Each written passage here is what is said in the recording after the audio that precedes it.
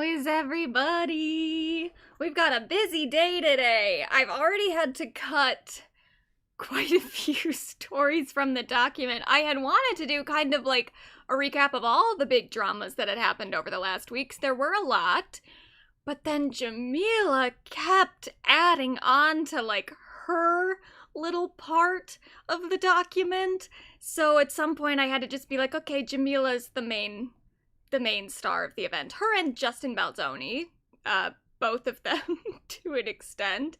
But Justin will have plenty of time to shit on for a while, so we'll isolate the Jameela slander to this stream. Oh yeah, thank you for the compliment on the shirt. I wanted to, he's not gonna be our honorary pop girlie this stream, but he has been doing quite a lot as the rest of the country falls into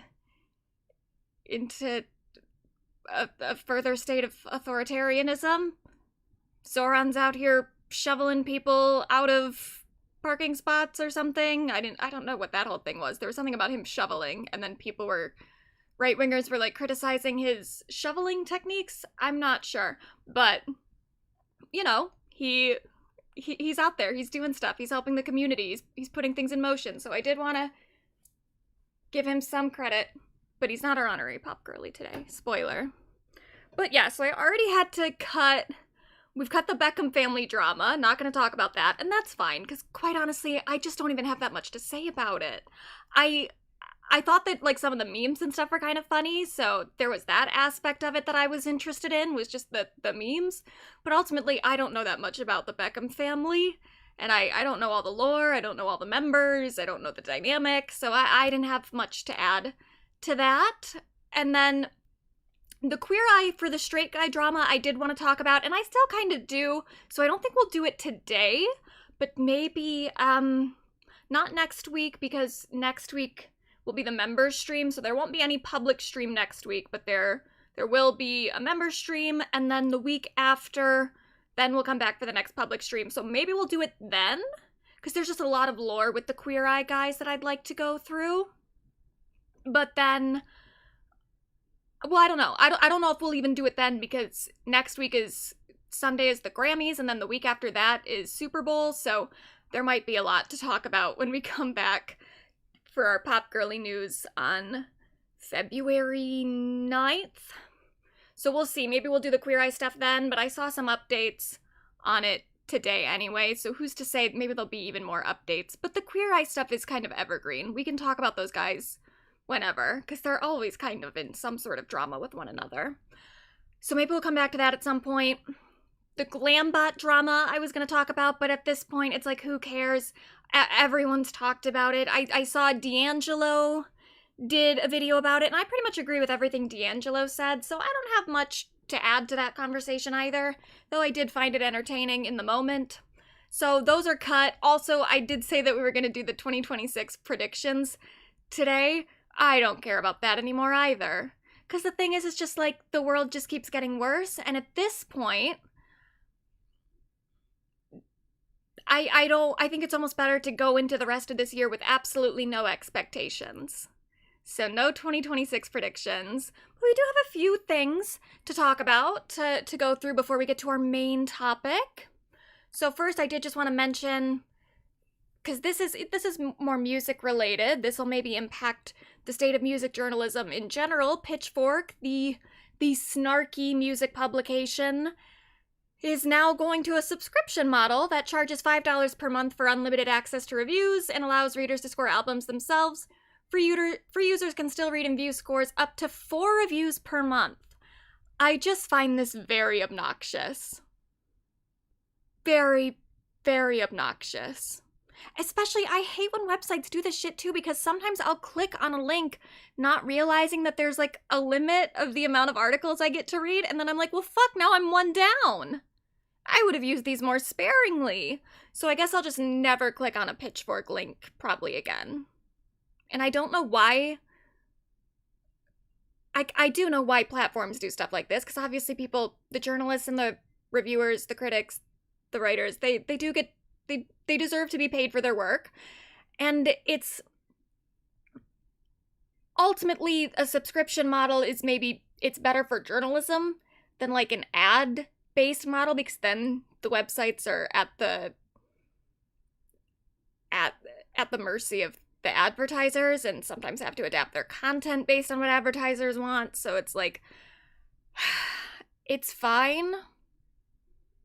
Like, I get it, but it's just, I don't know, I wish they would delegate it a little bit more, because it makes sense for me for Pitchfork to have a subscription model, but do all the reviews need to fall under that? Could it maybe be like other exclusive content?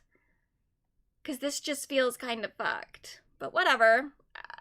And it just feels like a way for them to make their own reviews feel culturally less relevant, because less people are going to have access to them. So it's like, you're just limiting your own audience for a part of your brand that is like pretty important. But whatever. Good luck to them. And then this was announced earlier today. This I'm so excited about, but I'm also weary about it. So there's a new Netflix documentary that's coming out to talk about America's Next Top Model. I loved America's Next Top Model when I was younger. And I loved Tyra Banks. Like, I would watch the Tyra Banks show, her talk show, every day when I was in middle school. Like, every day. Because it was on when I got home from school. And I was like a latchkey kid, so no one could stop me from watching whatever I wanted. So it was just me and Tyra every day. And sometimes my dad's friend Glenn, because he would come over on Mondays, because him and my dad would go golfing, so he would get to our house before my dad got home. So sometimes it was me, Tyra, and Glenn, but mostly just me and Tyra. So she had a huge impact on me as a young person, but she's always been really ridiculous, and she's kind of one of those like special interests of mine in a similar way of like Chevy Chase. It's different, but it is similar. I for one thing, I like more genuinely, I interacted with Tyra's work in a more kind of genuine way that I have Chevy's. Chevy's I've always just been interested in as like a case study of a dick that got away with being a dick. Tyra, for a while, when I was in like middle school, I just genuinely liked her. So that's a different dynamic already. But then there is a similar thing of like someone who just kind of gets away with being a piece of shit and being kind of ridiculous. And now with Chevy, it's still different, because I think a lot of the reason that he got away with what he got away with is just because he's like a moderately talented, moderately attractive white guy. Tyra, I do think, had to put quite a lot more work into her brand and the upkeep. But she also got away with quite a lot because she was, I mean, really, in a lot of ways, Tyra did more damage than Chevy Chase in terms of like direct impact to people's lives. Like, Tyra kind of ruined many people's lives, and it wasn't just people in general, like kind of it was with Chevy. Tyra, I think one of the reasons that she got away with it for so long is that she was just, in particular, abusing women quite frequently, but in ways that were very entertaining. So she got away with being one of the most ridiculous people to ever hit television. But I'm really excited for this documentary, but I think it's going to disappoint me in the same way that the CNN Chevy Chase documentary did, because it already, Tyra is involved, and I think that isn't necessarily going to, it doesn't necessarily doom the documentary. It could still be somewhat harsh on her. It could still actually explore the legacy of America's Next Top Model, but I just kind of doubt that it will, especially like with the rhetoric she's already pushing in the trailer. She says, I wanted to fight against the fashion industry. And it's like, they better not let her get away with that line, because that is just not fucking true. She did not want to fight against the fashion industry, especially in the early stages of the show. Tyra has this thing where she frequently rewrites history, and she makes it seem like America's Next Top Model was always this like boundary pushing body positivity movement or something, which it never was, but especially at the beginning, it was never even pretending to be that. It really only started to become that, or started to get marketed as that, after Tyra like gained a little bit of weight and then fell under scrutiny for it, which then just very suddenly made her like a body positivity advocate. That was really it. But even then, she never totally was.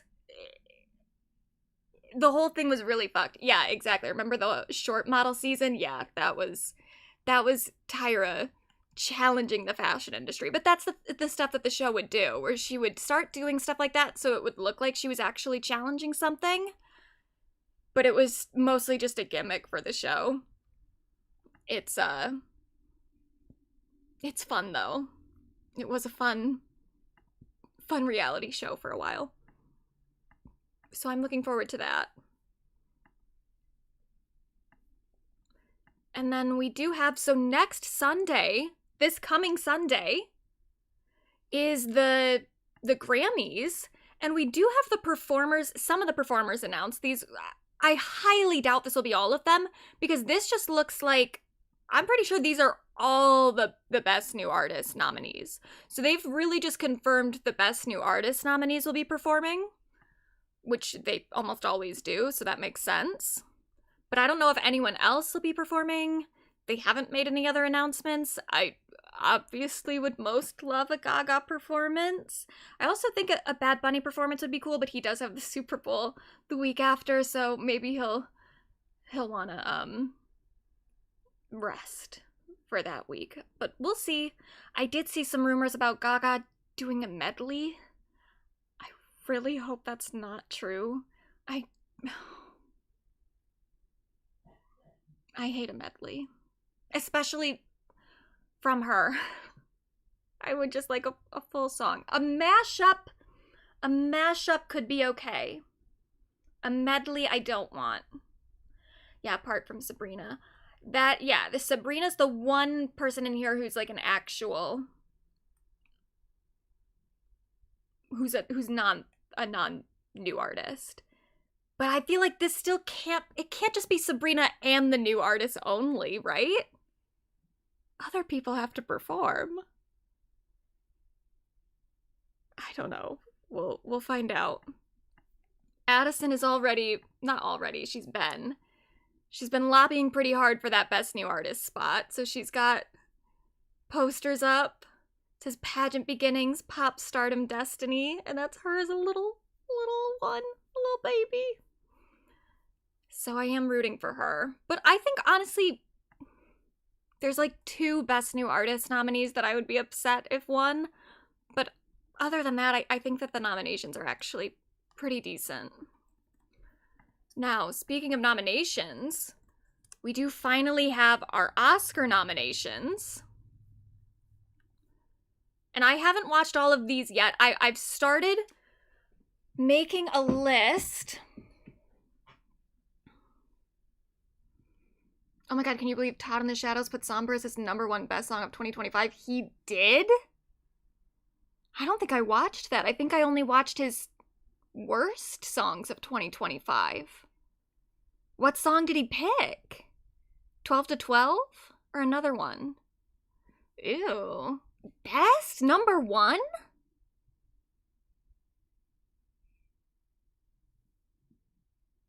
That's crazy. Sabrina was #2. With what one? Man-Child? Back to Friends. Okay, yeah. I don't think any of the songs are bad. I just think they're all kind of like generic. I don't not enjoy listening to them. But I would never pick them as the best. They wouldn't even be in my top 20. Yeah, Man-Child. I don't love Man-Child. I think it's good. I don't love the chorus. So I would never pick that. But that's, oh, he didn't mention any of the controversy? That's interesting. I mean, it's fine. I don't think Somber's not talented. I just don't think he's talented enough to justify the things that he's doing. Whatever. That's fine. That's fine. Anyway, on to the Oscar nominations. I have decided that I'm gonna watch all the movies that are nominated for like the top categories, which is like the actor, actress, supporting actor, supporting actress, and then best film. So best picture. So if I get through all those, which I had, because I don't watch a lot of the movies that get nominated for Oscars. I don't mean to throughout my year. I don't make this as a conscious decision, but for whatever reason, I almost pretty much just see horror movies when they come out. Those are the movies that excite me the most, where I see a trailer and I'm like, oh fuck yeah, I want to see that. So I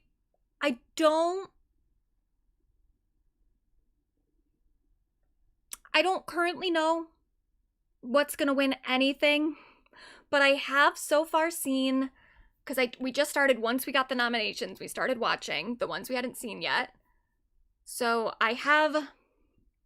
we watched Begonia and we watched F1. I still have to watch, well, we'll go through these and I'll say which ones I haven't seen yet. So I did see Marty Supreme previously. I need to watch One Battle After Another. I need to watch Blue Moon. I had seen Sinners. I do want to rewatch these with them in mind as like nominees. But I need to see One Battle After Another, Blue Moon, and then The Secret Agent.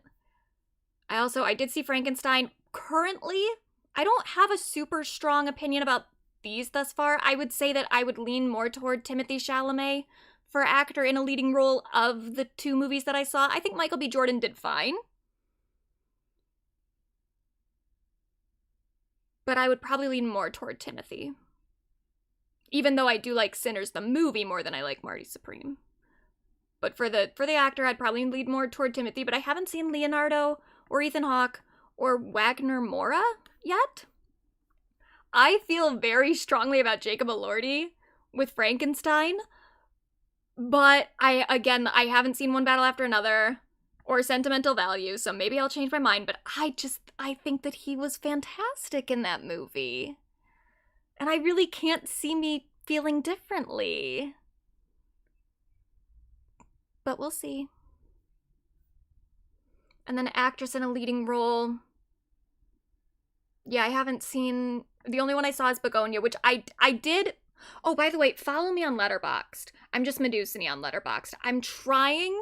I really only have like one kind of New Year's resolution this year. I want to use Letterboxd more, because I've had an account for a while, but I updated it so sporadically, irregularly, that I just always forgot about it. But I'm trying to remember, especially as we go through these Oscar movies. I'm gonna try to update all of them. But so I didn't do a full review for Begonia. But I'm gonna be honest, I didn't love it. I liked the first like 2/3 of it. It lost me in the final third. So that's kind of the big reason I didn't do like a full review of it on Letterboxd, is like to really talk about what I didn't like about it. I would have to like get into spoilers, which I know you can do like the this contains spoilers thing on Letterboxd, but I was like, I just don't even, if other people like it, I'm not gonna stop them.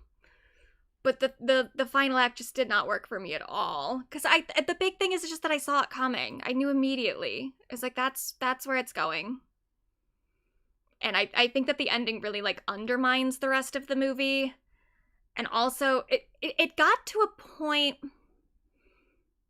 there's like one moment in particular that I didn't love, and the movie just never came back for me after that. It never recovered. And it's a moment, if you've seen the movie, I don't want to say. Something I will say, though, about that movie is, like, was Stavros' character important at all? Did he need to be in the movie whatsoever? Did he actually add anything to the story? Don't think so. Didn't need that character in the film whatsoever. And that's all I'm gonna say for right now. But anyway, about Begonia, I thought Emma Stone's performance was good, But Emma Stone's performance is always good, so it really didn't, Oh, yeah, I thought you were going to say was Stavia pedo in the movie. Yeah, that's the one thing where I'm like, I guess that's why he needed to be in the movie, is because there is an implication that he sexually abused one of the other characters, and so it's like, I guess maybe that's supposed to be, like, informative of that character's actions, but even then I'm like, that wasn't necessary. I wasn't, like, confused as to why that character was acting that way. I didn't need that. It just didn't make any sense. But whatever. Anyway, on the Emma Stone thing, I thought her performance was fine. It didn't blow me away, especially compared to her other performances in other movies. And I don't know. I don't really understand why it was only Emma that got nominated and not the other two main actors in the movie, like Jesse Plemons and then the other guy who I think this was his first movie. I thought they both did a great job, especially Jesse, and he's always great. So I was a little confused as to why she was the only person nominated. But okay, sure, fine, whatever. Hamnet I haven't seen yet. I don't want to see it. If I'm being honest. Like, I'm so not interested in that movie, but I'll watch it. If I Had Legs, I'd Kick You. I'll watch that one. I mean, I'll watch all of them, but I think I'll probably enjoy that one. And I like Rose Byrne a lot. Song Sung Blue, don't even know what the fuck that is. Just no clue whatsoever. But okay. Sentimental Value, I don't even really know what that is either. Elle Fanning's in it, apparently, though. She's nominated for Actress in a Supporting Role. So I like Elle Fanning. Maybe I'll really like it. Sentimental Value again. Inga Ib's daughter, Lilius? Don't know anything about the movie. Weapons, I saw that one because I saw most of the horror movies that came out this year. I'm pretty sure I enjoyed it. I need to watch it again to really, like, settle in how I feel about it, but I'm really excited that that one's nominated for anything, though, because John is doing this with me, and John doesn't like horror movies, but now he's gonna have to watch this one. So that's exciting for me. And then Sinners, One Battle After Another. Sinners I liked, so that would currently probably be more where I'm leaning. I thought that Amy Madigan did okay in Weapons, but I don't know, again, I probably, well, I don't know. We'll see how I feel when I rewatch it. But Wunmi Masaku? Sure. Either one of these works fine for me. Animated feature film, I think I'll watch these if I get through all the other movies. But it's not on my immediate to-do list. Animated short film, I'm definitely not watching any of the short films, I'll be honest. I will just be honest. Casting, I kind of appreciate this category. I am a little bit worried that they're going to use it as the category to give Sinners an award and then not give it any other awards. But I think this is a good category to have just in general, so that's cool. Cinematography, I would probably give it to Frankenstein currently, maybe Sinners. But we'll see how I feel about Train, Dreams, and One Battle After Another. Costume design.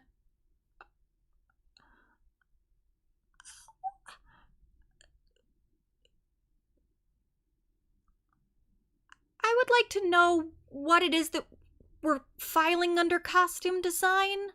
I guess in a way, I don't know. That's a weird nominee for me. Because first of all, most of the movie is CGI anyway. But yeah, sure, I guess maybe there were costumes that they modeled after, but even then, it's like most of the costumes that they're wearing is like, it's like a loincloth or something. That one's odd to me. That one is odd. Frankenstein, sure. Hamnet, didn't see it. Marty Supreme, sure. Sinners, sure. Directing, Hamnet, Marty Supreme, One Battle After Another, Sentimental Value, Sinners. Currently, I would lean towards Sinners. Yeah, that's where I would go. Documentary, feature film. I haven't seen any of these. Again, if I get through all the best pictures and everything and the best actors and whatnot, Then maybe I'll go to the animated, and then maybe I'll go to documentary feature film. But I haven't seen any of those. Definitely not watching any of the short films. Sorry. Film editing. This is where, okay. So, again, follow me on Letterboxd. I'm not gonna go through all of it right now, but we watched F1 last night. Wasn't my favorite. It is nominated for Best Picture, which I already thought was pretty silly. But the thing that actually makes me the most upset is the fact that it's nominated for film editing. And also, it's nominated for, like, Best Sound, too. The editing and the sound is bad. It is just bad.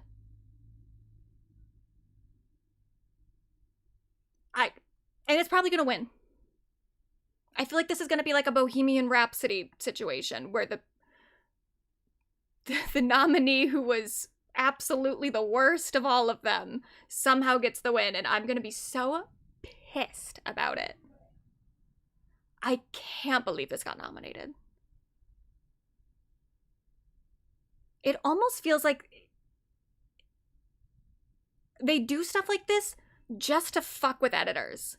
Because there was also that year, too, where they didn't even air the editing category during the actual ceremony. Even though editing is literally, like, the thing that makes a movie a movie. I can't believe this. Just awful. Just awful. International feature film. Again, if I get to them, like, I'll get to them. I'll get to them. I'll be more likely to watch these than the short films. But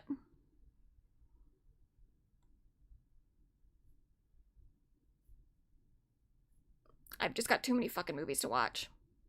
I also don't know where I would find all of these. The Secret Agent I'll have to watch, because that's nominated for other stuff, isn't it? And then Sentimental Value I'll have to watch, which is cool. So I'm glad I've already got 2 knocked out. But it was just an accident. Oh, I don't want to watch a French film. And then Sarat and the voice of Hind Rajab. Maybe I'll see him. I'll prioritize the French film last. Live action short film, not watching those. Makeup and hairstyling, Frankenstein. Kokoho? I don't know what that is. Sinners, The Smashing Machine, The Ugly Stepsister. Don't know what those are. Music, Begonia, Frankenstein, Hamnet, One Battle After Another, and Sinners.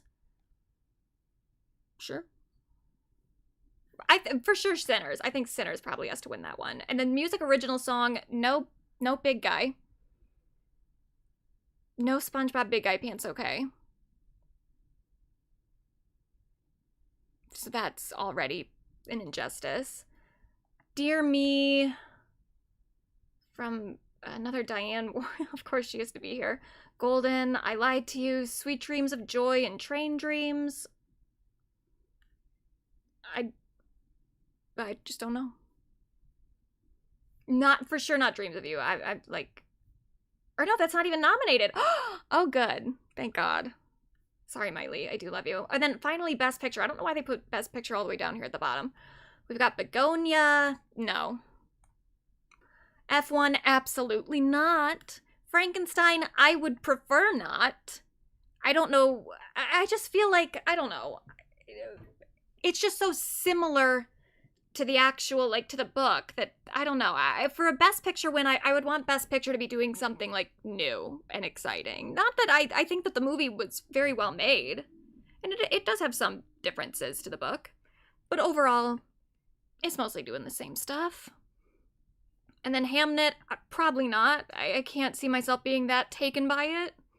Marty Supreme, no. I thought Timothy did a good job, but is it Best Picture? No.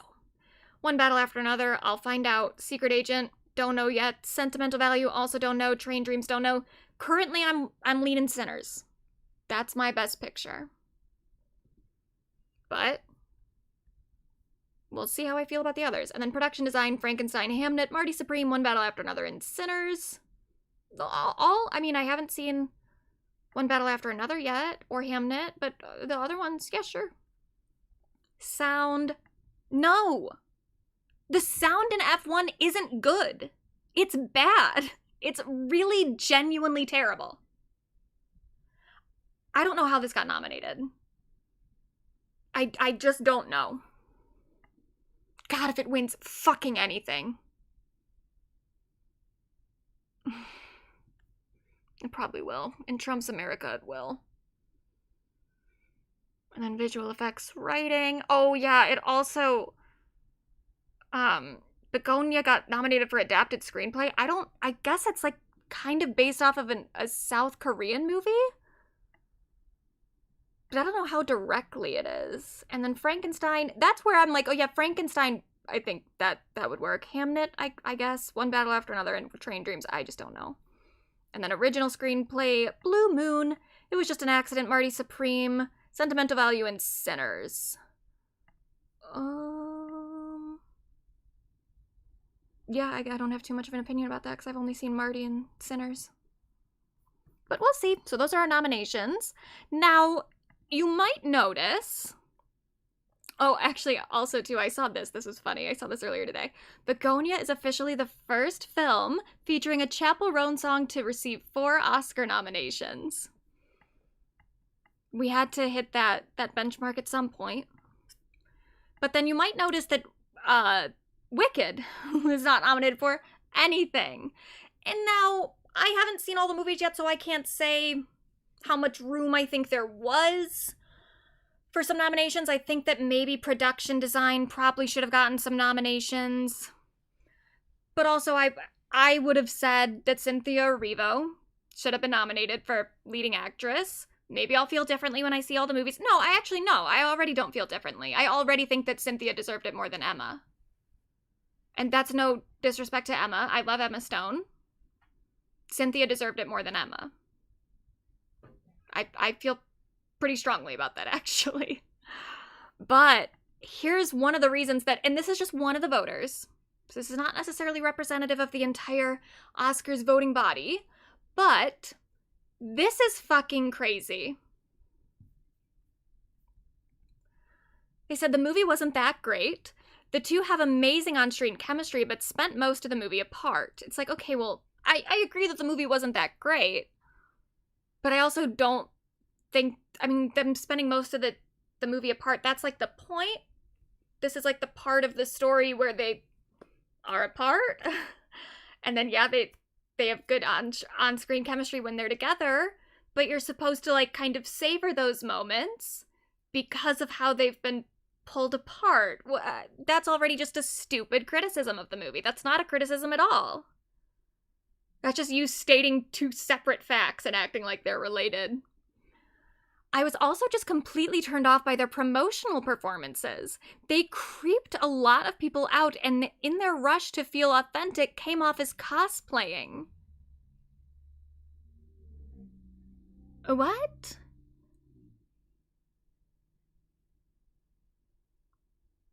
I understand, like, last year, I mean, I get it, like, they've been crying a lot. They did more of that last year than this year. They really toned down the promo stuff this year. Or not this year, but this last year for good instead of Wicked Part 1.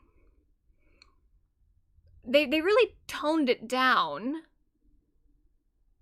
So I don't get that as a criticism of them this year, and also I just don't even think that that's what you should be basing your nominations off of. I understand that there is the whole, like, campaigning stuff and the things you do during the promo campaigns plays a role in your likeliness to get it. But I just don't think that that's... I think that the most integrity that you can have as a voter is to truly just stick to the movie and just look at the performances in the movie. I don't think that you should really be factoring in their promotional efforts whatsoever. But okay. And then it says, Ariana Grande and Cynthia Erivo's Wicked Press Tour was a masterclass on how to go viral for the wrong reasons. What?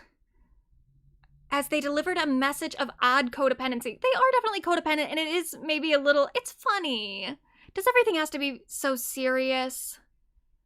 Like, yeah, they seem a little codependent, but is that, am I going to really judge them for that? Am I going to say that they don't deserve a nomination for that? No.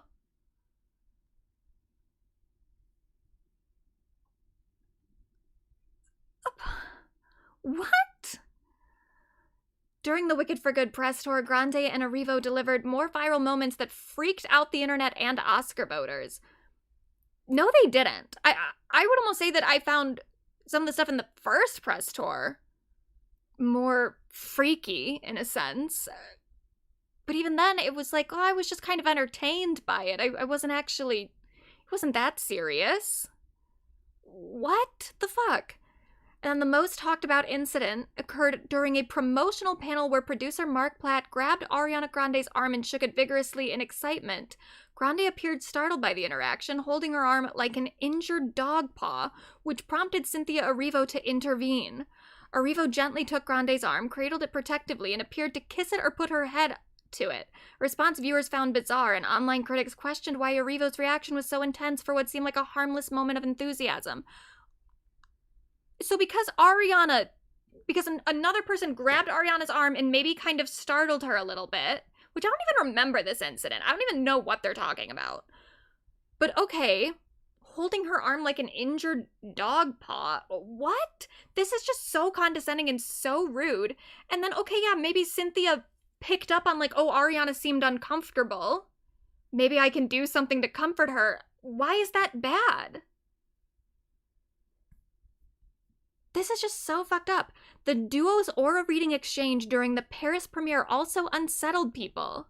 When asked to describe each other's auras in colors, Grande called Erivo yellow like sunshine and purple, then immediately panicked, blurting out, not purple. Did I just say that Cynthia Erivo's aura was purple? Accidentally referencing Erivo's starring role in the color purple.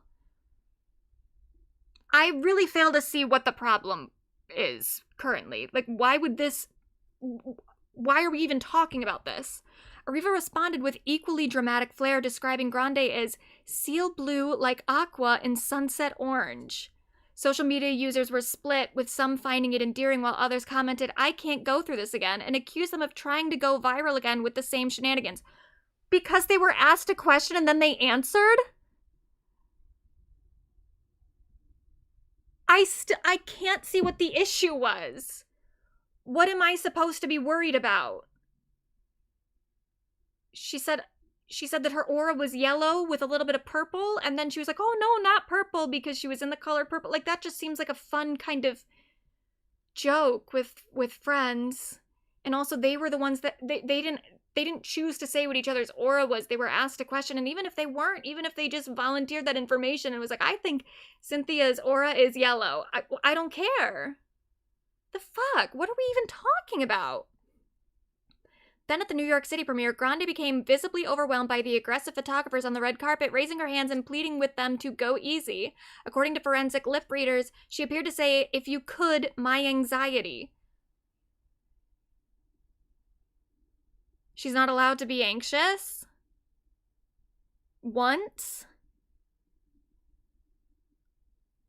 Erivo immediately rushed to her side, flagged down staff, and acted once again as Grande's guardian. It's just her fucking friend, dude. Have you ever had a friend? Jesus fucking Christ. God forbid two women look out for each other. Many in the industry found Erivo's constant guardianship of Grande increasingly intense and bizarre. Grande later demonstrated ultimate solidarity when Erivo lost her voice hours before the premiere. Grande refused to do any interviews, even though she was healthy, choosing to stand by her co-star. That was funny. But that's the thing, is that it was funny. Wait, can't we laugh? Can't we just be like, wow, they're so weird and silly, without making it into a whole thing and using it as a way to, like, undermine their performances in the movie? The movie wasn't that good, and Erivo and Grande sucked the air out of any red carpet they were on. What are we talking about? I was mesmerized by them, especially when they were being weird. I found it so entertaining and so adorable. I mean, there were moments of, like, a little concern of some codependency, but not enough where I'm not involved. Like, I don't know them. I could look at it and be like, oh yeah, they seem a little codependent in a way that maybe won't be healthy. I don't know. But also, it's like they were in... Who's to say what they're gonna be like outside of, like, this promo campaign, too? You know, I mean, they were with each other during the movie. They were with each other during the promo campaign. It's all very hectic. It's all very chaotic. They probably both needed more support just from that than they would in their day-to-day lives anyway. So, like, I just don't even think this is really a representation of, like, a problem that necessarily is going to persist. But then this is the part that's, like, really disgusting. The movie wasn't that good, and Cynthia and Erivo and Grande sucked the air out of any red carpet they were on, and no one wanted to go through that again. Okay, well, there's not going to be a third movie, so... Well, there might be. They were teasing it. But it's like, what does that fucking matter? A voter told me about the Oscar snub. Think of it this way. We were protecting Ariana from her anxiety, and Cynthia from having to intervene again. Everyone go fuck yourselves. The only reason to not give them the nomination is just that you don't think that they deserved it, which I would disagree on Cynthia. It's not that I think that... I think Ariana's performance was fine.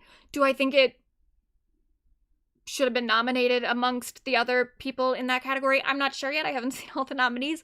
I do think that, like, I would have rather seen Cynthia in the best actress slot than Emma Stone. But I guess because Emma Stone didn't look too codependent or something, or didn't look too protective of her friend, that's what we're evaluating this on. It's so stupid. It's so ridiculous. It's disgusting. Just absolutely disgusting. Yeah, and exactly. If actors being weird can't win awards, there's a lot of men who need to give theirs back. 100%. The amount of male actors that got nominated while doing the most bizarre shit during the promo campaigns and the most bizarre shit during the fucking movies.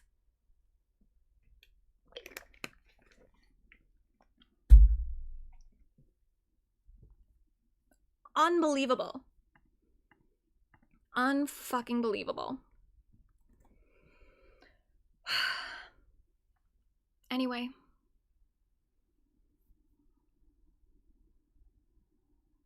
And also, yeah, and like Fisher Friends is saying, in my eyes, they seem to both look after each other. Yeah. To portray this as just Cynthia protecting Ariana and having to intervene again puts such a weird dynamic onto that relationship that I do not think exists. I think that is a mutual friendship. Like, it is a friendship of mutual support. It's not just like Ariana is the sad little injured puppy dog and Cynthia is always around to, like, protect her. No, they protect each other. They support each other. The fuck are we even talking about? Anyway. We do have some other news. This happened earlier today. Kanye West has now, he put out this letter. He took out a full-page ad in the Wall Street Journal for this. And I was pretty apprehensive at first. He's been doing stuff recently and trying to, like, kind of correct his image, because, you know, he did the whole Nazi thing for a while. And then he kind of, there was a back and forth quite a bit. He first did, like, some Nazi stuff, then he backtracked and was like, no, I'm sorry, I watched a Jonah Hill movie and I'm saved. And then he went back to it and became even more racist. And then more recently, he's been trying to clear his public image again, and he's been, like, talking to rabbis and trying to, I guess, rectify things. And, you know, it is hard because it's just always been such a back and forth in the first place. And I guess people are saying that he has an album coming out shortly, like in the next few days, maybe on Friday. He often has albums coming out. So who's to say, even if there's a plan for it to come out this Friday, I don't necessarily mean that there is an album coming out this Friday. But I guess we'll find out. But perhaps all of this is just him trying to rectify his image before the album. I don't know. That being said, I was suspicious or skeptical when I saw that he had put out this letter earlier today, but then I read it and I was like, well, this is better. This is definitely like a step in the right direction, and it's the most kind of promising thing we've seen from him thus far. I don't know. He basically does this whole letter. He explains, he says, 25 years ago, I was in a car accident that broke my jaw and caused injury to the right frontal lobe of my brain. At the time, the focus was on the visible damage, the fracture, the swelling, and the immediate physical trauma. The deeper injury, the one inside my skull, went unnoticed. And already I was kind of like, okay, that actually, yeah, I mean, he was in a very bad car accident. I do think that, of course, like, a brain injury will alter you in ways that, like, you can't even imagine. And I think that is a much more plausible explanation for some of his behavior than the one that most people will give, where they're like, he's just sad that his mom died. As I always thought that was so stupid. I was like, there are so many people whose parents pass away that don't become Nazis, you know, just because someone experienced intense grief. That's just not a valid explanation to me. And also just seemed pretty misogynistic of, like, he's a little lost boy without his mommy. But for sure, an actual, like, brain injury, you don't know how that's gonna affect you. And for your whole entire life, your whole being operates out of your brain. One tiny little thing that goes haywire with it can have an entire ripple effect that no one can predict. So he said comprehensive scans were not done, neurological exams were limited, and the possibility of a frontal lobe injury was never raised. I wasn't properly diagnosed until 2023. That medical oversight caused serious damage to my mental health and led to my bipolar 1 diagnosis. Bipolar disorder comes with its own defense system, denial. When you're manic, you don't think you're sick. You think everyone else is overreacting. You feel like you're seeing the world more clearly than ever, when in reality you're losing your grip entirely. Again, that is an accurate depiction of what happens to plenty of people with bipolar. Once people label you crazy, you feel as if you cannot contribute anything meaningful to the world. It's easy for people to joke and laugh it off, when in fact this is a very serious, debilitating disease you can die from. According to the World Health Organization and Cambridge University, people with bipolar disorder have a life expectancy that is shortened by 10 to 15 years on average, and a 2 to 3 times higher all-cause mortality rate than the general population. This is on par with severe heart disease, type 1 diabetes, HIV, and cancer, all lethal and fatal if left untreated. The scariest thing about this disorder is how persuasive it is when it tells you you don't need help.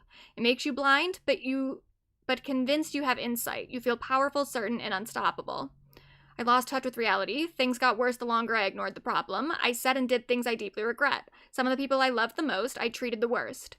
You endured fear, confusion, humiliation, and the exhaustion of trying to love someone who is at times unrecognizable. Looking back, I became detached from my true self. That part I do think is a little...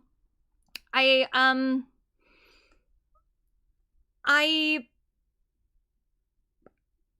a little nervous when people use stuff like true self or stuff like that, because I don't know. I think that it's almost like an appeal to, like, an essential kind of belief that I don't totally agree with, but whatever. I'll let that one go. But it is maybe a little bit of a red flag for me. Not a red flag, but like an orange flag, a yellow flag. In that fractured state, I gravitated toward the most destructive symbol I could find, the swastika, and even sold t-shirts bearing it.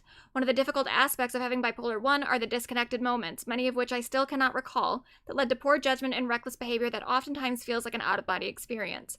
I regret and am deeply mortified by my actions in that state, and I am committed to accountability, treatment, and meaningful change. It does not excuse what I did, though. I am not a Nazi or an anti-Semite. I love Jewish people. And that, I'm like, here's the thing, too, is, like, people will sometimes say things and they'll be like, bipolar disorder can't make you racist, and like,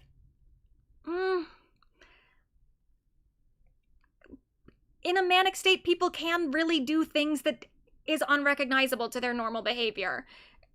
It's not necessarily a reflection of what they believe when they're not in a manic phase, And so I do think that, like, it's not an excuse, but it can be an effect of bipolar and other mental health ailments as well. I would like it if he unpacked it a little bit more, because this does seem a little like he hasn't fully gotten to, like, the heart of the issue, but I don't know. To the Black community, which held me down through all the highs and lows and the darkest of times, the Black community is unquestionably the foundation of who I am. I am so sorry to have let you down. I love us. In early 2025, I fell into a 4-month-long manic episode of psychotic, paranoid, and impulsive behavior that destroyed my life. As the situation became increasingly unstable, there were many times I didn't want to be here anymore. Having bipolar disorder is not a state of constant mental illness. When you go into the manic episode, you are ill at that point. When you are not in an episode, you are completely normal. And that, too, I think that even outside, and I'm not a mental health expert and I'm not his doctor, but I do think that there probably is more going on than just bipolar disorder. There probably is also some amount of personality disorder or something that I don't know if he's addressing.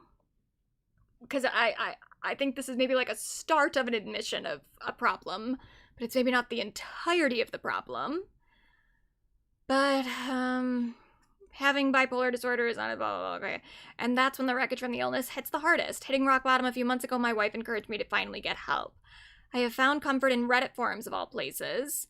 Different people speak of being in manic or depressive episodes of a similar nature. I read their stories and realized I was not alone. It's not just me who ruins their entire life once a year, despite taking meds every day and being told by the so-called best doctors in the world that I am not bipolar, but merely experiencing symptoms of autism. And that's another thing that I would like it if he went into this aspect of it more too, because I think a big problem, the biggest problem I had for a long time, there was a point where I was like, he is very clearly mentally ill.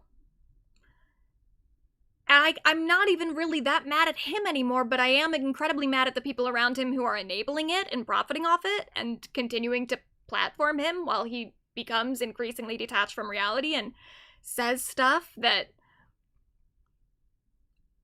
is just objectively harmful and not just, like, in a small way. But, I mean,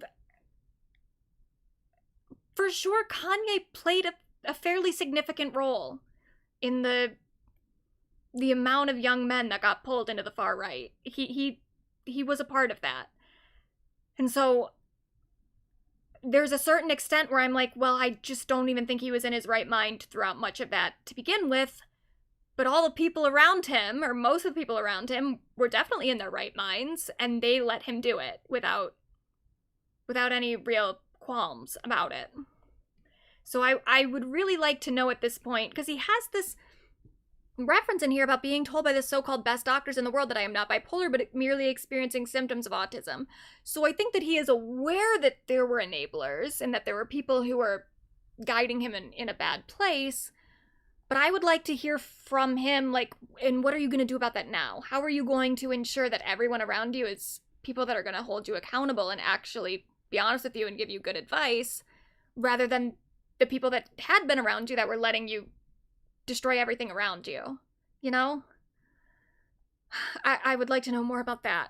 My words as a leader in my community have real global impact and influence. In my mania, I completely lost sight of that. I don't even know that you did. I think that maybe in your mania you liked the influence and you wanted to use it. But okay. I don't know if he would even totally process everything that happened by now anyway. But as I find my new baseline and new center through an effective regimen of medication, therapy, exercise, and clean living, I have newfound much-needed clarity. I am pouring my energy into positive, meaningful art, music, clothing, design, and other new ideas to help the world. And it's like, yeah, at this point, I don't think that you need to be contributing anything to the world. I think that you maybe need to spend quite a few more years just privately. You could still make art, but maybe just don't release it. Maybe just, like, privately work on yourself and then come back later. You know? get your shit together and have it together for a while before you try to resume any sort of public career. I'm not asking for sympathy or a free pass, though I aspire to earn your forgiveness. I write today simply to ask for your patience and understanding as I find my way home. And that's, again, it's like, well, how about you find your way home and then come back and tell us about it, you know? I don't know. I still have a lot of doubts and a lot of skepticism and a lot of, I don't know, concerns, worries, questions. But if he manages to pull this off, if he actually manages to truly better himself and actually tries to rectify things and make amends for what he said and did, I think that would be great. And not just to, like, have Kanye West back, but I think that would be really good for other people to see, to, like, understand that you can make an effort to be a better person whenever you want, you know? You can do fucked up shit and lose yourself for a while, and then try again. You're not doomed to be the same person forever, which I guess is maybe kind of my thing about when he says the stuff about he wasn't his true self. I'm like, well, what is your true self? I don't think any of us have a true self. I think that your self is a thing that you're creating and recreating all the time. I think that you have to, like, acknowledge that there is no true self to fall back on in order to take, like, true, to feel like a true amount of agency, you know? To understand that, like, there's not a true self that I just need to reveal to people. There's a true self that I need to create. So, I don't know. We'll see. We'll see what happens.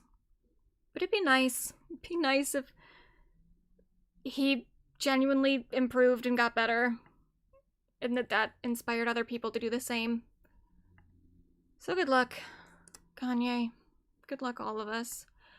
Moving on, we do have some celebrities speaking out. Now, there's a different range. This one kind of annoyed me. I guess I'm just so sick of celebrities being vague about their, like, political stances. But then, like, still trying to claim credit for being outspoken. And this, I do like Molly Ringwald, but this is in that realm for me. And here I'm like, I don't even fucking know what she's talking about. Because she is in this movie called Run Amok, which I guess is something about, this is a theater student staging an elaborate musical reenacting a school shooting that took place at her high school a decade earlier. So it's something about school shootings. But then people are associating this with, like, ICE or something. So I'm like, but she's so fucking vague that I don't know if she's talking about school shootings or if she's talking about what's happening in Minneapolis or anything else. But here's what she says. I don't know how not to. I'm just speaking up, even though it feels dangerous, but I don't know how not to. And I think that we all should be speaking up, you know, whether you're a Democrat, Republican, you know, it doesn't matter how you identify, just as Americans, as citizens of this democracy, you know, we're in real danger of losing everything that we value.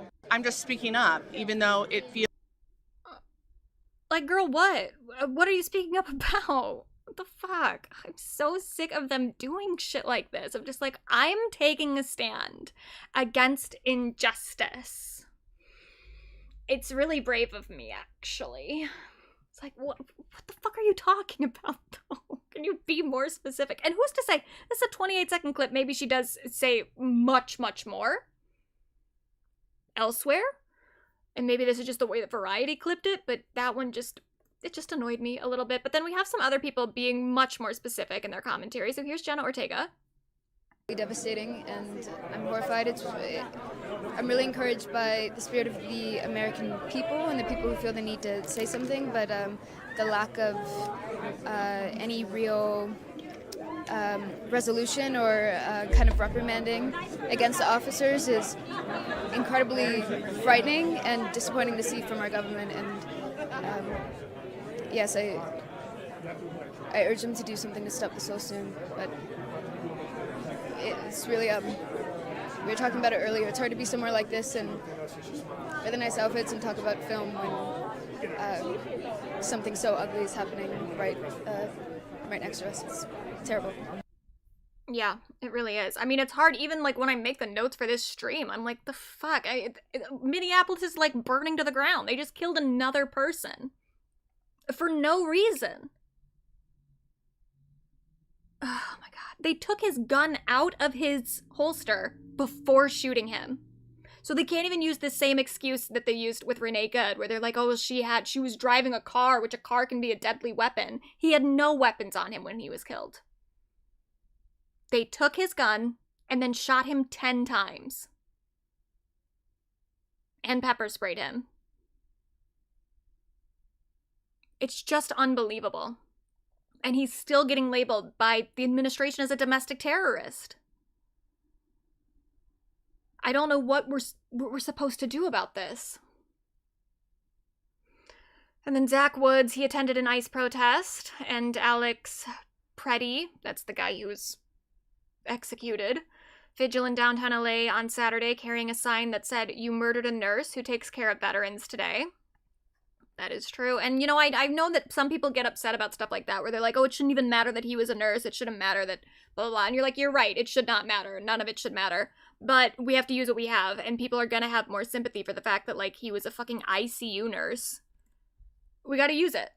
We have to use it to gain as much sympathy as we can because the administration is trying to dehumanize him as a fucking terrorist. Here's Natalie Portman talking about it. Country right now is absolutely horrific with what the federal government, Trump's government, Kristi Noem, ICE, what they're doing is really the worst of humanity. And then we also have the best of humanity for the way people are showing up for each other in community and Americans coming out to support each other and protect each other and fight against injustice. So I could not be prouder to be American right now by the way the Americans are acting. And I could not be sadder to be American right now with the way the government is behaving. Yeah, and I agree. I mean, it is incredible the amount of protests that they're doing right now, especially in like that like negative 25 degree weather. It's awful outside and people are still going out knowing that they could be killed because they know that it's the right thing to do. Here's Will Poulter as well. That we're a country that we have immigrants to thank for, and I feel the same way about my home country in the UK. And you know, as an actor, I don't want to conflate my influence or what I'm able to do in order to affect change. But certainly, I try to look at how I can draw attention to certain things in society to try and raise awareness or to try and motivate change and activate people. But I also remain cognizant of the fact that I'm an actor and not an activist, and I don't do the work that people like Annette Dio do, for example. I'm in the business of trying to draw attention to it. So thank you, Will. Haven't even thought about you in a minute, but glad to see you're out there. And here's he's not a celebrity necessarily. He is the mayor, Mr. Mayor, New York City. But he was on The View the other day, which I was very excited to see because I do watch The View every morning. But here's him talking about it. In light of recent events, there have been renewed calls from prominent Democrats to abolish ICE. I want to know where you come down on abolishing ICE and if you believe that ICE has any legitimate law enforcement role. I am in support of abolishing ICE, and I'll tell you why. Because what we see is an entity that has no interest in fulfilling its stated reason to exist. We're seeing a government agency that is supposed to be enforcing some kind of immigration law, but instead what it's doing is terrorizing people no matter their immigration status, no matter the facts of the law, no matter the facts of the case. And I'm tired of waking up every day and seeing a new image of someone being dragged out of a car, dragged out of their home, dragged out of their life. What we need to see is humanity. And there is a way to to care about immigration in this city and in this country with a sense of humanity. What we're seeing from ICE is not it, and we have not seen that from them in a long, long time. Yeah, we do. There's no fucking reason for ICE to exist. And it didn't exist until 2003.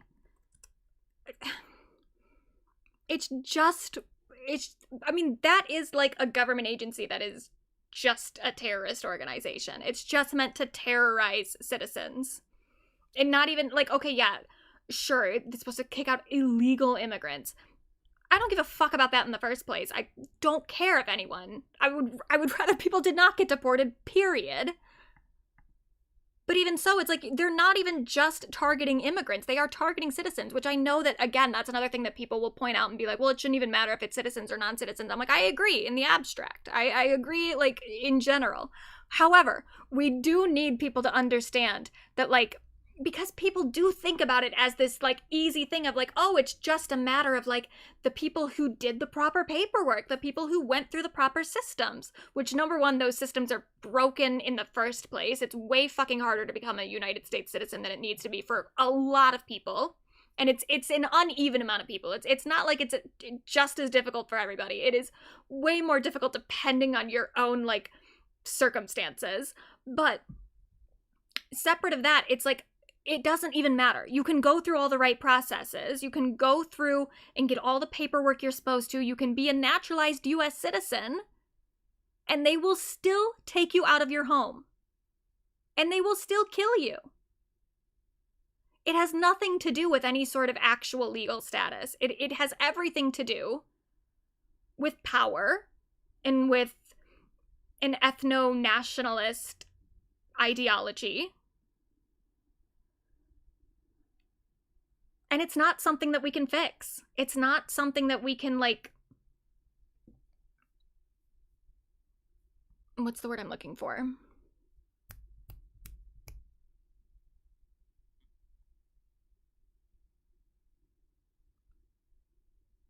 I don't know. It just needs to go. The agency shouldn't exist. I should not exist. Period. And even Katy Perry is speaking out. The pop star that was, like, considered to be kind of Republican coded for a while. And, you know, she had a very conservative upbringing, so a lot of that Republican coding is literally just in her, how she was raised. Yeah, reform, exactly, reform. Yeah, it's not something we can reform. It just needs to go. It just should not exist. There is no reforming ICE. Period.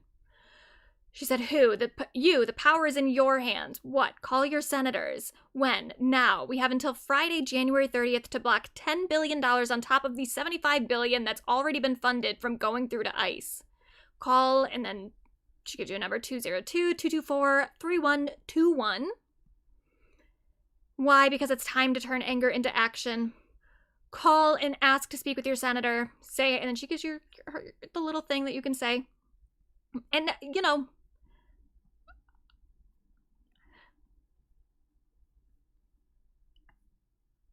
it is just kind of interesting who has decided to let their position be known and who is still staying quiet, leading us to our next young lady, Miss Billie Eilish, who tends to be on the right side of things, who says, hey, my fellow celebrities, you gonna speak up? Or, and she's right. I mean, there are a lot of celebrities speaking up, but there are a lot that aren't. And I hate to say it, but, like, my girl is one of the ones who isn't. And I find that incredibly disappointing because I know Gaga's stance on immigration, and I don't know why she hasn't said anything. I mean, she hasn't said a whole lot politically, period. She did last year at the Grammys speak up for trans people. So I am maybe sort of hoping that we get some sort of political message from her this coming week. But I also just don't even think it should have taken that long. I think she should have said something else by now. But, you know, she's still my girl. But I am disappointed. And she said, I don't do politics. Okay, well, you're a fully grown adult, so maybe it's time to start. Yeah. 24 Hours and the Free Speech Podcast Comics have only posted promos about their theater and arena shows. They couldn't even muster the courage to sneak an IG story about ICE murdering Americans for speaking out because it might hurt the click-through rate of guys named Bryson buying tickets to their shirtless pussy tour. A real American hero, Alex Jeffrey Petty. Federal immigration agents are now responsible for 67% of homicides in Minneapolis so far this year. And then she posted this thing of Phineas, which I'll show this, but it does appear that TikTok might be silencing people talking about ICE. We have all lived in the United States through truly a countless number of school shootings. School shooting after school shooting after school shooting after school shooting. And the conservative argument... Yeah, I like Gaga, but her politics are very safe. They didn't used to be. Earlier in her career, she was a lot more outspoken about a lot of different things. Not just even LGBTQ rights, but like immigration was like one of her almost main stances. And and that's why I'm so confused. Is like she took a while to talk about like Black Lives Matter, which was annoying, but I was like, okay, well, I guess that was never like one of her main platforms in the first place. That wasn't like a main thing that she talked about anyway. Still seemed like she should have been saying something about it, but she eventually did. But immigration is one of those things where I was like, she was so pro-immigration at the beginning of her career. It's baked into multiple songs up to like 2011. So why the fuck isn't she saying anything now? I'm gonna start this over, sorry. We have all lived in the United States through truly a countless number of school shootings. School shooting after school shooting after school shooting after school shooting. And the conservative argument that allows school shootings to continue has always basically boiled down to, we have to protect the Second Amendment. We have to allow people to carry weapons. We have to allow people to own and carry weapons legally. And some little kids die, that's okay with them. Unfucking believable argument, by the way. Every argument I've seen for why Alex Petty's death was justified yesterday is like, well, he had a gun. Shut the fuck up! You've spent 30 years straight telling us that children have to die so that we're allowed to legally carry weapons everywhere. We have all lived in the United States, everywhere in the United States. This guy was being beaten to a pulp on the ground. He didn't draw his weapon. He had a weapon on him, legally. And they shot the fuck out of him and killed him. So shut the fuck up. We have been telling you for 30 years, we don't think people should be allowed to have as many guns as they're allowed to have or carry them legally around the United States. We've been telling you that for years. You've told us that it has to happen. It has to continue. Children continue to have to die to allow us to carry guns around. So shut the fuck up. Everywhere in the United States. Yeah, and he's right. And this is the thing too, is like, I'm not a pro-gun person in general, but it's gotten to the point, the way that ICE is shooting people, where I'm like, at some point, everyone needs to start going to those protests armed. Because we're just letting ICE be the only entity there that has arms. Even Alex Petty had a gun on him, but he never took it out of his holster. The ICE agent did that for him and then shot him. So like, at some point, ICE needs to feel less safe there. Whatever we have to do to make that happen. Sucks it has to happen in this weather too. But anyway, so Phineas posted that. He only got like, I don't even remember how many. I think it currently says he has 0 views and then 114 likes. And he's a very famous person who posted this on TikTok. And I think this was like yesterday or the day before or something. Like, it had been up for long enough that there's no fucking reason that it should have the amount of views that it had. It still currently says that it has 0 views. And now I do think like the most benefit of the doubt that you can give TikTok in this instance is like, I've had this happen to like my TikToks where I'll upload something and I'll upload like multiple things at a time. I don't even upload much anymore because TikTok pisses me off for like this reason in particular. It's just so unpredictable what it will and won't show to other people. But I would upload like multiple TikToks and then some of them would do fairly well and then one would just get like 2 views. And I was like, that doesn't make any sense. And it would make me so mad. And sometimes it would say like 0 views and I'm like, but I viewed it. It doesn't even make sense. Like, I looked at it. It shouldn't have 0 views. I looked at it. But, and those are for videos that are like not political. So I can't just chalk it up to political stuff. However, currently this does seem to be happening mostly to videos calling out ICE. So I don't think that this is just random, and especially for like Phineas's TikTok. I have to imagine that like the algorithm is affecting an account with 3.9 million viewers more than it is like me. I think the algorithm doesn't really give a fuck about me, so it's not ever going to prioritize my uploads in the first place. But Phineas has almost 4 million followers. So for sure, and none of his other videos are having this happen. So this does feel very targeted toward specific topics. And then, yeah, we are also less than a week into the new ownership. Yeah, it's bad. It's bad. Everything's bad. Oh, shit. And now while all this is going on, switching gears, Sydney Sweeney's up to some fucking bullshit again. So apparently, I saw this on my timeline earlier today. I saw a few posts about it. Apparently, like, days ago, because she's got some new lingerie line coming out.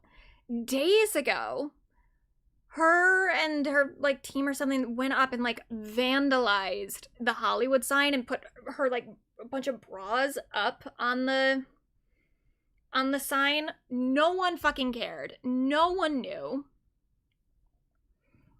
And so now today,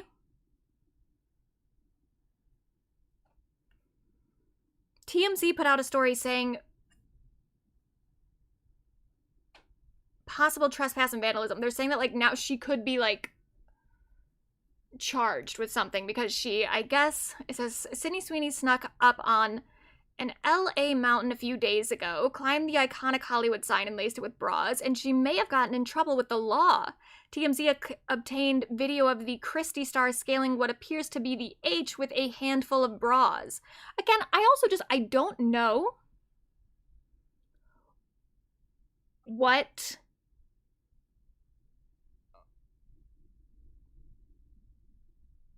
I don't know what her game plan is in terms of her like entire career. Because it's like, okay, you're selling lingerie and you're selling bras. Do you think you have a dominantly female audience at this point? Do you think that you need to be making products for women? Because I don't think that's your audience anymore. I don't think it has been for a while.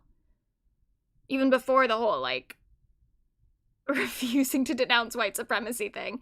I think that, like, you already had an audience that was dominantly full of, like, white dudes. So I don't know, you're gonna sell them the bras?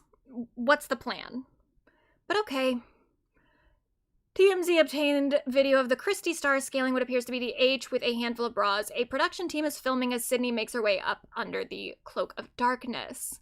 Sydney and her crew made their way to the top of the letters and strung up a clothesline of bras. Sweeney is gleeful as she surveys her handiwork. As for why she did it, sources say it's a video to promote the launch of her new lingerie line. As TMZ reported, Jeff Bezos is an investor. Oh my god, my tongue's blue from my Gatorade. So it's well-funded for sure. This is the Bezos connection that got her an invite to the Bezos-Sanchez wedding last summer. Ew. Ew, ew, ew.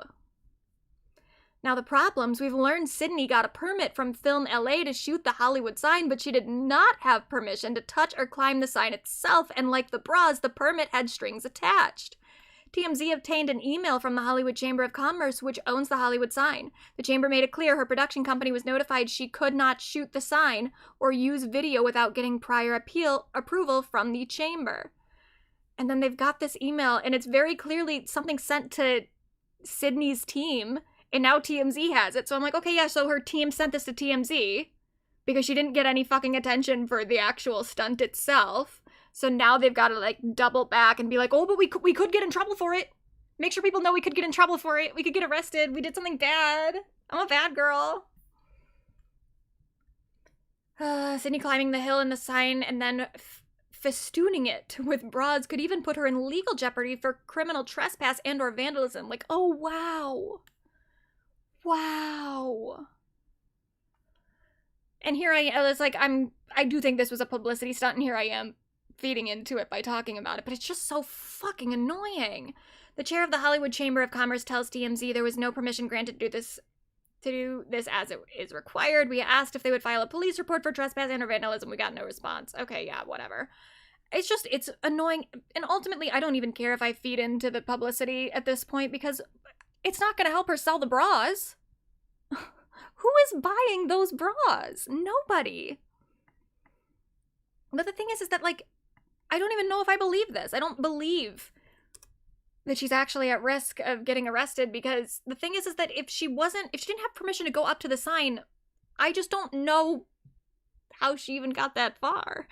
Because these people say, Sydney Sweeney faked it. The alarm goes off within 2 minutes of tripping those sensors. We changed the Hollywood sign 4 months ago. Here's some raw footage. And yeah, you can hear. There it is. There it is. Here, you gotta flip it over. It's backwards. Bring this way. Bring it that way. Bring it that way. Bring yours that way. Bring yours this way. Bring it that way. Nothing like that in the Sydney Sweeney video. But then also, because I was like, are there alarms? It does seem like there are. There have always been some, like, a fair amount of security around the Hollywood sign, but especially after 2017 when someone changed it to Hollyweed, they really upped the security, apparently. So yeah, I just kind of find it hard to believe that she could even get up there without having gotten permission. The whole thing seems kind of like a setup. It's just obnoxious because it's like, can you fucking look around? I'm not saying you can't promote your shit and you can't, have a lingerie line that nobody's gonna buy. But it's just kind of like, read the fucking room, girl. I don't care if you're getting arrested. I don't. You're also not going to. There's like actual problems. Like Sydney, there's people that are dying.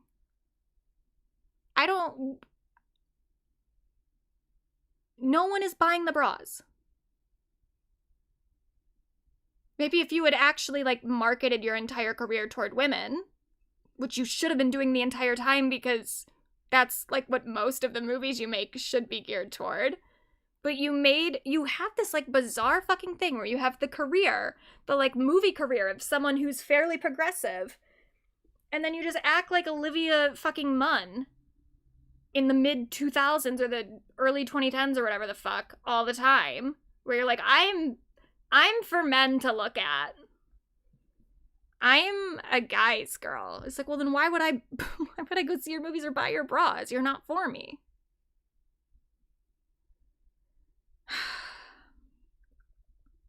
Just annoying. And here's the thing, this is why I actually get really annoyed at Sydney Sweeney, and I've mentioned it a few times, but it's like this cloud that's over me. I think about it like a lot, actually.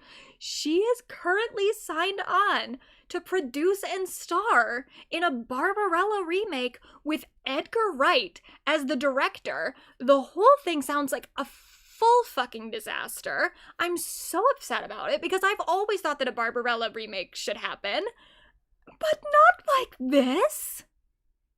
And so I would just like to point out that while Sydney is doing this stuff, doing her little publicity stunt, putting up her bras on the Hollywood H or whatever, here's what my Barbarella has been up to.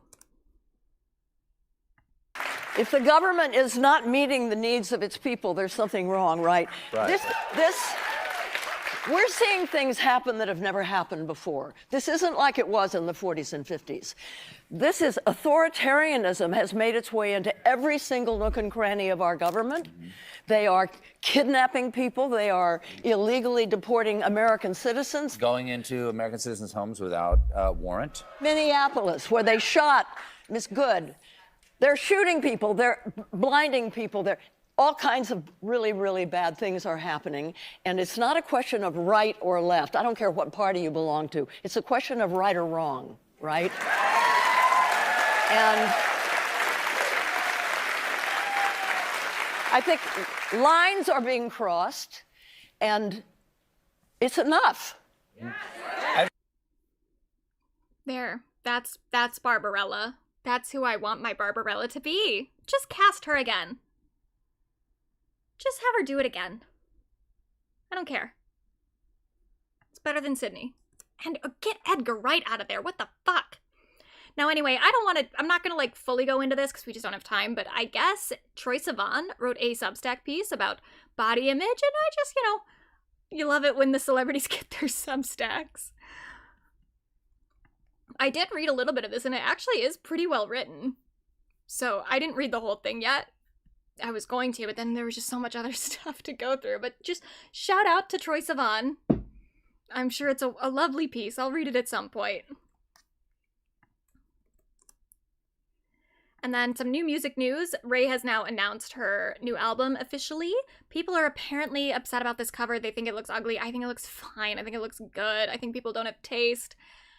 And then people are also doing the thing that they always do, which is doing nonsense AI allegations because they're saying, where's her other leg? It's like, it's behind her. Behind her. You know how, like, how most people's legs, they have a knee? And then they can bend the knee? And then the other part of your leg is behind you? That's what's happening here. That's not AI. That's just basic anatomy. Everyone needs to stop losing their fucking minds all the time. And also, the amount that people keep complaining about the album covers, it's like, well, this is why we get artists putting out, like, 10 different variants, so that you can choose your own fucking cover. Why don't you just take what Mother gives you and be grateful? I'm excited about that album. Now, Harry Styles also has his first single of this new album out. I'll be honest, I didn't love it. I don't hate it either. I expected more from, like, the hype that was already happening. Like, there was, a lot of hype going into this album release and this single release, and I think that this would have maybe been a better, like, buzz single than an official, like, first single for the album. It was a little underwhelming for me, but it was fine. It's good. It's cute. I just wanted something a little more exciting, but I guess he is pissing people off additionally, because I guess the tickets for his new tour, or is it a residency? He either has a tour or a Madison Square Garden residency coming up, but the tickets went on sale today, the pre-sale, and apparently the prices are bad. And I can't say I'm surprised, because a lot of it's just that's been what it is for the last, like, 2 years. Especially with bigger stars like this, but it's like, I thought that at least, like, with the Olivia Dean stuff and with Hilary Duff also, like, implementing stuff to kind of control the insane prices, you would think there would have been a little more pressure onto Mr. Styles to keep the ticket prices in a reasonable form, but I suppose not. I didn't see how bad they are, but I did see a lot of tweets about it, so people are not happy. People are now, they've decided that actually we can settle for Benson Boone. Someone said, actually, how much is Benson Boone charging a ticket? I've actually seen that take a lot. And you know what, too? Here's the thing. I do ultimately think that Harry Styles is more talented than Benson Boone thus far in their careers, but Harry's also been doing it for much longer. And I'm more interested in Harry Styles as an artist than I am in Benson Boone, like in Benson's music. I'm not super interested in his music. But I gotta say, the Aperture song didn't wow me the way that I wanted it to. It wasn't the, like, disco song that I wanted it to be. It wasn't, like, fun. It wasn't dancey the way that I wanted it. I wanted something a little more up-tempo. But, you know, it's the first song that we've heard from the album, so who's to say? Who's to say? But the other night I was listening, the Mr. Electric Blue song that Benson does has really grown on me. I actually think it's a genuinely good song. Not ironically good, but genuinely good.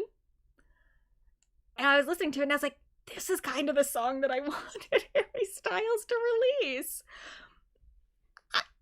I'm not saying that Benson is replacing Harry. I don't think he is, but I do think that Harry should maybe not be so complacent. Your slot is not guaranteed. And I also do think of all the, like, men that were being talked about as, like, the men just kind of holding that slot until Harry returned. Most of them, I think, yeah, they can go at any time. I do think that Benson, even though I think his music isn't incredible, of all those guys, I do think Benson has the best shot at overtaking Harry. Because the thing is, too, is, like, people keep making fun of his music. I'm like, he just started. He just started singing not that long ago. He's, like, on American Idol. Then he, like, I don't know, got big on TikTok or something when he was, like, 18 or whatever. Then he made an album, and it's for, like, a first album, I don't think it's that bad. I think people are being very dramatic about how bad that album is. But okay, it's not something that I would listen to a whole lot, but I do actually...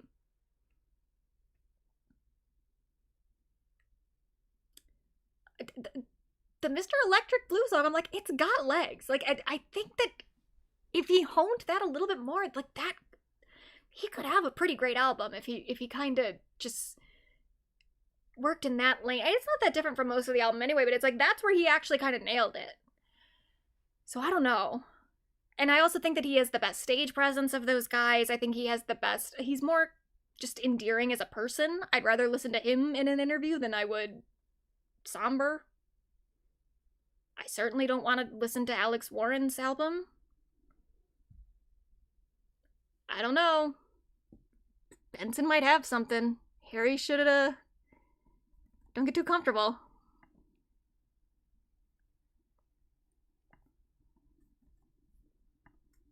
And anyway, back to the girls. So Hillary did some promo this week. She said in this Vanity Fair interview that she believes that the Lizzie McGuire movie laid the ground for Hannah Montana. She said, Hannah Montana, she's a normal girl, but she's a singer at night, so I think that Disney knew they were tapping into something when this worked so well. They were like a normal girl turning into a pop star. I'm sure it was some source of inspiration. Now, I was already like, Hillary, you're being very humble here. Because I don't think it was the Lizzie McGuire movie specifically. I think it was you. And I know it was you. It for sure was Hillary Duff. Hillary Duff's music career taking off the way that it did, and the way that Disney realized that they could cross-promote the, her music, her album, and then also the TV show Lizzie McGuire, even though it kind of happened at toward the end of Lizzie McGuire, that was when Disney realized how profitable that could be, and that's when they started signing girls like mad to Hollywood Records. So they're like, okay, we'll hire these girls in, we'll make sure that they can sing, and quite honestly, a lot of them do sing better than Hillary, and I love Hillary, but like, yeah, she's not a vocalist, but that's okay. She's got heart, she's got soul. But they get these girls in that can sing, and then that's the game plan from then on. It's like all of them are gonna double up as like actresses and singers.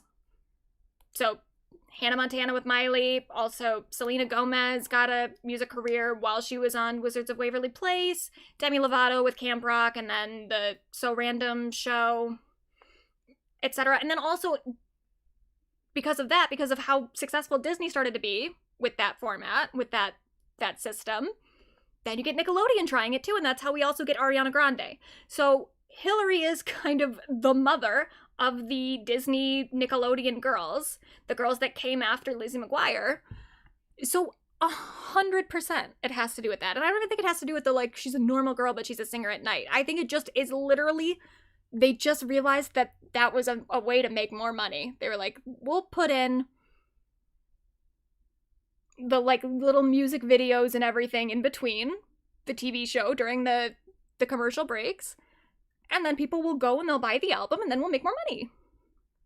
And then for some reason they decided they wanted to stop making money, and so Hollywood Records just stopped promoting people, period. And then Sabrina Carpenter got completely fucked over, and Hillary also got fucked over too, because they wouldn't let her put out stuff that she wanted to put out. But for a minute, Hollywood Records was onto something, and then they were just too stupid to keep it going. But here's what really fucking annoyed me. Actually, I don't even want to go to that first. Let me go to this first. TMZ put out an article that was like, Hannah Montana was not inspired by Lizzie McGuire in any shape or form, TMZ has learned, following Hilary Duff's comments, as she was sure the Lizzie McGuire movie helped shape the show, because I guess the creator says that he had never even seen Lizzie McGuire, and he had written the show before the Lizzie McGuire movie came out. And I'm like, I don't fucking care. That's not the point. Sure, I believe that the creator wrote Hannah Montana separately of Lizzie McGuire. Maybe Lizzie McGuire had nothing to do with the writing of the show, but Disney pushed it so hard and then like made it a point to put that show onto TV because of Hillary. The creator has nothing to do with it. That's a completely fucking separate conversation. Shut the fuck up. But then additionally, Miley herself has said this. She said, tells Hilary Duff the only reason she wanted the Hannah Montana role was to copy her. So yeah, even Miley was like, I just wanted to be like Hilary Duff. Bam! Yes, Hillary is the mother. She invented this. What the fuck, TMZ? And then also, so Hillary has started doing her shows, her concerts. And she has a song, she's been performing a few songs from the new album that aren't released yet. And one of them is called Don't Talk, or We Don't Talk. And it's definitely about her sister, but it actually is quite a lot more vulnerable and just kind of sad than I think people were expecting. It's not like a diss track or anything. She says, I'm not even sure when it happened, not even sure what it was about. If I did something different, would you feel something different? Would you at least let me hear you out? Because we come from the same home, the same blood, a different combination, but the same mom. That is a hilarious lyric, because I thought that she was trying to imply that her and Haley have different fathers, to say a different combination, but the same mom. I was like, do they have different dads? I never thought so. And so I looked it up. No, they don't. They have the exact same father. I don't know what she's talking about here. But I guess, I mean, Hillary and her dad have had a history. She, in her Dignity album, didn't write highly of him. But I thought they've like patched things up for the most part. They're like on speaking terms at least. So it's not like I think she wants to act like her father doesn't exist. But this is just a very funny lyric. Just act like the only blood relation you have in common is your mother, when that is objectively not true. Whenever people ask me how you're doing, I want to say amazing, but the truth is, I don't know. What I always end up saying is how we don't talk about it. We don't talk about anything anymore.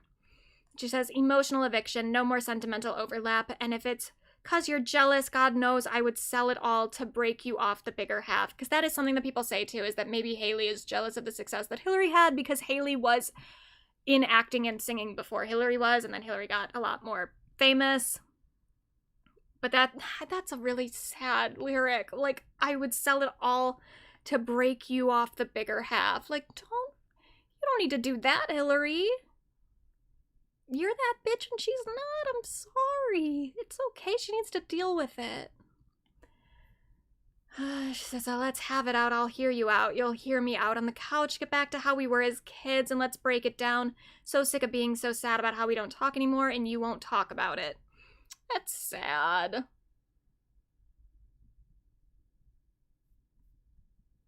Oh well.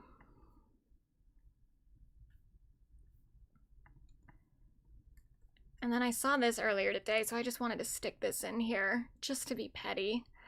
But I guess this guy on TikTok was like listening to all the, not even all the songs, but a lot of the songs that Ava Max has sampled. And then she replied to it, left a comment that said, when people don't know facts, they just need a video to be relevant. Brush it off. Some people just don't have real pop taste. And then there's like this photo that I guess is like samples and then interpolations. And it's like, okay, girl, yeah, sure, most of your things are actually interpolations, not samples. Same fucking difference. You're taking like the melody and sometimes the lyrics themselves and putting them into your songs. And okay, yeah, you can then go like original songs, 98, and then all the unreleased songs. But it's like, Ava, how deep do you think people are going into your discography? Just be real. How many people do you think are listening to your albums front to back? It's not... These are the songs that people know. These are the songs that get turned into singles. These are the songs that people hear. This is the first impression that people have of you. And almost all of these songs, all the songs that like actually get play, that get put into like the Spotify playlist and everything, they're all samples or they're interpolations. I don't think that you could say that that's like an unfair thing for people to talk about. That's what they know of you. And it's fine if you're like, well, you know what? That's fine because most of my songs aren't like that. It's like, well, okay, sure, but then don't comment that on the guy's TikTok. People are allowed to have criticisms of your work. I don't know what to say.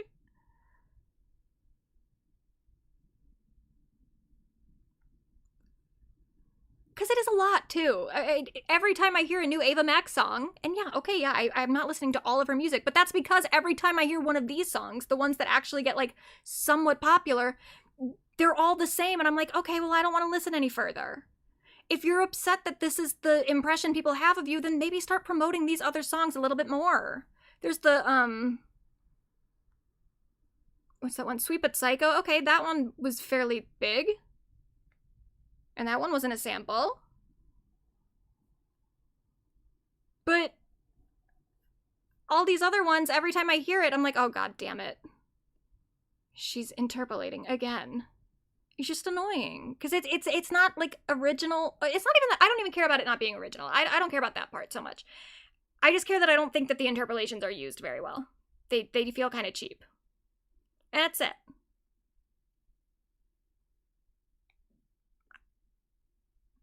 If you're upset and you would like people to think of you differently, promote differently.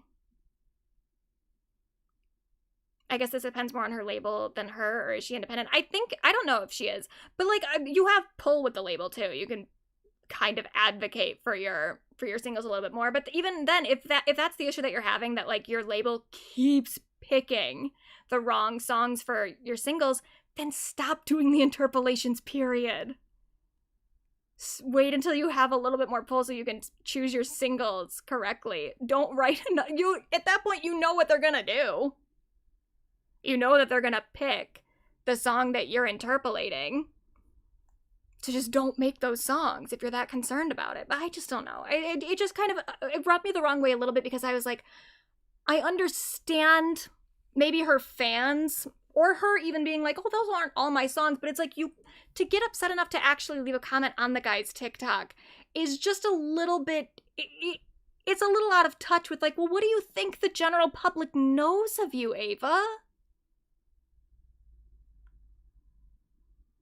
We don't know anything else. I don't know, maybe some of these girls really just need new publicists is the problem. But good luck to you, Ava. Oh, shit. I know, I actually wanted to play it, but I feel like I'm just gonna get claimed. But let's see if I can just play like a second. Okay, that's... That one I think is a little bit less blatant. There's one that are way more on the note. I mean, there's the Barbie Girl one. And this is one where it's like so many people have interpolated or sampled Barbie Girl. Can we get something new? Barbie Girl now, okay.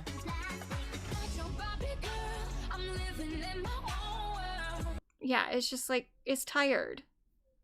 Do something else. Promote something else. But it's fine. Good luck to you, Ava. Now, another girl, Kim Petras, has, she tweeted a few things the other day. She said, best music video I've ever done, by the way. 9 looks, 6 setups, 13 pairs of shoes. Oh yeah, and I also filmed and self-funded a music video over 2 months ago for my next single that they also wouldn't give me a release date for. My album has been done for 6 months, but my record label has refused to give me a release date or pay my collaborators for the work they've done. So this is something where I'm like, okay, yeah, this is a very valid complaint from someone on a label. And this also happens fairly often. She says, I'm dropping Detour regardless. My fans have waited long enough. I love you guys. I won a Grammy 2 years ago. The music is tea, still no support. If it's not a TikTok trend or 80s revival queer baiting shit, these labels have no interest in supporting. I'm tired of having no control over my own life or career. I want to continue to self-fund and self-curate my own music. This is why I have formally requested to be dropped by Republic Records. So this was very interesting. A lot of people were very quick to say, interesting that you would like to be dropped by Republic when that is pretty much what Kesha was asking for. She was asking to be dropped by her label so that she could release things, because when you're signed to a label, if you have shit to release and they don't want to release it, then you just can't do it. You can't do it like off label. You just have to wait till they allow you to make something. And so that is pretty much exactly what Kesha was asking for, was for the right to release her own music outside of her label after she was, assaulted, and also just had a terrible deal with Dr. Luke. Like, she had an awful record contract, but people were pointing out the hypocrisy. But Miss Kesha is extending the olive branch. She says, I spent many years fighting for the rights to myself. Watching another woman realize that the golden cage is still a cage isn't a victory. It's a tragedy that we have to stop repeating. Freedom isn't a privilege, it's a birthright. I hear you. I'm sorry, Kim. We love to see it. We love to see it. People have started criticizing Kesha for this, though, and accusing her of using ChatGPT to write this statement because of the M-dash, and then also, just stuff about the way that it's written. And I'm like, can we just stop? Can we stop for a second? Do we have to turn everything into an AI debate? And with Kesha, I'm like, I almost kind of get it, because she did have that AI controversy from the Delusion single cover. But come on, not in this moment. We don't need that. I can buy that maybe she used ChatGPT or some AI thing to edit a statement, but for sure the statement is definitely from the heart. It just, come on. Let's just not. We don't have to turn everything into an AI witch hunt. Yeah, and people use M-dashes sometimes. I know.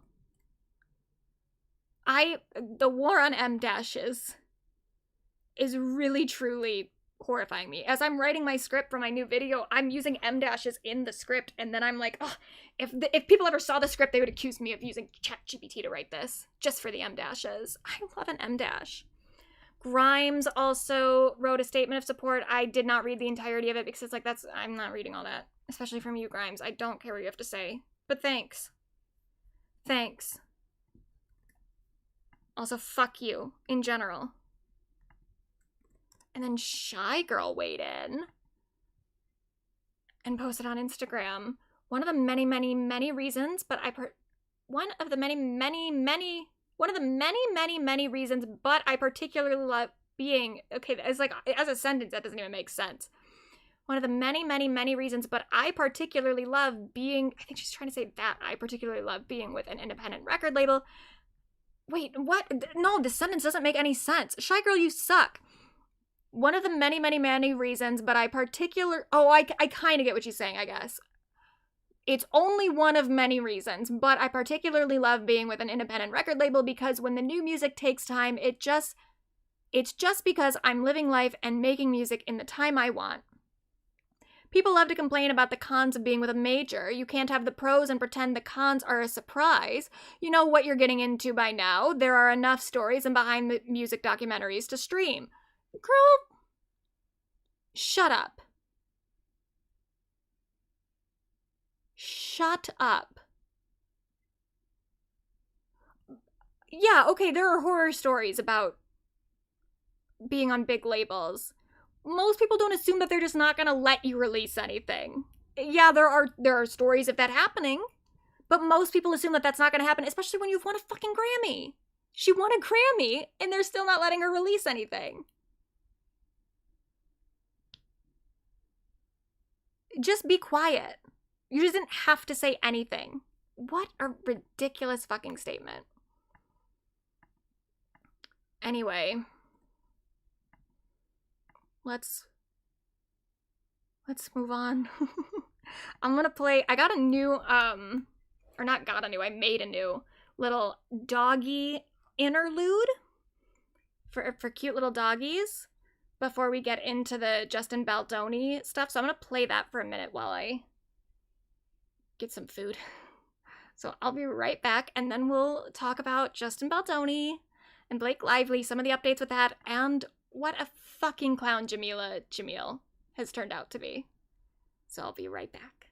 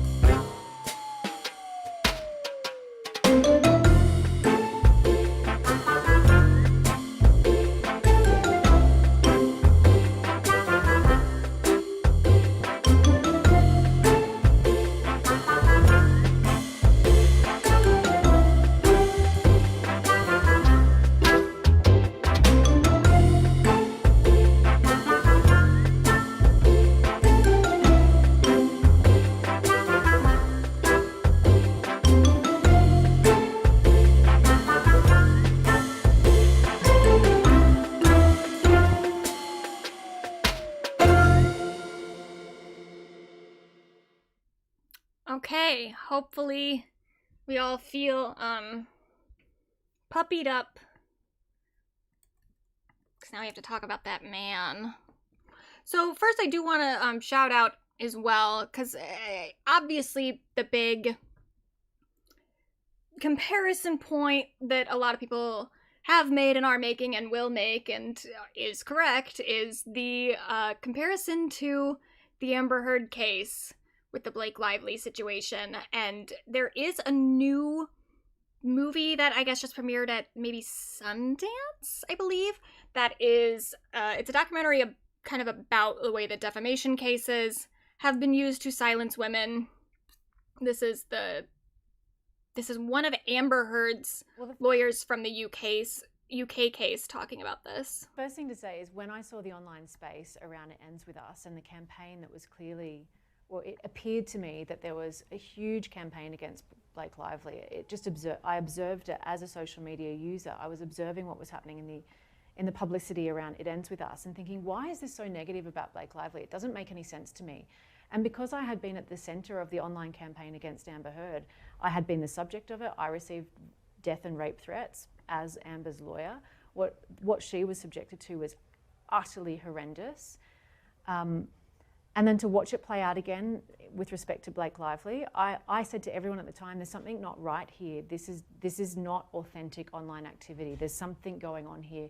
I don't understand what, but then months later it came out that she sued and accused Justin Baldoni of running this campaign, and he used the same PR agent as Johnny Depp. So for me, it's really important that we look at these cases.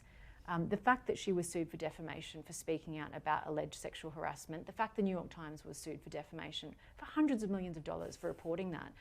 I'm pleased that suit was thrown out because it's a real problem for free speech. That is what this whole film is about the chilling effect of these defamation claims, which will prevent journalists from speaking out and survivors from speaking out because they're scared of facing these incredibly expensive lawsuits. So the fact that that case was thrown out is a very good thing for free speech. You know, I don't know what all that documentary is going to cover, but it would be nice if certain YouTubers' lawsuits that aren't defamation lawsuits, but lawsuits of a different form that are definitely meant to silence women in particular, it'd be nice if maybe that got a little bit attention, but I doubt it will. Anyway, I guess Amber is in the documentary. She does speak. She says, this is one quote that's already come out about it, but it is pretty sad. She says, "I didn't understand it could get so much worse for me as a woman using my voice. I have lost my ability to speak. I am not here to tell my story. I don't want to tell my story. In fact, I don't want to use my voice anymore. That's the problem." Really a bummer. Really, really sad. But it's, I mean, the amount of strength that she had to go through that trial, both trials, in the UK and in the US, she already has gone further than I think many, many people would have been able to.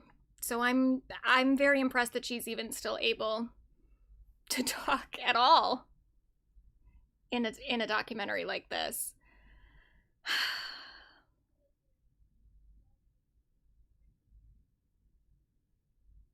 But it's really sad.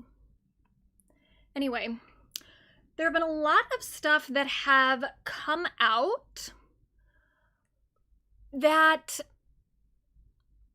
I'm not going to go through all of it because there's just a lot to go through. And I do also, we haven't talked about the Justin Baldoni Amber Heard, the Justin Baldoni Blake Lively stuff for a minute. And that's like on purpose. There have been updates throughout the last year or so anyway, but the trial is, the whole thing is still ongoing, clearly.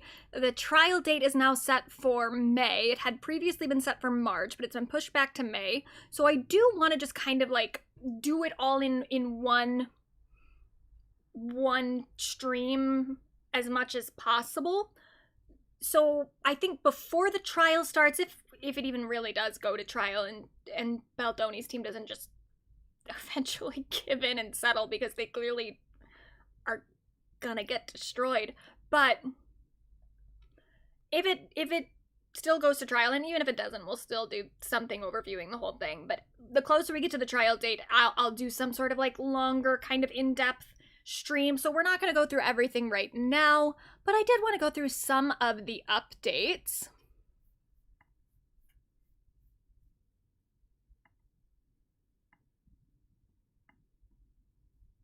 Okay, all right, we're just gonna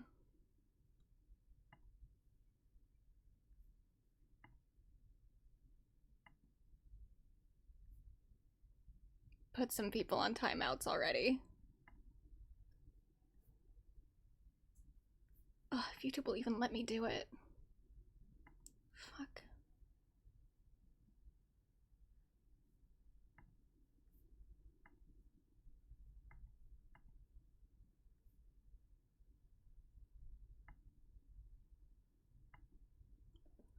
All right. Anyway.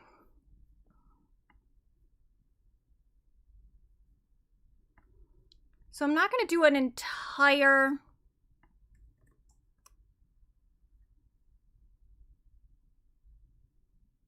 run through of everything, but I did want to shout out Ophi's newest video. She went through Colleen Hoover's deposition.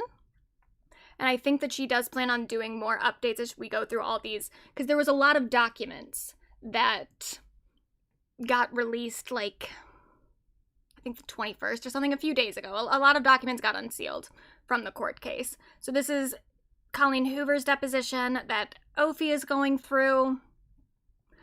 But so you can also just follow Ophi for more regular updates anyway. But I do want to shout this out because I think that the whole thing with Baldoni and Blake, it is just patently ridiculous, and there's not a whole lot of grace that I can give to the pro-Justin side. Even with Amber Heard and Johnny Depp, there was a little bit more grace that I could give to the Johnny Depp side, just because of, like, the information that was getting released, you know, like the really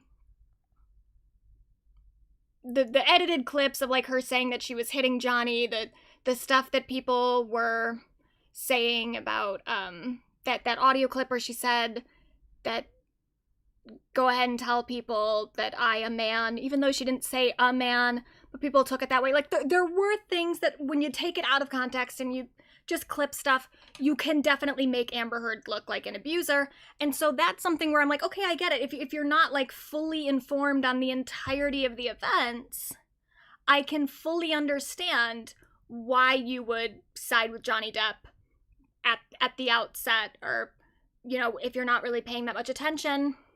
And the trial itself was such a mess in terms of Amber's team not really having the skills to do a trial like that, and Johnny's team being a lot better with publicity and a big, like, thing like that.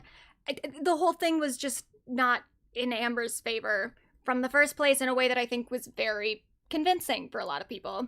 But with Justin Baldoni, it's like every fucking thing that he releases, none of it disproves anything that Blake Lively said. At the very basics of this case, there's Blake Lively accusing Justin Baldoni of sexual harassment. And then there's Justin Baldoni saying that Blake wanted to make a better movie than he was making. That's kind of it, you know? It is just so ridiculous because none of the things that Justin is even accusing Blake of is illegal. But I want to understand the other argument to an extent. And it is harder with Justin's side because it is so much more obvious with him that there's an AstroTurf campaign, because who really gives a fuck about Justin Baldoni? No one even really knew who he was prior to this. Whereas Johnny Depp, it's like, well, I could believe that many people felt that strongly about Johnny Depp, because he's Johnny Depp. He's incredibly famous, way more famous than Amber was. But with Justin Baldoni, it's like, who's riding this hard for Justin Baldoni? I don't know. But still, I do think that there are maybe some people that are genuinely falling for this, and I'm trying to think about anything that maybe could have someone lean more toward the Justin camp. And the one thing that I think that people might identify with or sympathize with about Justin is the fact that he is the smaller person in this ordeal in terms of like his fame, his money, his access to other people with fame and money. You know, he is definitely, he's not like a non-privileged person. He's like the co-founder of Wayfarer Studios. He has billionaire backers for his shit anyway. He's not just like the average Joe, but sure he's not as famous and he's not as independently wealthy as Blake Lively is. So he can be cast as more of like an underdog than Blake. He can be cast as someone who's more closer to the average Joe than Blake. And in that way, there are aspects of the way that like the movie production went down where it's like, okay, yeah, so Justin wanted to make this movie.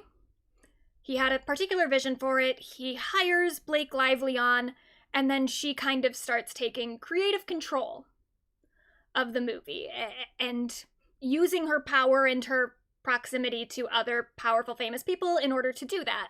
Okay, I can kind of get why some people would sympathize with Justin in that regard, that like Blake is more of a representative for like the Hollywood elite or whatever, and she took creative control of this guy's movie. Okay, that's still, it's like, well, that's not illegal. You know, it still doesn't make anything that Justin did okay. Like, he's still very clearly, even in that scenario, the bigger villain here, because he was sexually harassing his coworker, and not even just him, and not even just her. The entire, like, the Wayfair, other people that worked at Wayfair were also a part of the environment that Blake is complaining about, and that Blake is filing her lawsuit against. And then also the other women on the set, like Jenny Slate, and then there was someone else, I don't remember her name, but like other people have also, they have stories of their own, of times that he made them extremely uncomfortable. So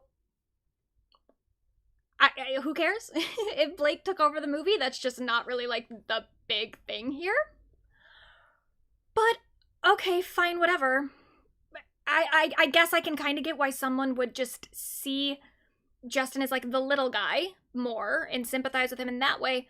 But then it's like when you start adding everything up and you actually think about what it is that he was doing, it's like, okay, well, the reason that he started to lose creative control of the movie is because A, yes, he has his Wayfarer Studios producing it, so he maybe thought that he would have more creative control for that reason, because he's not going through a separate studio. But he did go through a separate distributor. Sony is the distributor. They're a massive distributor. So already when you sign on to have Sony distribute your film, you're going to give up some creative control.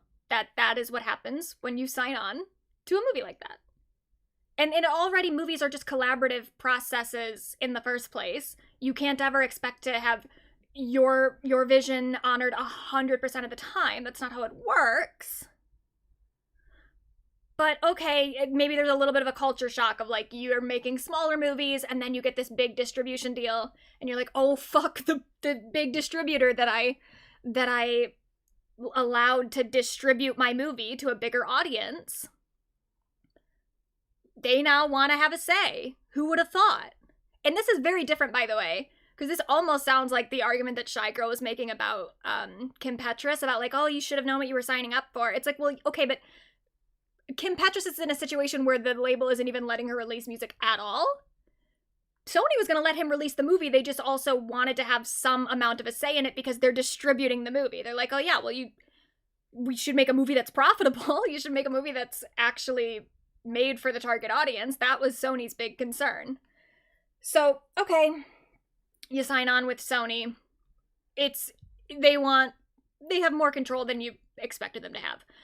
then you also sign on Blake Lively. And again, it's like you wanted the actress with the big brand who's successful, who has an audience of her own, because that is going to guarantee that you have a bigger audience for your film.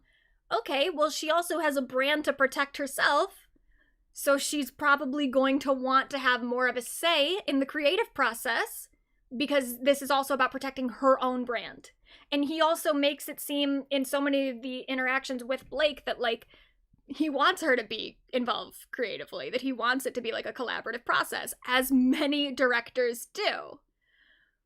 But then when she actually started getting involved and wanted to change some stuff, then he freaked out. And it's like, well, what the fuck did you expect? You signed on a big actress. This is what happens. But then the part that I think is really getting ignored the most, for all the people that are like, oh my God, Blake destroyed Justin's vision for the movie, it's like, well, Justin wasn't making an original movie. Justin was not, like, producing his own life story. He was producing an adaptation of Colleen Hoover's book. Colleen Hoover, who again has a massive audience of her own, who had a book that was massively successful and had its own audience that was very large. So when you decide to adapt something, you have to expect that there's going to be expectations for you honoring the original author's original work. Honoring what the original audience, your audience, the audience that you want to come see the film, liked about the book. So the Colleen Hoover part of this, I think, is really getting ignored by a lot of people, and Ophi goes through it here when she goes through Colleen's deposition. First of all, just the fact that Justin, the way that he even got into the position to be the director and the writer of this movie, it was very manipulative. The degree to which Blake took control of Justin's movie, it has nothing on the fact that, like, Justin really did slide his way in to being the director of this film in a way that Colleen Hoover never really wanted him to be. She had wanted a female director. She thought that even if Justin was the director, that he should have a female co-director, and he didn't. So already, if we're gonna get into this thing about who ruined whose artistic vision, Colleen Hoover is the original author. This was her original vision.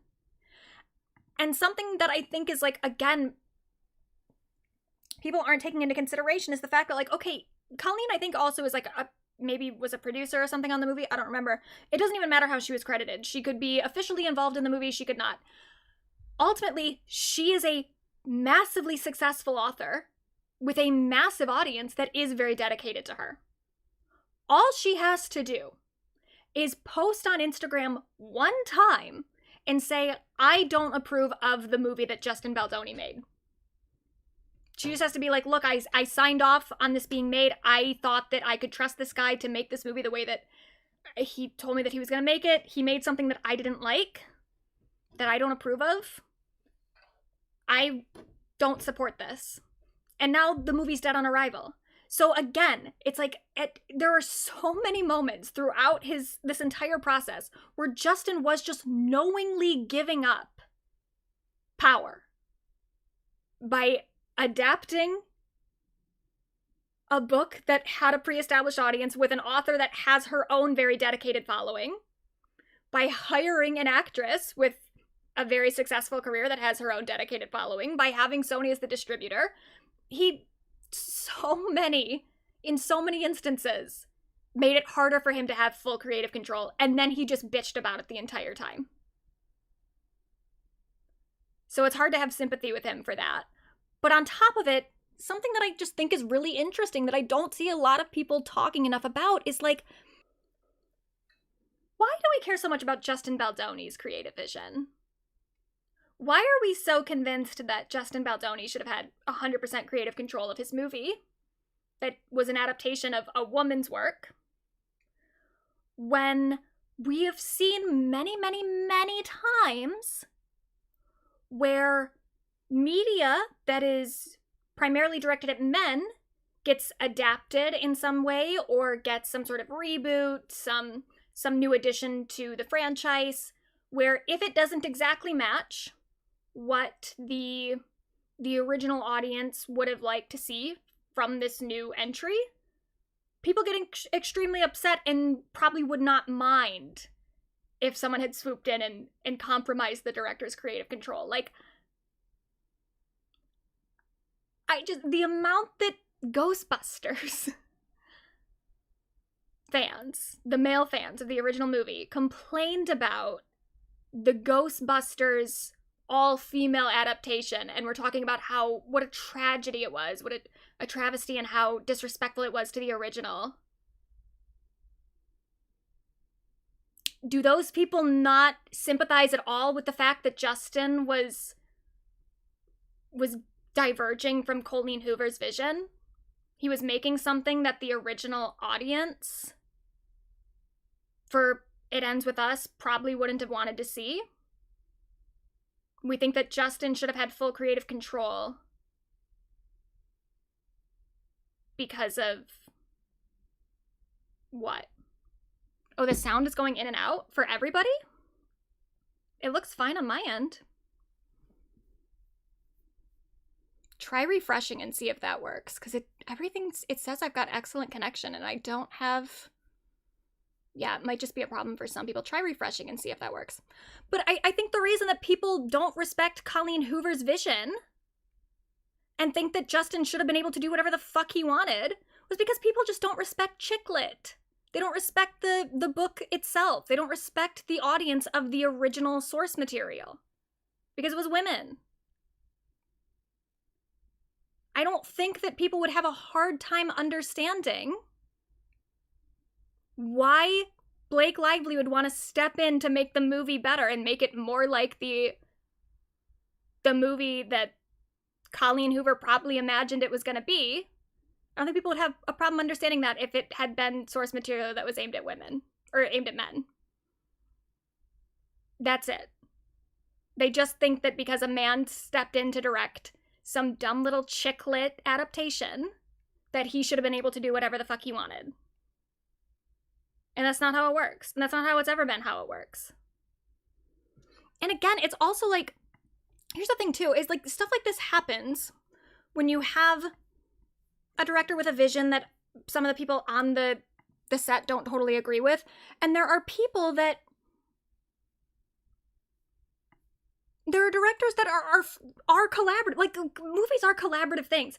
How many times did we celebrate during the press tour the amount that Ariana Grande seemed to step in to save Wicked because of the like bizarre choices that John Chu wanted to make, where he wanted to have like a hip-hop beat in Popular. For what reason, I don't know. And Ariana Grande convinced him it was a bad idea, and that worked out fine, and that wasn't a whole big thing where anyone was really complaining about it, because John Chu was a director who respected the actors who were giving him feedback. You know, people, and I say things about John Chu as a director as well, because the color in that movie was awful, but one of the things that I do like about John Chu is the fact that he is collaborative, and the fact that he does listen to his actors and listens to the people around him, and he seems like a very respectful director with the people on the set. So, and that's a talent as a director. People will be like, oh, Ariana practically directed the movie. But it's like the fact that John Chu was so willing to listen to Ariana, that's a part of what you do as a director, is you listen to the feedback and you take what you think is good. But yeah, I see some people in the chat surprised by the Popular being turned into a hip-hop song. Yeah, he wanted to do it. And thank fucking God he listened to Ariana. That's what a good director does. And there's other directors too who do give up some amount of creative control and regret it, and then they take responsibility for that. Like, Spider-Man 3 got fully fucking wrecked by the amount of shit that Sony convinced Sam Raimi to do. And you see Sam Raimi in interviews talking about that, and he'll say straight up, he's like, yeah, I should have fought harder for certain things. I shouldn't have been so easy to give in to what Sony wanted from me. Because that's what you do. You take responsibility for the fact that you agreed to it. But not whiny-ass Justin Baldoni, who is so fucking green, who's a brand new director. This is supposed to be like his big feature film debut. I know he had directed something before, but this was supposed to be his like big wide release debut. And it's like, and then we thought that he was gonna have full creative control in that while he was doing an adaptation? Why? The only answer I can come up with is because he was a guy adapting something that is important to women. And that's it. So, we do have some updates. Again, I'm not going to go through all of it, but if you want to listen to the Colleen Hoover stuff and listen to the way Ophi goes through it, the stuff that Colleen said that Justin was trying to change from her book, it is insane. If Justin had had full creative control of this movie, it would have been a disaster. A complete fucking disaster. But here's what we're going to go through because, you know, we're going to be a little bit more gossipy. So here are the text messages between Blake Lively and Taylor Swift. And here's the thing too. I didn't want to like get into all the Taylor stuff previously, and people were upset that I didn't want to talk about the speculation about Taylor and Blake's friendship while talking about Life of a Showgirl and the song Cancelled, I guess. That me not using that song to defend the idea that Taylor and Blake are still friends is like me letting the Justin Baldoni narrative prosper. I was like, no, it's just stupid. Like, I don't... Okay, the pro-Justin side keeps trying to make this thing about Taylor and Blake aren't friends anymore. I just don't think that's relevant. I don't think that whether or not they're friends anymore has anything to do with whether or not Blake Lively was sexually harassed. So I don't really want to entertain it a whole lot. I am curious about it. I'm curious about the state of their friendship because I'm nosy as fuck. But for me, it's not a talking point that's all that relevant to the legal case that's happening. But we'll talk about it now because here's the thing. And my opinion is evolving in a sense. If you want to know, and this is just for gossip purposes, again, this has no bearing on the legitimacy of Blake's claims. If you want to know my personal opinion, for a while I have thought Blake and Taylor probably aren't friends anymore. And that's just based on the amount that they haven't really been shown in public and the amount that they're not interacting on social media at all. I think there was one time where Blake liked something of Taylor's on Instagram. But other than that, they really aren't interacting whatsoever. So I'm like, yeah, they probably aren't friends anymore. Now, number one, my opinion might be, I felt like kind of 90% sure previously that they weren't friends anymore. Now I'm more toward like 70 because of some of the stuff in these, some of the stuff that came out. So number one, it's like I just could be wrong and who fucking cares? Number two, if they're not friends anymore, I don't think that that has much to do with Taylor's like support or non-support of Blake against Justin in the legal case. I think it's possible that this whole thing put some strain on their relationship. That's fully possible. But I ultimately think that like Taylor probably still dislikes Justin Baldoni more than she like dislikes Blake Lively. For various reasons.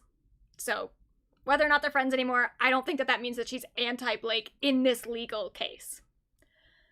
Number three, if they're not friends anymore, I'm gonna be honest, I would bet that it has less to do with Justin Baldoni and maybe more to do with another man who entered their lives around the same time.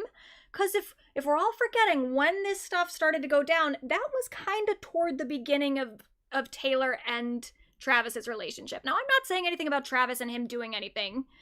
I just know from personal experience, when you have a friend who gets into a new relationship and it gets really serious really quickly, you know, like, I kind of think that's the most common thing for women to go through that actually can end their friendship, you know? I think the amount, if the amount that Taylor talks about Travis in interviews is even just half the amount that she was talking about him to Blake Lively, I could understand why there would be strain in the relationship. Because I would find that very annoying as a friend. If just very suddenly, my best friend, all she wanted to talk about was her new fucking boyfriend. I think that the Travis of it all might have more to do with their friendship than anything else. But I don't fucking know. I have no clue. But here are the text messages. So this is from April 12th of 2023. This is when the movie is like being made, and this is where Blake is trying to salvage the movie. And she's like rewriting some scenes, and she wants Justin to agree to like her rewrites. So she's texting Taylor to be like, hey, this guy's coming over. Can you come over and like hype up my rewrites? Because Taylor Swift is obviously like the most famous person in the world. So Justin is probably more likely to listen to what she thinks than what Blake thinks. So Blake texts to Justin, if you get here with this doofus director of my movie is still here, I'll be ushering him out, but hope he's still here. Can you do me a huge favor? I need help with him. Can you tell him you're excited for the movie, that you read the book, but what you're freaking out over is the pages I sent you, what a magnetic scene that is, or whatever descriptives you're comfortable with. I'll send you the scene. You don't have to read it, of course. It's a quick read. He's a clown and he thinks he's a writer now and got this rewrite and told me he appreciates my passion. That's it. Which, yeah, that is so insulting to be like, I appreciate your passion. That's him basically saying, but stay in your lane. So having the greatest living storyteller unknowingly echo to him how much you love what we're doing, giving him credit as if he wrote them with me, will go such a long way. Smart, okay? She's smart. She's a thinker. She's basically telling Taylor, like, hey, we need to convince this guy. You need to convince him that you're under the impression that him and I wrote this rewrite together so that he can still get credit for it. It's like they're literally using his ego against him. And then she said, you dug a movie out of a grave once already for me. And then she sent the link. And then Taylor writes, I'll do anything for you. Sweet. Friends. She says, I love you, thank you. Text me when you're on your way. I'll have Molly meet you in security in garage. She said, headed your way. I'm on your street. She said, see you soon, Sophia, headed down now. Okay, so that's that text message exchange. Then later, we get the, like, after report. So after Justin leaves, and I guess Taylor also, Blake texts Taylor later that night, you were so epically heroic today. I recapped every moment to Ryan. I kept remembering stuff. You making shit up about me and lenses. I don't know what the fuck that means. And referring to yourself as my doll. Don't know what that means either. God, I would have loved to have been there for that conversation. Oh, I wish they had a recording of that. That would have been so good. This clown falling for all of it, but also resisting it. You are the world's absolute greatest friend ever. I won the lottery. Then Taylor says, I won the lottery. You are the coolest person in the world, and you like me. Oh, they're so cute. And then they send a gif of Aladdin. She says, the most bonkers part to me is him saying to you he doesn't know pop culture made me more mad than anything he's done to me. So I guess in this conversation, as Taylor is hyping up Blake's stuff, Justin is trying to, like, downplay the amount that he would even know who Taylor Swift was. And he's like, oh, I just don't pay attention to pop culture. It's like, well, she's the most famous person in the world. Shut the fuck up. even if you don't pay attention to pop culture, you know who Taylor Swift is, and you know that she's the most famous person in the world. He's so annoying. She said his entire brand is disassembling toxic masculinity. He monetizes it. He does TED Talks, but says that to you.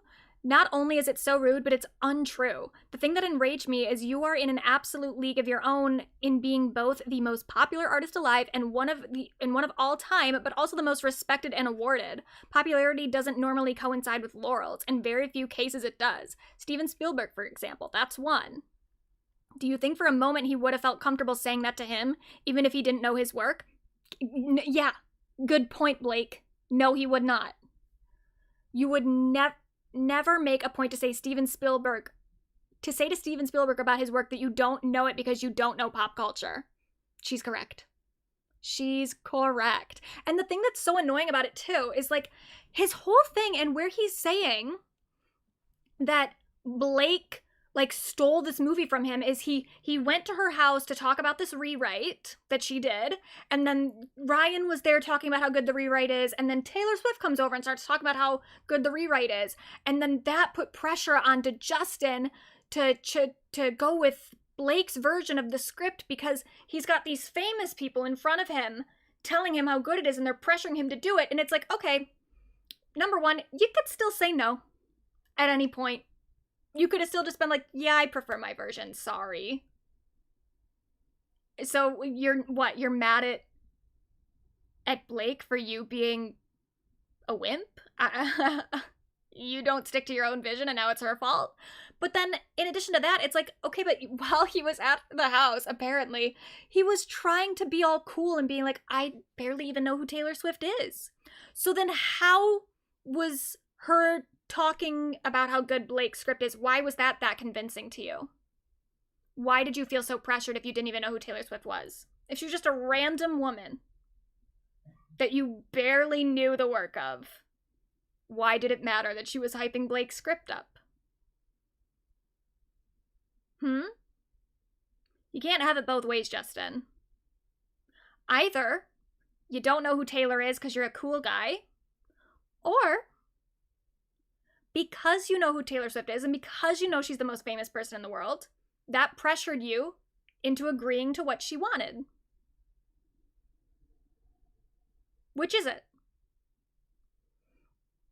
She says, I've been raging ever since, even though I know it all comes from what you said perfectly. He just so wants to be in the room, but he has to act like he doesn't. They're both so smart. I see it. I understand that it's opposite day with him. He's so green, he thinks that's what makes him cool enough to fit in, when in fact it's fucking enthusiasm, fandom, and respect for those killing it that shows you're confident with where you are in life. I've also been raging at the NYU thing. I honestly want to retroactively take you out to dinner to celebrate that. You deserve to be studied. You are a human masterclass. Fuck. Yes, they see it. I've been digging up hatchets. I'll stop now. I love you and R and my babies and get more protective about your hearts than mine sometimes. I'm so much less forgiving when it comes to someone messing with someone I love than when someone messes with me. I'm done. I just love you and am so ecstatic for you and grateful for you today. That was stupid fun. So cute. Love it. Now later, this is a bit afterward. So that was in, I think, August? What was that? That was...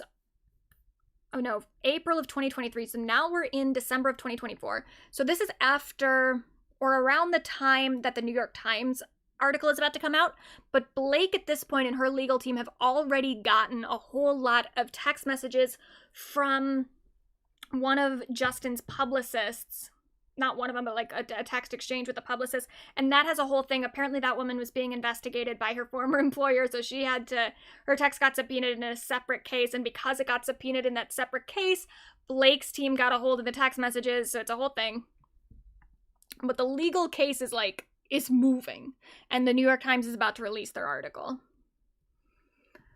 So Blake says, hey, just checking in. I have no reason to ask, but I don't know. I've been feeling like I should. Is everything okay? I feel like a bad friend lately because I was such a sad sack who only talked about my own shit for months.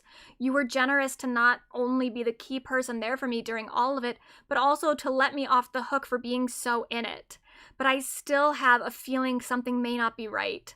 I told Ryan, he said to just ask you, but I felt so stupid and like it sounded needy and awkward for everyone, especially because I can't explain why I have this feeling. And you know I have toxic masculinity. So I can't be needy. But also I do want to know everything is good, so I'm asking. I always want the opportunity to be a better friend if there's something I unintentionally did. I know how busy and taxed you are, physically, emotionally, practically, so I don't expect any more from you ever. Just want to make sure all is good. Which that already is like really sad for her to say the stuff about how she's been a sad sack, I've only talked about my own shit for months. It is just very clear that this whole thing really did affect her. You know? It didn't just like roll off her back. She was incredibly hurt by all of it. You know? It sucks when you're getting sexually harassed and then become a victim of a retaliation smear campaign. It's kind of crazy.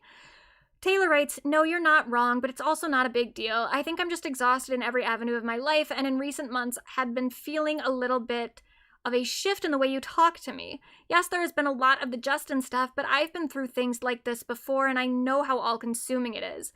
It's more like, and I feel really bad saying anything about this, because your texts have been so nice in their intent, but your last few, it's felt like I was reading a mass corporate email sent to 200 employees. You said the word we like 18 times, and it feels awful to be in any way critical of any way you process what you've been going through, but I just kind of miss my funny, dark, normal-speaking friend who talks to me as herself. Not like a plural unit when it's a group I'm hearing from. I feel distance from you, even more than we are geographically. And then redacted. And I know you feel attacked from all sides for ridiculous reasons, so you're feeling like you have to overly explain things or be overly nice or whatever, but it's me. That's just causing a little distance. And you don't need to apologize. Just come back, please. And I do think that, like, she's being very straightforward, which I do kind of appreciate. That, like, and this is almost where I would say that this gives me more hope for their friendship, that they maybe are still friends, or at least are capable of, if they're not friends currently, that they could get back to a place where they could be friends, because I do think that they're both being very open with their feelings. They're both being very straightforward. But what Taylor is saying here, I do kind of understand, even if it's maybe a little blunt. She's just saying that, like, and I'd have to see what the other text messages even look like to say if Taylor's assessment of the situation was accurate in the first place. But I think what was happening is that Blake, and she says this later on, but because Blake had been seeing a lot of the text messages between those two publicists and got a lot of access to private text exchanges because of this other lawsuit that these publicists were involved in that her lawyers then got a hold of, she was becoming increasingly aware of the fact that, like, your text messages can become public. They can get out. And so at this point, it seems like Blake is now communicating with other people around her privately with this, like, thing in the back of her head of, like, don't put anything in writing that you don't want anyone else to see. And so I imagine that in these text exchanges that she had with Taylor, and I would need to see them, and I hope we don't see them, because I do hope that they are able to maintain some amount of privacy. But what I imagine was happening is that in the text messages, Blake was just getting a lot colder and just a lot less expressive, because she was worried that this exact thing that is happening would happen.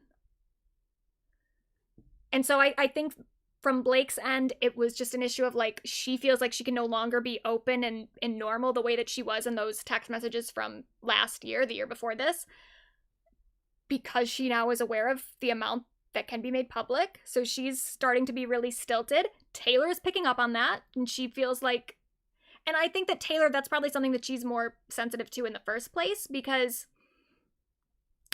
she is, like, the most famous person ever, and she probably has so many people that she deals with on a daily basis that talk to her like a corporation, and Blake is, like, the one person who talks to her like a normal fucking person, and now she feels like that's been compromised, because every time that Blake talks to her, she's talking in a kind of stilted way with this knowledge of, like, this could become a public statement. So this is a very understandable situation for both of these to be in.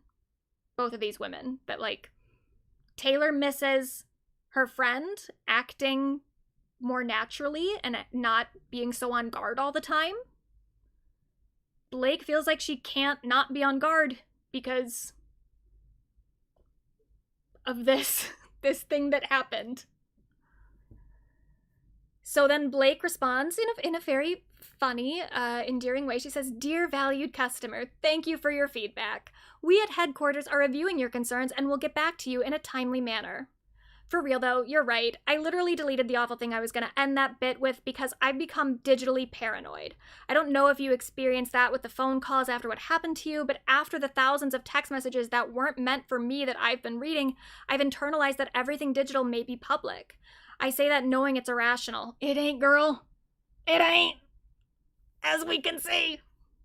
But my brain can't accept rationale here. So yeah, I've been texting like I'm writing. Not like me talking. I didn't realize that until you pointed it out, but I see it. On top of that, I'm over-packaging simple things because I felt so deeply misunderstood that I don't trust my judgment of myself anymore. That sounds over the top, but it's true. This fucking guy and what he did to me gave me an identity crisis, legitimately. Like, this fucking is so sad. Genuinely, like, really upsetting that he fucked her up. He traumatized her. The thing that spooked me most in all this, though, wasn't the bad guys being bad guys, it was the good guys, my lifelong friends, allies to women who quietly dipped. And so I'm probably being over the top with my friends who stayed because I've never felt more alone. The track is very violent heavy. I hate it. Point is, I'm being a stupid paranoid weirdo. No, you're not, girl. No, you're not. And felt it but didn't know where, how, or when. So thank you for telling me and for saying I don't need to apologize and for not making it a big deal. But I am sorry. To you, and I'm sorry to me and to our kids. Fuck that guy and fuck his whole gaggle of supervillains. You've got enough on you. You don't need to write back to all this. Just letting you know I see it now. And thank you. I'm excited for you to be done with suitcases, constant sinus infections, and tom-up kneecaps. So close. Your submission will be processed shortly. Thank you again for your patronage. Blake Inc. Look at these friends working out their issues. And so then the next day, Blake sends this text message at 1:58 a.m.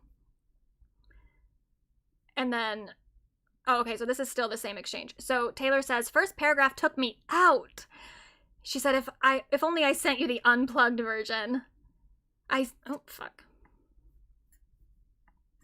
I sent you a voice memo, but it doesn't show on our thread, which is really helping my case of not trusting phones. Did it go through? She says, yes, I'm just falling asleep, but we'll listen tomorrow. Love you. It's the length of a mini-series. Sleep. XX, love you. And Taylor says, this is the next day, so this is at 3:15 p.m.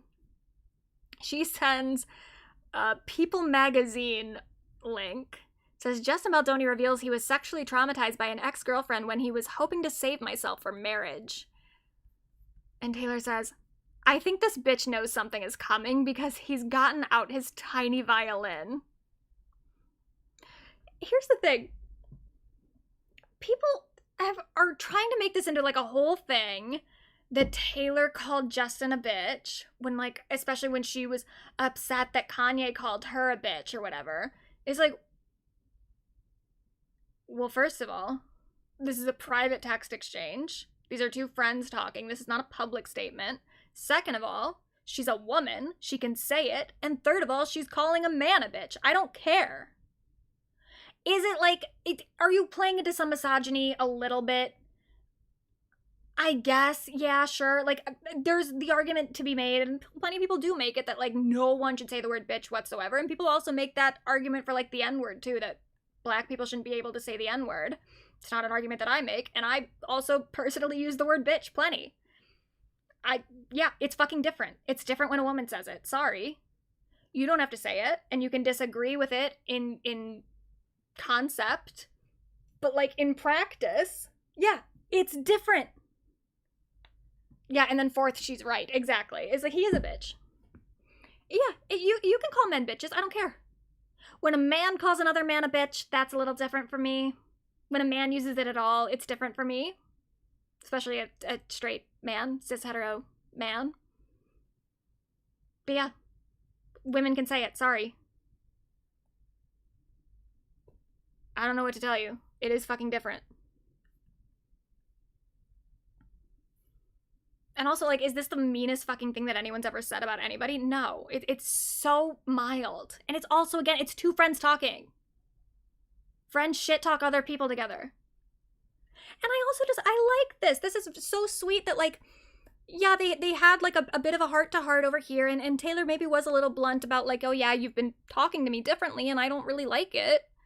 But then they kind of worked it out, and then the next day, Taylor's sending her shit and just shit-talking Justin Baldoni. It is kind of like a little acknowledgement of, like, hey, girl, I'm on your side. Always. Even if we have, like, little moments. I fucking hate this man. Because of what he did to you. As she should. Can NB say bitch? Sure. It depends on the context. And that's the same thing for me with, like, gay men as well. Like, it's a case-by-case basis. But I think, in general, cis hetero men, hard no. Just stop. And even in there, there's a scale of, like, there's times where straight men use it, and I'm like, whatever, fine, I'll let that one go. You know, but then there's other times where I'm like, no, stop. You're too comfortable. You're too fucking comfortable.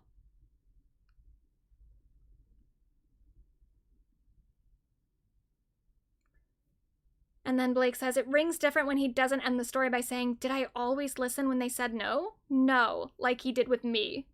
But that must have not tested well in the focus group.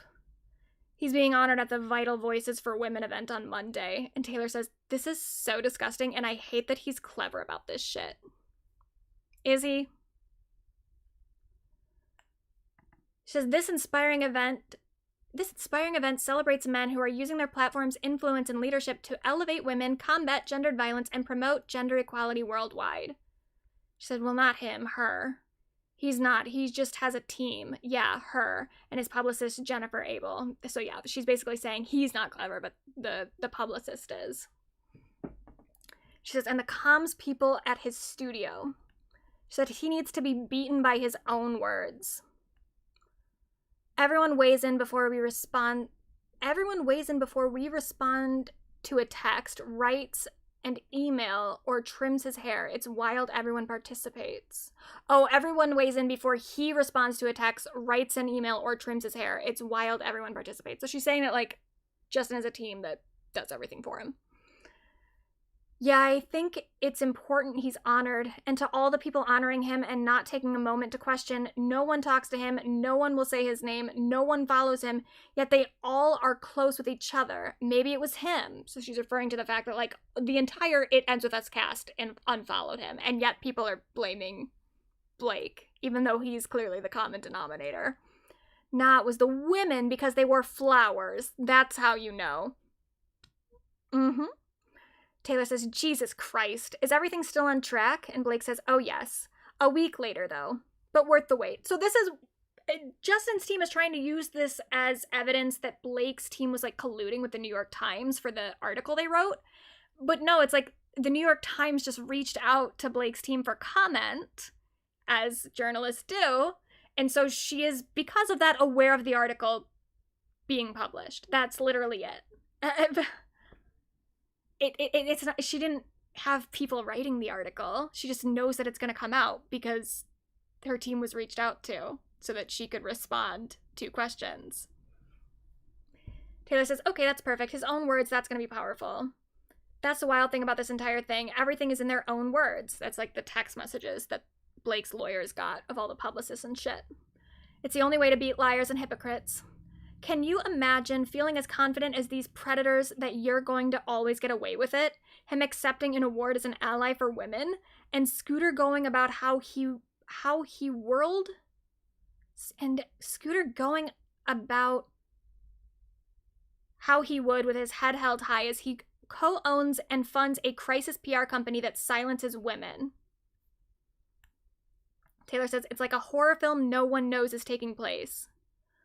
Oh, but they will. It's the only thing that can come of this. The good that protects other women from this happening to them. Meanwhile, I walk around feeling death sentence guilty and apologetic for being sarcastic and liking a theme party.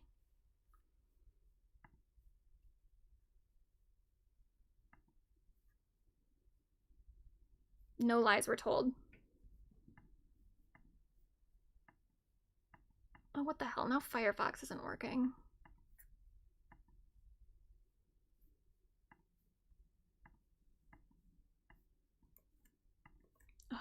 Okay, I've got to restart Firefox. And I am a little worried because I'm going to have to reattach it. I'm a little worried that the stream is going to crash. But if it does, I'm going to be right back.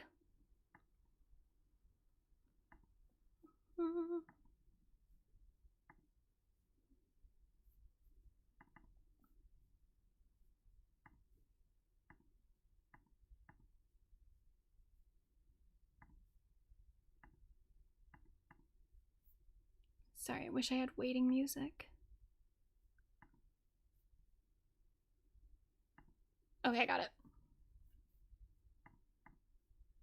So then, this is also another thing that got released, because the whole thing, I've just like... You know, it's not the point of any of it. Blake Lively can be a shitty person and still doesn't deserve to be sexually harassed, and she has done stuff that I very much don't agree with, like the plantation wedding, obviously. But the more and more that these text messages and emails and stuff get released, the more I'm like, wow, she's actually so funny and witty and cool. Like, it's actually kind of turning me into a Blake Lively stan. So here's her sending an email to Ben Affleck, and this is another thing that Justin's team is trying to use as like evidence that she was colluding against him or something because she contacted her other celebrity friends for like advice. It's so stupid. So she texts or emails Ben Affleck and says, "Ben, it's Blake. Don't hang up. I hope life is treating you beautifully. Ryan was going on and on about you recently amongst all that something redacted chaos. He was blown away by you, though he was equally effusive about your Dunkin' commercial. So know you have a Canadian fan club in my house, and a Burbank one too. I'm writing with a zero pressure ask. I've just come out the other side, well, almost, of the most upsetting experience I've ever had on a movie." So this is while they're still making the movie, but Blake has now ordered her own cut, and the studio has allowed her to do that because the way that Justin was trying to edit the movie was fucked. "The making of doc of this film would be more interesting than the movie could ever be." Correct. "It's like if Wild Wild Country, Fire Festival, and Going Clear had a baby with The Room. Room also works, though. Anyway, I ended up rewriting and reconstructing the entire script. Or restructuring the entire script. I also ended up having to direct the movie via the chaotic clown / director / actor / producer / financier / studio head at the center. Yes, that's all the same person. Oh, and did I mention he and everyone else he had on the movie is in a cult? If I would have just formally directed it, it would have been much easier." By the way, I did see some people taking offense to the in a cult thing, that she's saying that like the whole Baha'i faith is a cult because Justin is Baha'i. I have to say, I'm not going to speak on the entirety of the Baha'i faith. There are people that identify as Baha'is that I would not say are in a cult. With Justin, it's a little culty. It is a little culty the way that he does it, and the way that Wayfarer as a studio does it. The whole studio is like a Baha'i studio. It's a bit culty, and that's why she said the thing up here about Going Clear. There are elements of it that are similar to Scientology. But anyway, if I would have just formally directed it, it would have been much easier, but having to troubleshoot through his taste, ego, and pre-existing decisions made it so difficult, and that's not even touching on any of the wild HR issues and beyond. Anyway, now I'm in a I'm in a bake-off with him in the edit. He's been editing since, I kid you not, July, and they gave me 10 days to do my own pass. We have a bake-off in 12 days, but I have a friends and family preview in New York on Saturday in the meantime, so I can get one round of notes or feedback before we duke it out. If you have 1:58 of free time at any time in the next few days, would you be willing to watch the movie and give me any ideas or notes? I will pix it to you. You can literally text me a voice memo so you don't have to formally write thoughts. If your wife or kids are around, I'd love their opinions also. FYI, it does cover domestic violence, so no one is caught off guard. I'm such a fan of Jennifer's. I've told her as much every time I've met her, and it would be an honor to have her take. Again, zero pressure. I just really want this to work after all I've put into it. This movie nearly killed me, and I can think of very few people who would be as prescriptive and insightful as I know you would be. Ryan asked Matt to watch also, so I think he's watching this weekend. Good men showing up. I'm beyond grateful for that. Also, can you believe Jason Bourne is watching my movie? I'll get you an autograph one day, don't worry. If you're still reading this, whoa, you're not nearly as busy as you think, or you're a very nice person. Sending you all the best always. B87. She's so endearing. Oh my god, she's so fucking charming. I'd watch the movie if she sent it to me. But so all this came out, and then this is what Blake's attorney said about... Didn't hear the first part. The Taylor Swift involvement of it all. The fact that Taylor's texts are now being shared publicly. Is she upset that people like Taylor Swift are being drawn into it and the effect it has on her relationship with her friends? Well, certainly, Blake Lively has done everything she can to protect her friends from not being brought into this. It was the Baldoni parties who brought that evidence into this case. It's not relevant. What's relevant is her claims that she was sexually harassed in the workplace and the witnesses that were there to see that. I didn't hear the first part of that question. Is she upset? And this is where I'm like, am kind of leaning toward maybe they are still friends, but maybe the fact that Taylor has been brought into this so much, they've just decided to like keep their friendship private for the time being and not interact publicly or not go anywhere publicly because of the way that the Baldoni team can continue to spin this. I don't know. And that's another reason too where I just don't think that like this constant speculation, even the people who are like pro Blake, who think that they're like combating some pro Baldoni narrative about Taylor not fucking with Blake anymore. Even that, when you're trying to defend the idea that they're still friends, and you know, I'm doing some speculating on it right now, but that's just because I'm nosy and I'm curious and I feel invested in their friendship just from like a parasocial lens. But from like a lens of talking about this case, I just don't think it's super productive because I think that there's a very, very good chance that they don't want us to think that they're friends anymore because that could maybe help them in the case. If Justin is always trying to use Blake's like celebrity connections against her, then maybe it's better for them that they just don't interact. Yeah, we'll see at the wedding. If Blake's at the wedding, then we'll know. If she's not, then we'll know. When is the wedding anyway? People are saying that it's this summer, but I don't know for sure. I don't think anyone really knows for sure. But it you know, who cares? All I know is that Justin Baldoni's a fucking creep. Then there are some other women that have come forward as well. I'm not going to go through all of this right now, but just so that we're all aware of the fact that, like, it is not just Blake Lively accusing Justin of shit. It is also Jenny Slate, and it's not even just Justin that they're accusing. It's also Jamie Heath, the business partner of Justin. I think the current president and CEO of Wayfair. I could be wrong, but I think he is. But she said, I honestly have never encountered anything like this dude. He is the biggest clown and the most intense narcissist. And then there was another actress too in the movie. I don't know if she's mentioned here. But again, I'm going to do some sort of like big explainer piece at some point when we get closer to the trial. But then also a co-host, a former co-host of Justin's Man Enough podcast, who is a woman. Also, some stuff came out in the unsealed documents about what she had said. What'd she say?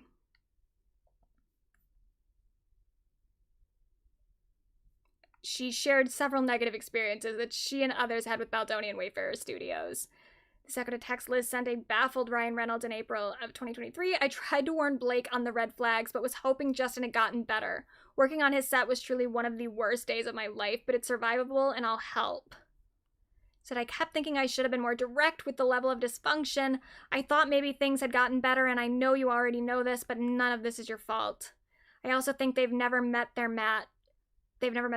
Like, I put up with a lot. Most women do, and you're not. And I'm sure that's making them go even more nuts. You're confronting them to have to see who they really are. You're meant to take this on because you're strong enough to. I've also purposely stayed out of it and haven't asked or talked to them at all about the film because I'm standing by you regardless. It's astounding that they have gotten away with so much. You inspire me in more ways than you can possibly imagine, Blake. This guy fucking sucks, dude. He's awful.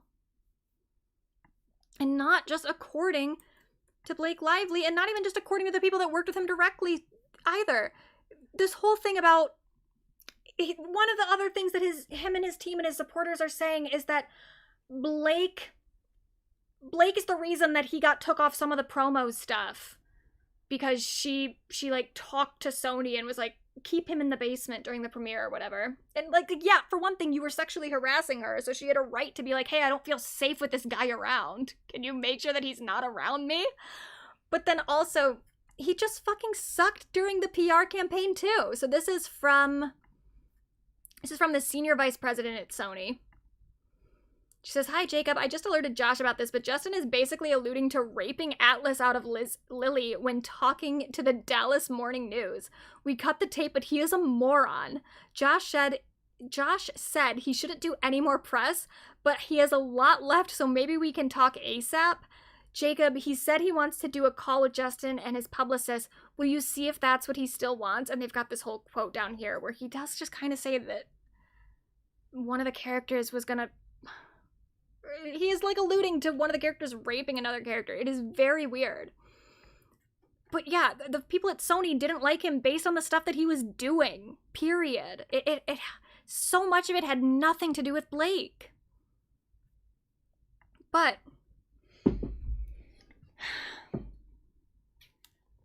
now we get to the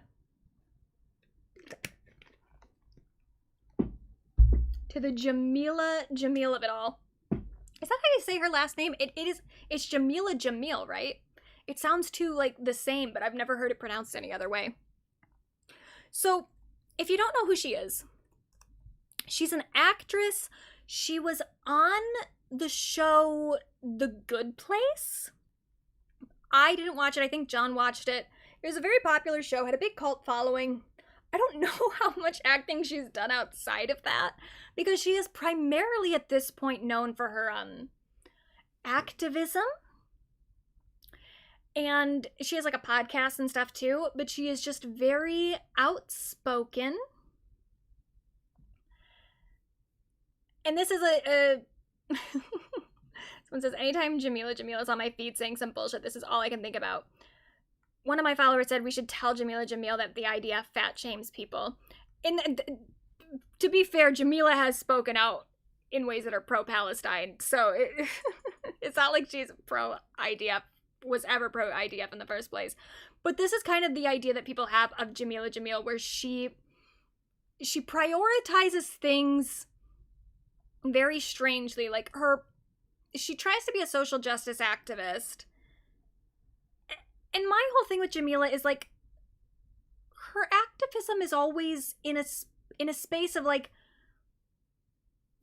she's mostly right, but never fully right. She, like, a lot of times has decent intentions, or, like, the core thing of what she's saying is true, but then, like, the way that she's saying it is a little off, and she just prioritizes things kind of weirdly, and it's just always very hard to fully support Jameela in any instance, really. Every once in a while, she's fully dead on correct. But most of the time, she's a little wrong, or just, like, communicates things very badly. And it's just kind of like a running thing about her. And to be honest, yeah, and she's very performative. And to be honest, for a long time, it was something about her that I found fairly endearing. Like, she's just kind of funny.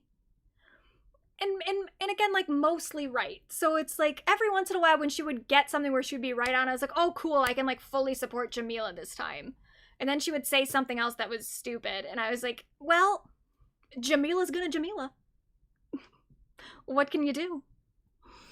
So here's some examples, because most of her stuff is, she talks a lot about, like, beauty standards, and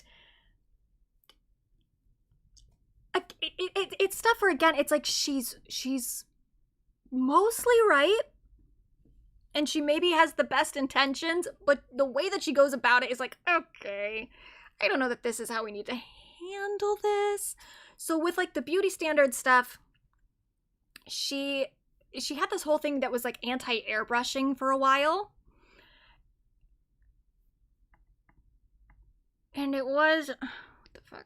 Oh, I didn't have the full URL. Sorry, my bad.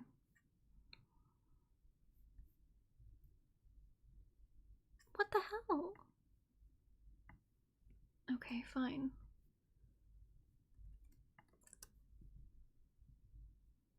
God damn it! And this is what I hate, the fucking cut. I always have to use the paywall blocker thing for the cut, because the cut lies.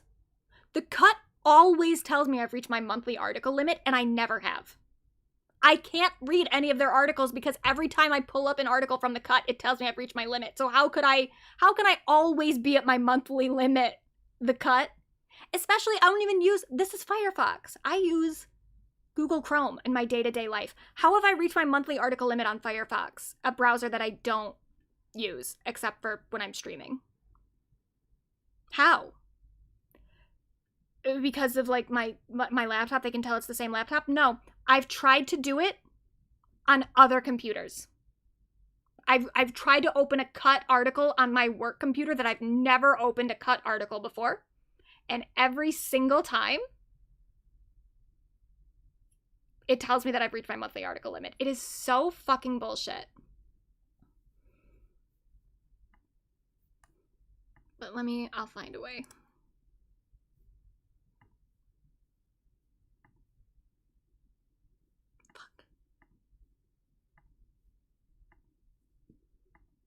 And it's so annoying too, because this is from 2018. How much do you need to paywall your articles from 2018?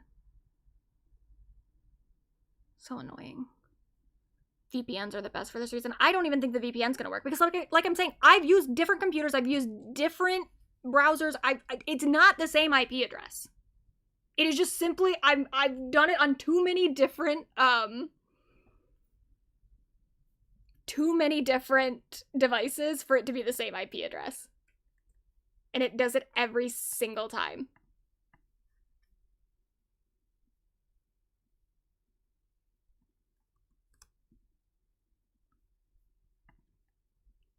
But I'll get it.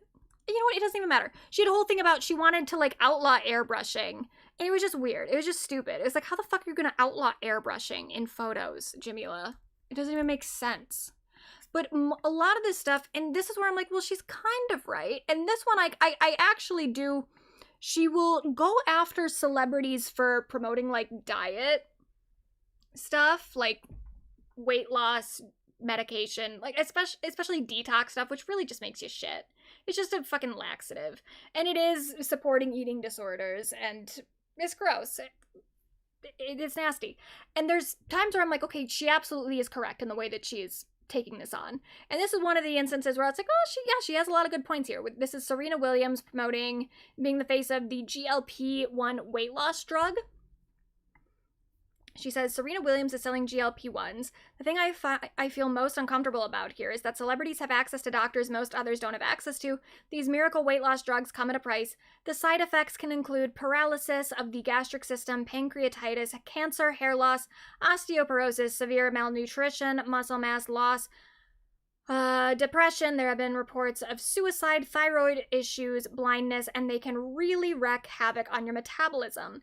If for some reason you have to suddenly come off, many people gain the weight back, and then some fast. And it's much harder to then lose. Nobody tells you these things in the adverts and media. You need blood tests, DEXA scans, nutritionists, a dedicated weights regimen to maintain muscle mass and bone density. You need medical support. If things go wrong, you don't have $1 billion to fix it. That's why I don't like celebrities pushing drugs with such drastic documented side effects. And she says, got this information from the websites of the drugs and the side effects pages. You can go see for yourself. Please make sure you have access to proper healthcare before you make the decision to take any drug that has drastic results. Things can go south very fast, as is documented in many lawsuits emerging regarding these medicines. They can be amazing for some, but absolutely devastating for others, so make sure you're prepared in case you are one of the unlucky ones. That is all I ask. P.S. Many people have asked me to highlight the fact that Serena's husband is an investor in this company. Another reason we should take every celebrity endorsement with a grain of salt. PPS. This post is about transparency, not judging Serena's body. Nor is it judging you or your decision to take GLP-1. That it's a literal, factual, evidence-based plea to make sure you have adequate medical support if you do take these drugs. They're for the long term, and we should always be prepared for anything that can significantly change our bodily functions for the better or worse. If you have a problem with my call for transparency and medical responsibility, you are the problem. My size does not change the fact that we need to maintain transparency, especially for when celebrities make millions from endorsing a drug. And that one where I was like, she's completely correct. She's completely correct, and she should say it. There are other times where I'm like, okay,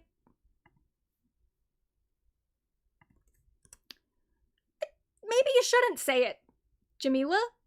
So at one point, this was 2 months ago, a TikToker made an accusatory video demanding to know why the Wicked cast, particularly Ariana Grande, cries so much in their Wicked press interviews, and Jameela Jamil chimed in and said, I cry when I'm hungry.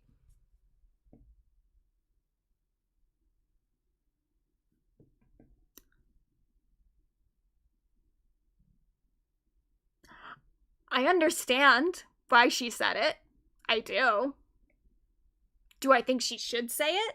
No. Especially the fact that she's fucking famous, too. It's like, you're not just a random person being like, well, maybe they're hungry. You're another famous person who is, like, publicly supporting speculation on another woman's possible eating disorder. It ain't right, girl. It ain't right. And that's a problem with a lot of her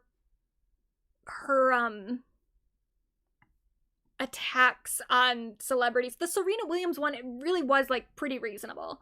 She has other attacks on celebrities doing various things that is just way more personal, and it feels like just kind of an excuse to shit talk those specific celebrities. And I agree with like her basic points, but I'm like, but do we need to make it about those women in particular, Jameela? Is that maybe not the most productive thing to do? And then separately of that, she just has a lot of weird fucking things that she does. So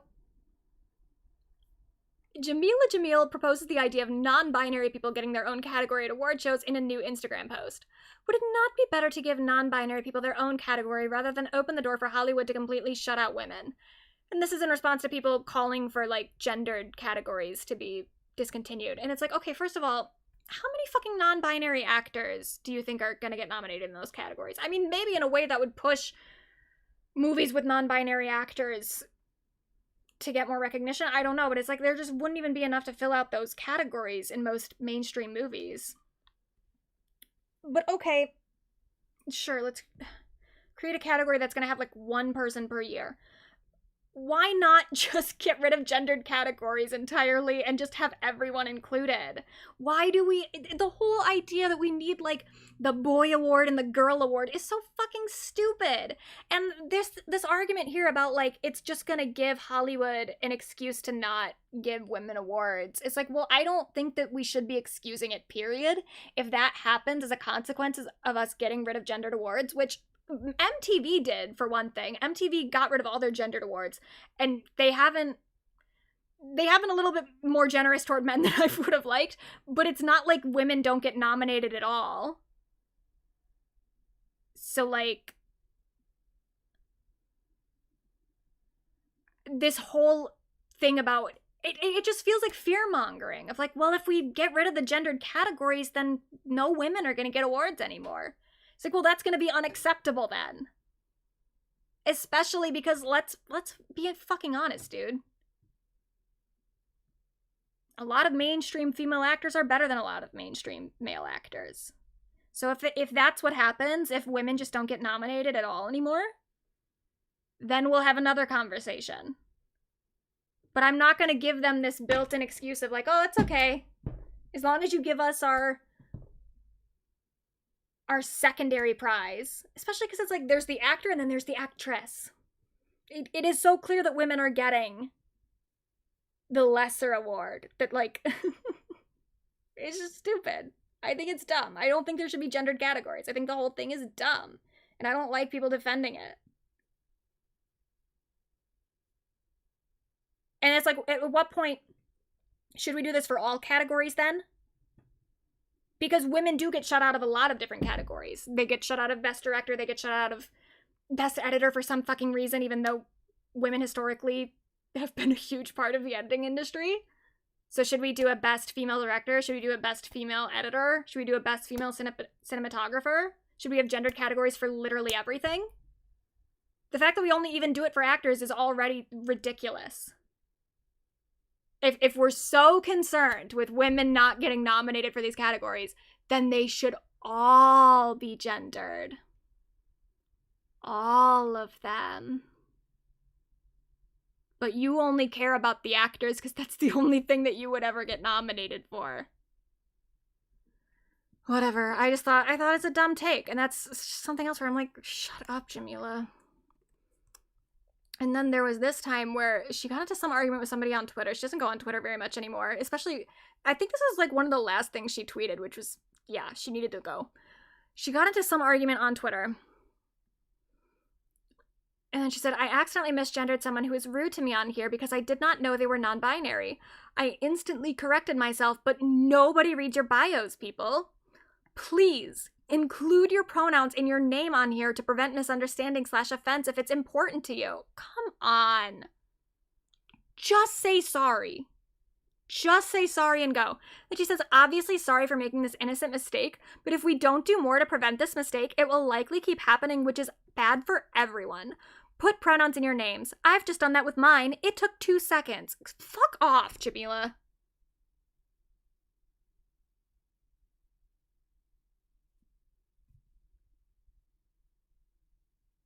You didn't bother to look at somebody's pronouns in their bio. And now you're trying to make it their problem. It's just weird. And you know what the thing is I almost this is another thing where I'm like, I kind of agree with her. I do think like pronouns in bio is maybe like, it's not the most effective place for the pronouns to be. But at that point, why don't you at Twitter and be like, hey, maybe it would actually be helpful if you made like a way for people to put their pronouns in their profiles in a way that's more prominently viewed. Because even the fact that people have to put them in their bios in the first place is stupid. Like, Instagram lets you put pronouns separate of your bio. Why won't Twitter do it? It's just dumb to try to make this, like, it's your problem if you get misgendered. It's your fault. Just fuck off. And then she said, this blew up on both political sides. While you're all screaming at me or each other, could you please donate to those affected by the floods in Pakistan and have left of a third of their country underwater, as you're all concerned with being perfect people? It's like, okay, sure, I'm glad that you put this link up here for people to donate, to use the opportunity, but it just also feels like you're trying to, like, be the better person by being like, okay, well, I'm also donating to things, so while you're getting mad at me and criticizing me for other things, Twitter is run by Elon, so there's your answer. Yeah, but it wasn't at the time. Now we're hopeless. Now it's never gonna happen. But there was a minute, like back in 2022 when she was tweeting this, it's like that Twitter team might have been a little bit more responsive. But anyway. But it just feels like she's using her own activism as like a get out of jail free card. And she does that a lot. And she'll do it here. She'll do it in a minute too, in ways that are incredibly obnoxious. There's been other stuff where I'm like, okay, I'm on your side here for the most part. But I also sort of understand where people got some ideas. So she got accused of having Munchausen's because she has a whole bunch of different, like, medical things that she talks about. And people got weird about it, and they started accusing her of just making up all these different things. And people got very, like, conspiratorial about it, and it was bad, and I am 99% on her side. But I do kind of understand how some people fell for it and bought into this conspiracy theory about her having Munchausen's, because she does have a tendency sometimes to, like, bring up her medical disorders in moments that don't feel totally appropriate, to a point where it feels like she's trying to use it as some sort of point in an argument or something, or some way to make people feel bad for her. So I'm like, okay, I get how sometimes the context makes your use of it feels suspicious. And then also she has, like, it's a particular thing with bees. She has claimed at various points that she has been swarmed by bees, that she's been attacked by these, like, swarms of bees. And the stories are very dramatic, and they're very, like,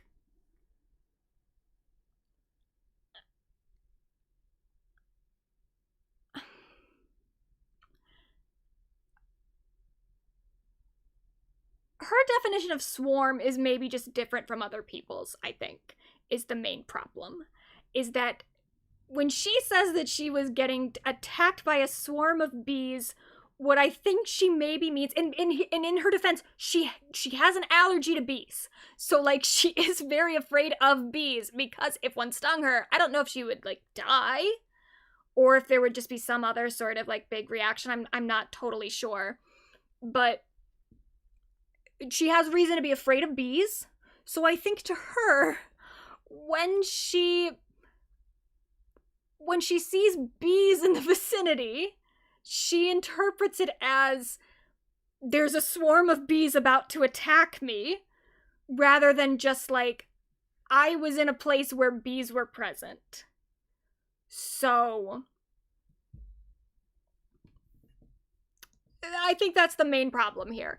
But this kind of started, this was one of the big things about it, is that I guess she had at one point said that she was getting attacked by a swarm of bees on the set of something, and then Mark Ronson also was on that set, and someone asked him about it, about, like, the swarm of bees, and he's like, there wasn't a swarm of bees, there was, like, 2 bees. I saw, like, 2 bees, and they came inside, and it was, like, nothing. But again, it's like they weren't necessarily on the set at the exact same time, so maybe there were more bees while she was on the set, I don't know. But again, she has an allergy to bees, so she's gonna be more sensitive to it. So people were, like, comparing her statements to Mark Ronson's statements, and also comparing some of the stories she's told, and how the severity of the bee swarms changes sometimes depending on when she's describing it. It's like, well, you know, she's a storyteller. She's a storyteller, and not every aspect of the stories are going to be 100% accurate. And maybe, again, she's just probably not defining bees or a swarm of bees the same way that everybody is. But that doesn't mean that there weren't bees present. But there's just stuff like that where I'm like, okay, I kind of get how people got suckered into this Munchausen theory. Just because, yeah, she does somewhat exaggerate things on occasion, but she still, I think, does have the disorders that she says that she has. But here's another thing where it's like, okay, she's just still kind of being annoying about it. So Mark had said the thing about how there weren't that many bees, and then eventually, like, he came out and was like, I didn't mean to, like, I wasn't trying to say that Jameela was lying, somebody asked me about the bees, and I said what I thought happened, and then he said, like, spoke to my friend Jameela, we're good, also bees suck. And she said, the sad thing was watching how fast people were to believe his version over mine. A classic between a man's story and a woman's story in our society, when actually I was the one telling the truth and wouldn't tweet this publicly if I wasn't. I like to confront bulls head on. I would just quietly hope it goes away if there was no truth in this. And it's like, okay, I get what you're saying, but also, in this instance, I actually don't think that it had much to do with the fact that it was a man's story versus a woman's story. I think it just had to do with the fact that, like, they asked somebody else on set, and what somebody else on set said didn't corroborate what you said. I think if it had been a woman that said it, it probably would have been the same result. But okay, it feels a little performative of like her trying to use any sort of marginalization status to like up her claims a bit. And it's like, oh, you believed him because he was a man, huh? It's like, no, people were just confused as to why your stories differed so much and why you have so many stories about these, I don't know.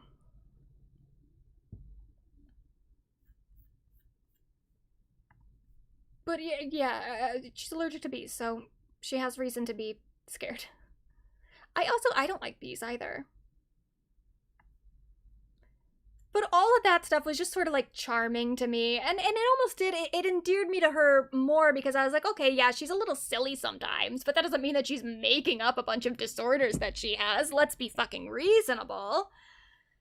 And then there was one thing in particular where she really did lose me.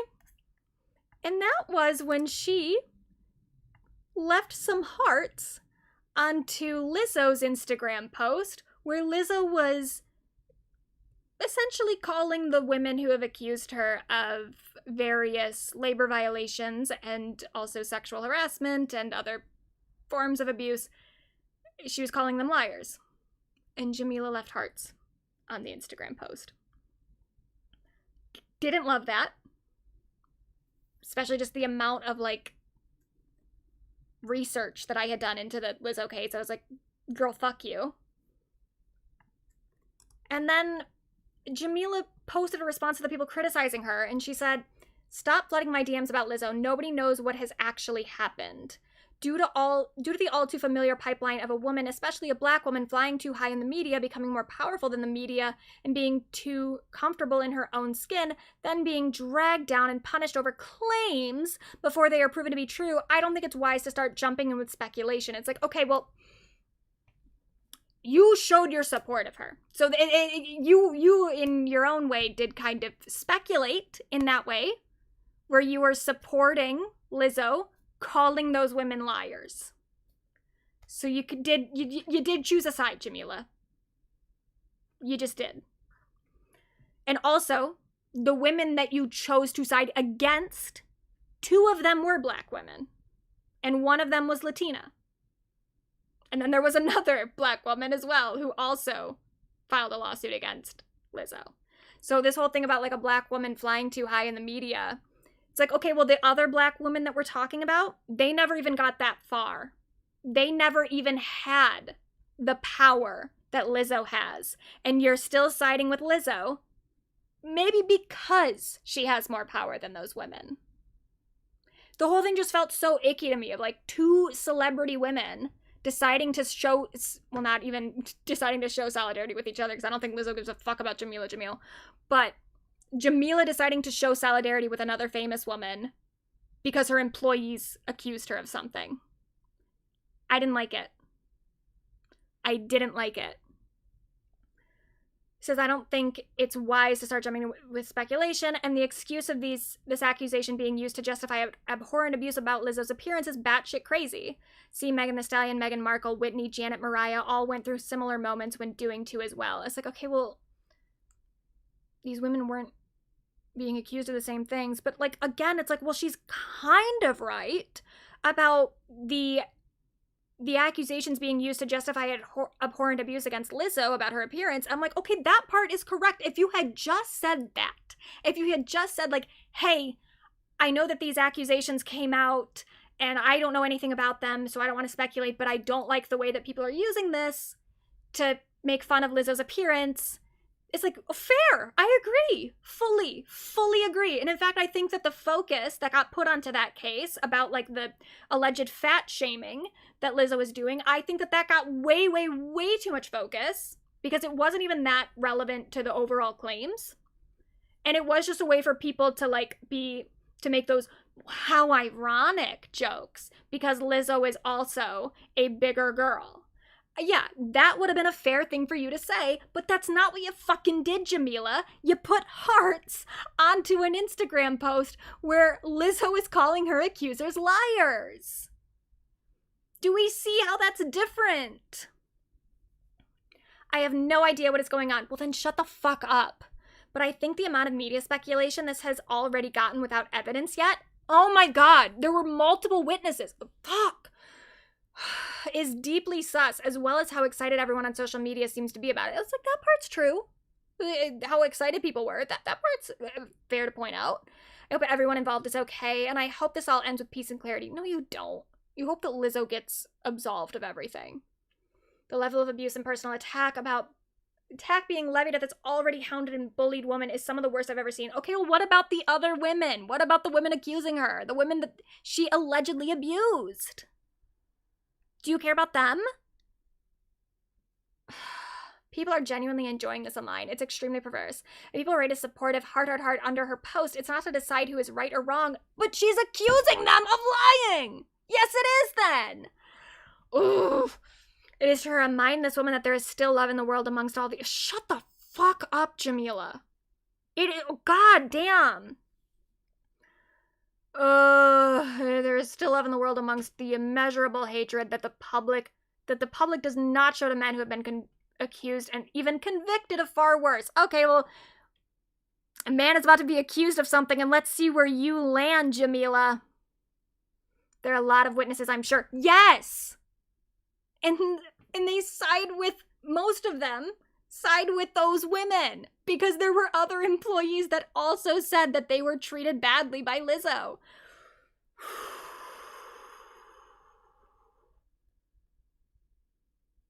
I can't. This is where I really was like, all right, you know what, fuck Jameela Jamil. But even so, it's like, maybe she'll change her mind, I don't know. Then she had another controversy. Oh, well, this one probably won't work either. This is the cut. They're fucking my shit up. Yep. Oh, come on. Yep. Whatever. She had another controversy where she wrote this entire, like, let me see if I can just find it.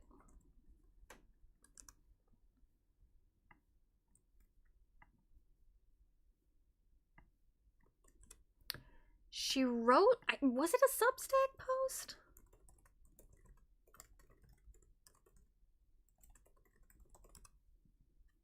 Yeah, it was a Substack post. So here's the Substack, but you have to get a 7-day free trial to read it.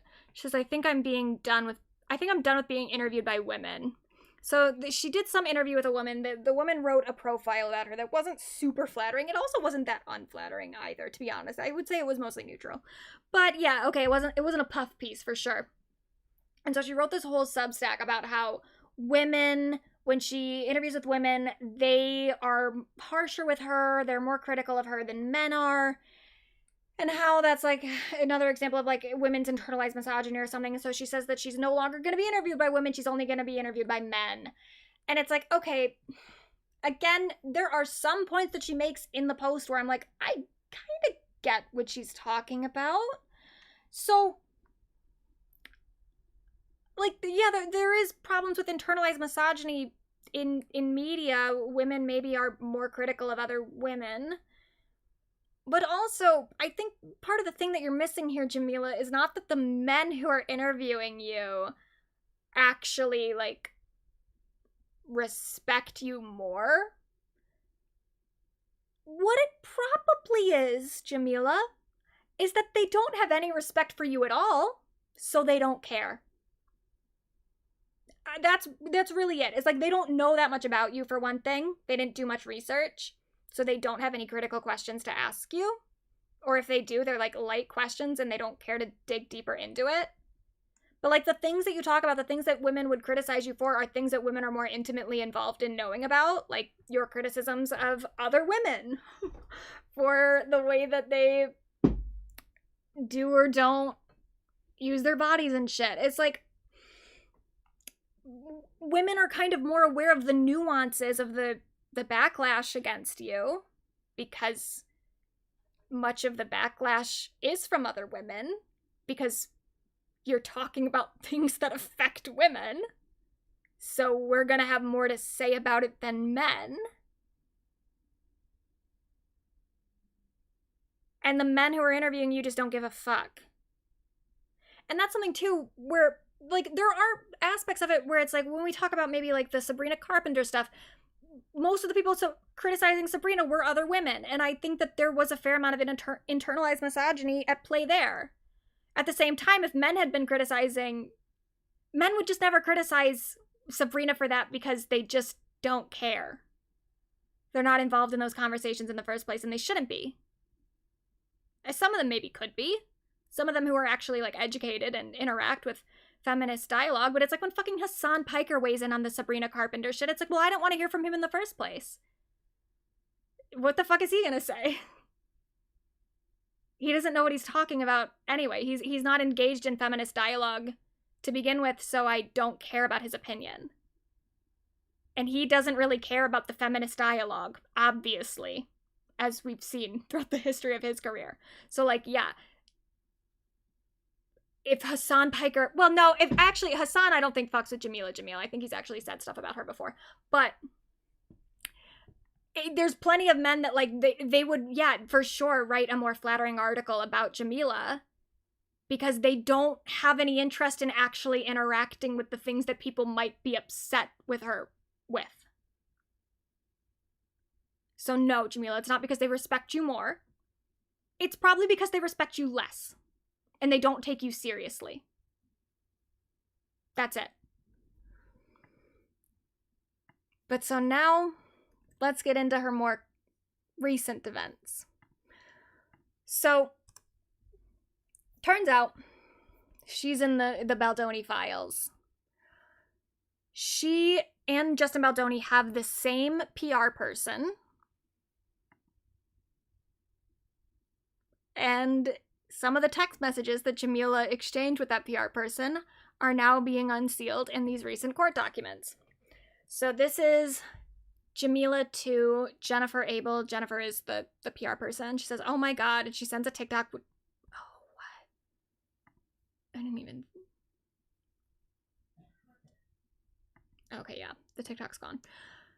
Most likely it was a TikTok making fun of Blake Lively. Jennifer writes back, yes.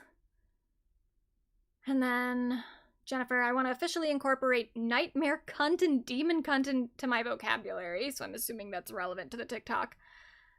Unbelievable. She's doing this to herself. And then Jameela says about Blake, she's a suicide bomber at this point. She sends her something, I don't even know. Jameela says, they're so evil. And they talk about some of the allegations that were already starting to come out at this point, because this is in August of 2024. So this is before, like, the New York Times article comes out, but there's already stuff brewing about the It Ends With Us set, and the fact that Blake might be accusing Justin of sexual harassment. So Jameela is aware.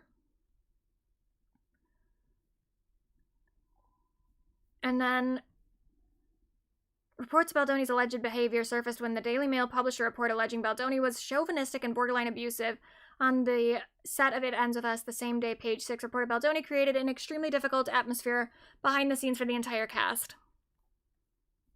And then Jennifer says, yep, this was reduced down from sexual predator. So I'm assuming that the Daily Mail reached out to, like, Jennifer or the PR team, and they got sexual predator moved down to borderline abusive. Jameela says at least borderline abusive is out there, so she can't go in with predator. Why did this People article drop today? I could never do your job. The level of evil I would stoop to. Boost. And then there's another TikTok. Jennifer says, ha ha ha. Jameela says, just now. And then sends a photo. I don't even know what the fuck this is supposed to be. Stop it, unbelievable. You know what? She's just being so supportive right now. I'm leaving you for her at work. She sold me. She's my soulmate. I don't know what she's talking about. You and your AI tits. What the fuck does that mean? Blah, blah, blah. Oh, and then something... I'm thinking about having Justin share it. I don't know if that was the TikTok or something else. And then Jameela says, ha ha ha, no, keep him away from her. Keep him silent. Keep him in Sweden, ha ha ha. I hate her so much, I think about Blake. Jameela says, so much. I've never seen such a bizarre villain act before. She's over. Amazing. And then another TikTok. When you get to parody, it's over. So this is something that she did around the same time. These are private text messages, but she did do some public stuff too. So this was, and this might be one of the things that she sent Jennifer. This is a sketch. I'll play it for a second. As an artist, I'm just asking to witness things. I just want to be there. And yes, approve every single lens choice, camera angle, background extra, crew member. Also, I'm still waiting on the rest of the dailies, by the way. I don't know if I'm ever going to get those. Did you request that wardrobe, lighting, or set design be altered in ways that affected the production schedule or budget? I didn't request. I demanded. So what? I may have restructured the wardrobe budget a little bit to include some vintage archival pieces. She insisted that a flower shop employee would be wearing $10,000 Louboutins. Those shoes were gorgeous, and you know it! Miss Lively, did you have Justin Baldoni's name removed from the film poster? What? No, I did not have it removed, okay? I just had it relocated. I gave a few notes about the hierarchy of credits based on narrative focus and emotional depth, which, by the way, I carried. Technically, his name is still there, just in a much smaller font at the bottom. My name was nowhere on the poster. It was on the international version, okay? Everyone in Botswana loves you. That should be enough. And is it true that you sent Mr. Baldoni and his family to remain in a cold, dark basement during the world premiere for the film? Well, we were basically over capacity. Something had to give. It was either Justin's family or the floral archway. I also sent them a charcuterie board, which, by the way, I was never thanked for. Miss Lively, are you trying to take control of this deposition? No, I'm trying to save it. This isn't just a deposition, okay? This is a full-on character study. One beautiful woman, 8 lawyers, one And if you think I'm gonna sit here and not try and shape the voice of my own downfall, then you don't know me. On that note, I should probably go. Sorry. You mentioned in an email that... Alright, so that was obviously an anti-Blake Lively video. And this is from August 5th of 2025, so this is after the sexual harassment claims already come out. It's very public that Blake is accusing Justin of sexual harassment. And here's Jameela tagging NBC SNL. For what? Like they're gonna put this onto the show? I don't even know what she's trying to do. Get this person hired? Get them to make an anti-Blake Lively sketch? The fuck? So this is one thing too where Jameela, and I didn't even know about this sketch, by the way. Ophi informed me about this. But Jameela keeps trying to do this thing where she's acting like she only privately supported Justin Baldoni, and so it's not her fault that people now know that she was, like, privately anti-Blake Lively, but it's like, no, you very, very publicly indicated your support for Justin and your hatred of Blake. So you can fuck right off with that. But here's the thing, too, is, like,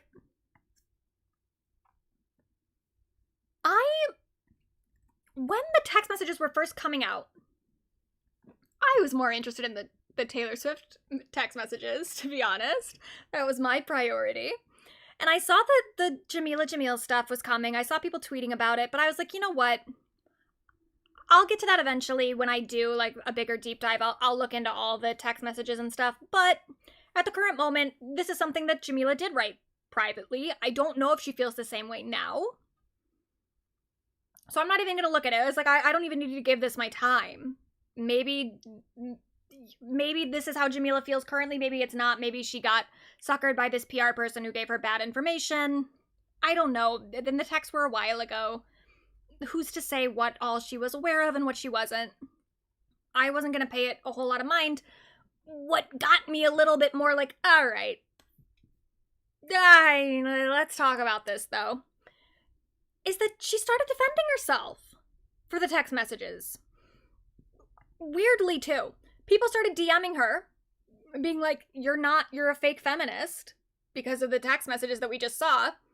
She starts responding to people.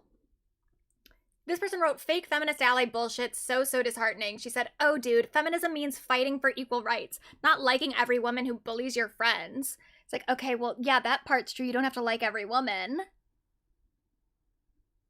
But like, do you think women should be subject to sexual harassment? Even the ones that you don't like? Because I don't. Even, like, I hate Sydney Sweeney. I find her very obnoxious, and I really need her to exit that Barbarella film. If she comes out with sexual harassment allegations, I'll be on her side.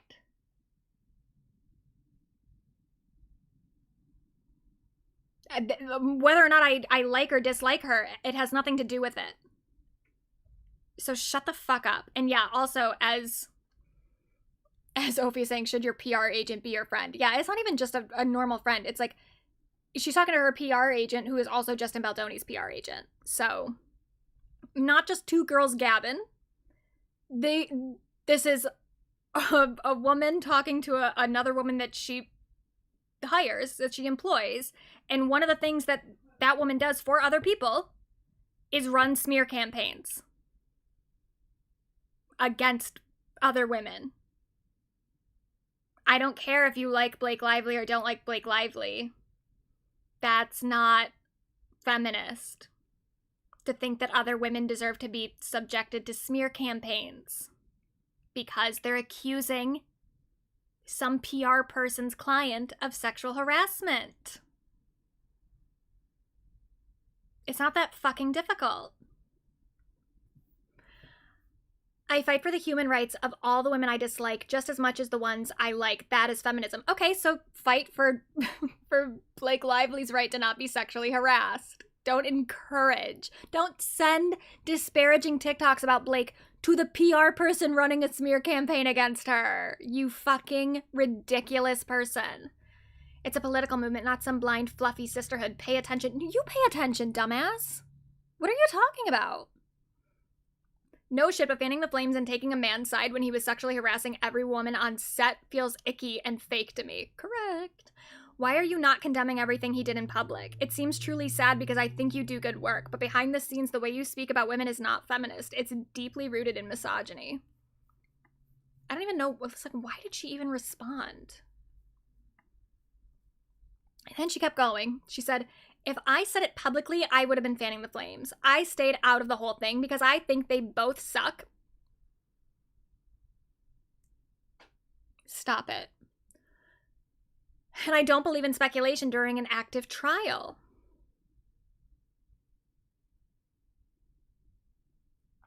I said this privately in jest, and it has no bearing on the case whatsoever, and she fought to publish my text for no reason, just to hurt me. That is fanning the flames. No, it was subpoenaed, girl. It's a fucking legal process, and the primary party here trying to get these texts put out into the public is just inside. And it's so many more of Blake's private interactions with people, her private correspondences, either text, email, whatever. So much more of that is going public than anything related to you. You are not the victim here. Why do you think you're the victim here?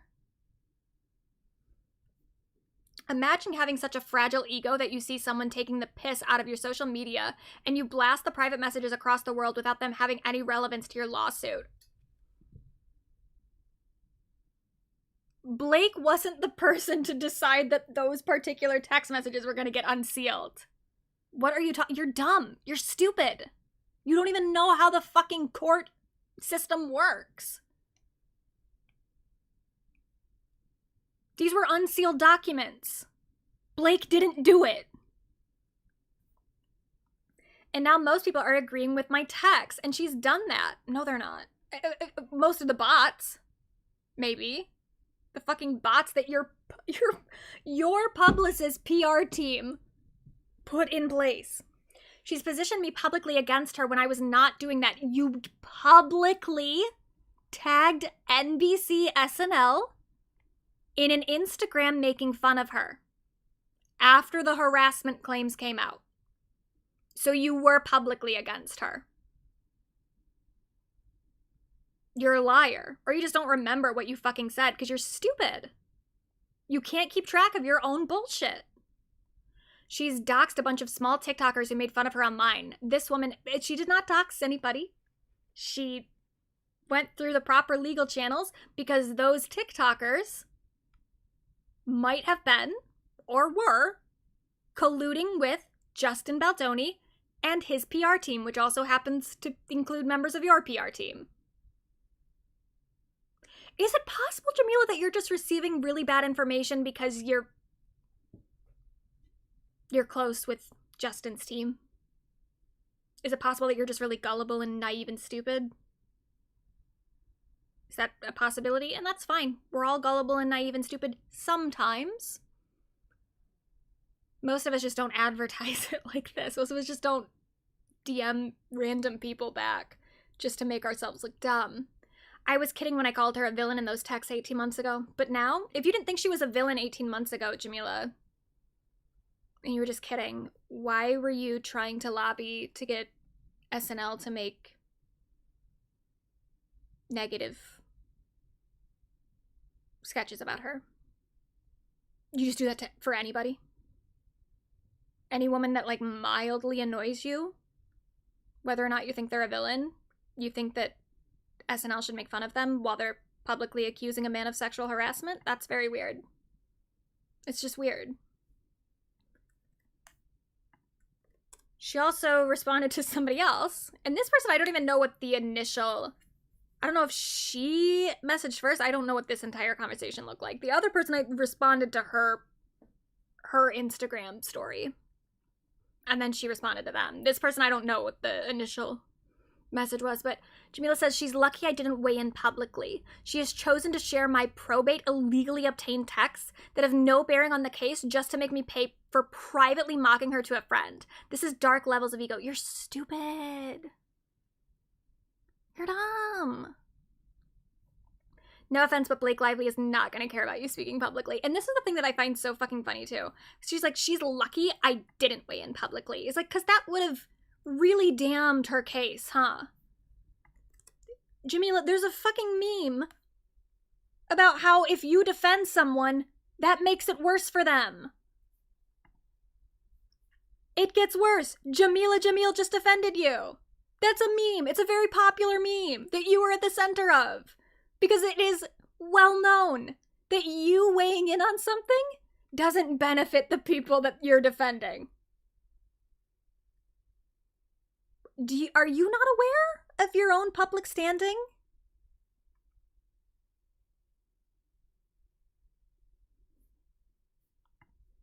Yeah, it would have been so bad for Blake if you had spoken up publicly. But you also did do that. You just forgot about it or something. Or you're just lying. You just don't remember what the fuck you said. So now, I saw Carolyn Kwan, Queen, love her. Don't know her, but love her. I saw that she tweeted that Blake had made a TikTok. I haven't watched the full TikTok yet, so we're gonna watch it together.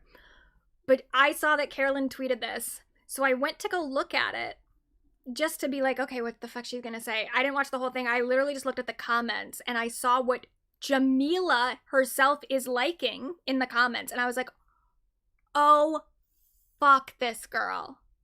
Fuck her so hard. So someone wrote, you are entitled to your opinion, and supporting women does not mean accepting any and all behavior. The behavior of what? Being a victim of harassment? Fair. Blake is bombing her own carrier. You hate Blake so much that you couldn't even fucking like tweets that had proper spelling that actually made it clear what the person was saying. Her carrier.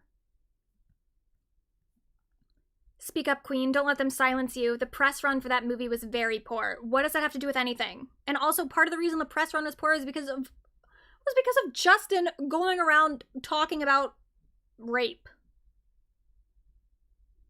But oh my god, Blake's florals. And then this is the one that really got me. You're amazing. Don't worry. BL is lying anyway. Liked by Jameela Jamil. So just publicly endorsing the idea that Blake Lively is lying about being harassed. And then it somehow gets even fucking worse. This person wrote all of this and still no sympathy to multiple women from the set coming forward with the same accusations. She said, so sorry, dude, I'm not up to date on anything. Then don't say anything. You don't have to be up to date, but then don't comment on it. Don't do a full, like, 8-minute TikTok. She said, but I did raise millions for Palestine, so time not wasted. You're not getting credit for being pro-Palestine for this. The way that you're trying to use your pro-Palestine donations, your pro-Palestine advocacy, as your get-out-of-jail-free card for being a misogynist, what is wrong with you?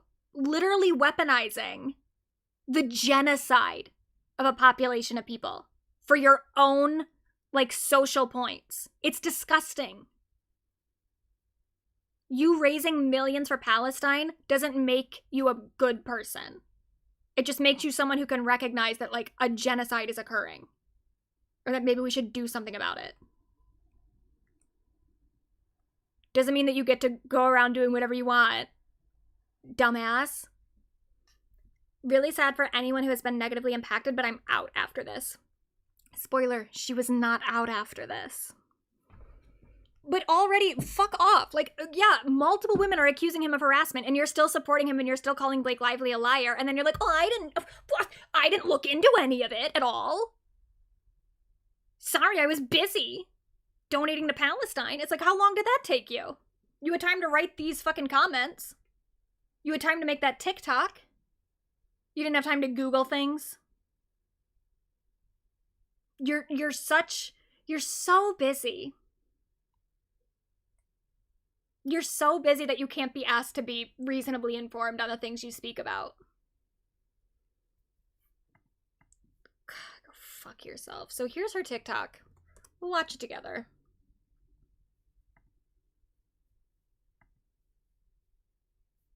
Pills yesterday because of course I did, and I was morning. I took a lot of anti-anxiety pills yesterday because of course I did, and I was getting a little bit. What a way to open! Like, I had to take some anti-anxiety pills, and I don't even know if she's talking about. Is she even working? I think she has a podcast. She is a dude. She acts just like a fucking liberal leftist man who can't be bothered to care about women, who will use opportunities that make them sound woke to bash other women, and then will fall back on their, like, a few good points of like, well, I donated to Palestine, so there. There you go. Turns out I'm a good person and you're not. Now please listen to my podcast. You're a dude. With good tits. I'm not even gonna lie about that. She looks good. But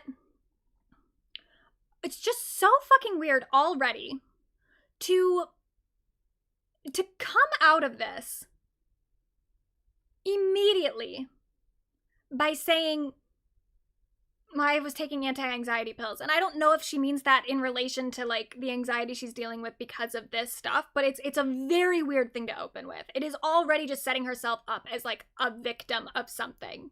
And it's like, can you just not do that immediately? Can you not make this about you right away?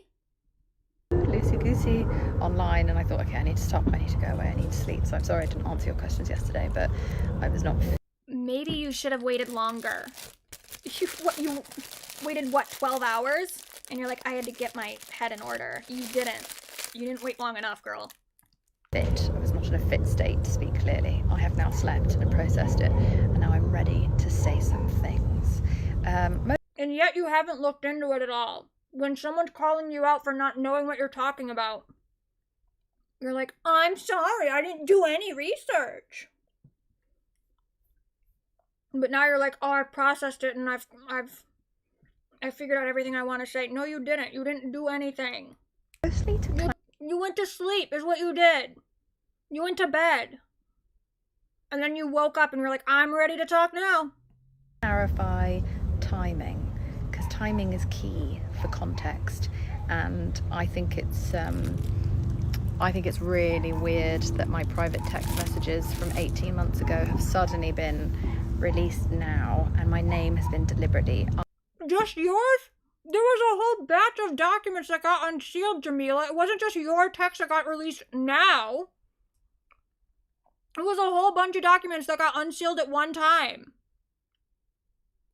And no, the timing is not suspicious. It's just that's when it happened to happen. What timing? What are you talking about? What conspiracy are you convinced someone has against you? Why do you think that people care about... No one was like, man, I can't wait to see what Jameela Jamil has to say about this. Unredacted to cause as much trouble. Unredacted. Okay, get mad at the court then. They're the ones that decided who's redacted and who's not. Fuck off. As possible for me, even though these text messages have nothing to do with the case, and I'm not talking about the case in the text. But the Taylor Swift text messages did. All the stuff that Justin Baldoni's team was trying to get put into the court case just to invade Blake and Taylor's privacy. Those were so relevant. But your text messages, you're different, Jameela. People are out to get you. Text messages, because the text messages, and this is pivotal for you to understand, because so many people have been like, oh, how could you say those things or use those words knowing about this lawsuit?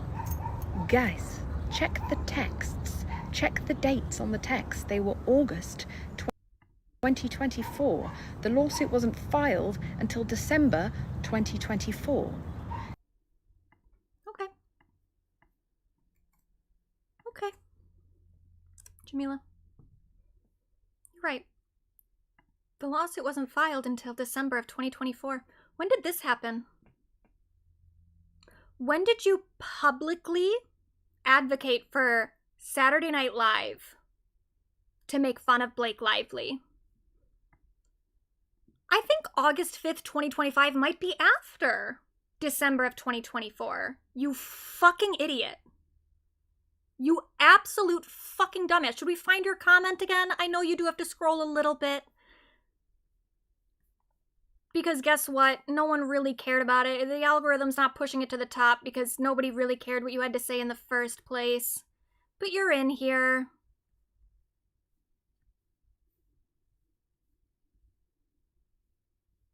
I might have already passed you. I'm not even sure.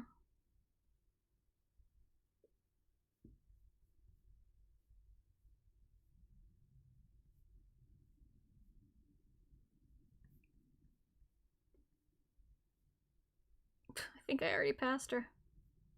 Doesn't matter, we saw it. She's in these comments. Tagging SNL. For what? Oh, there you are, Jameela.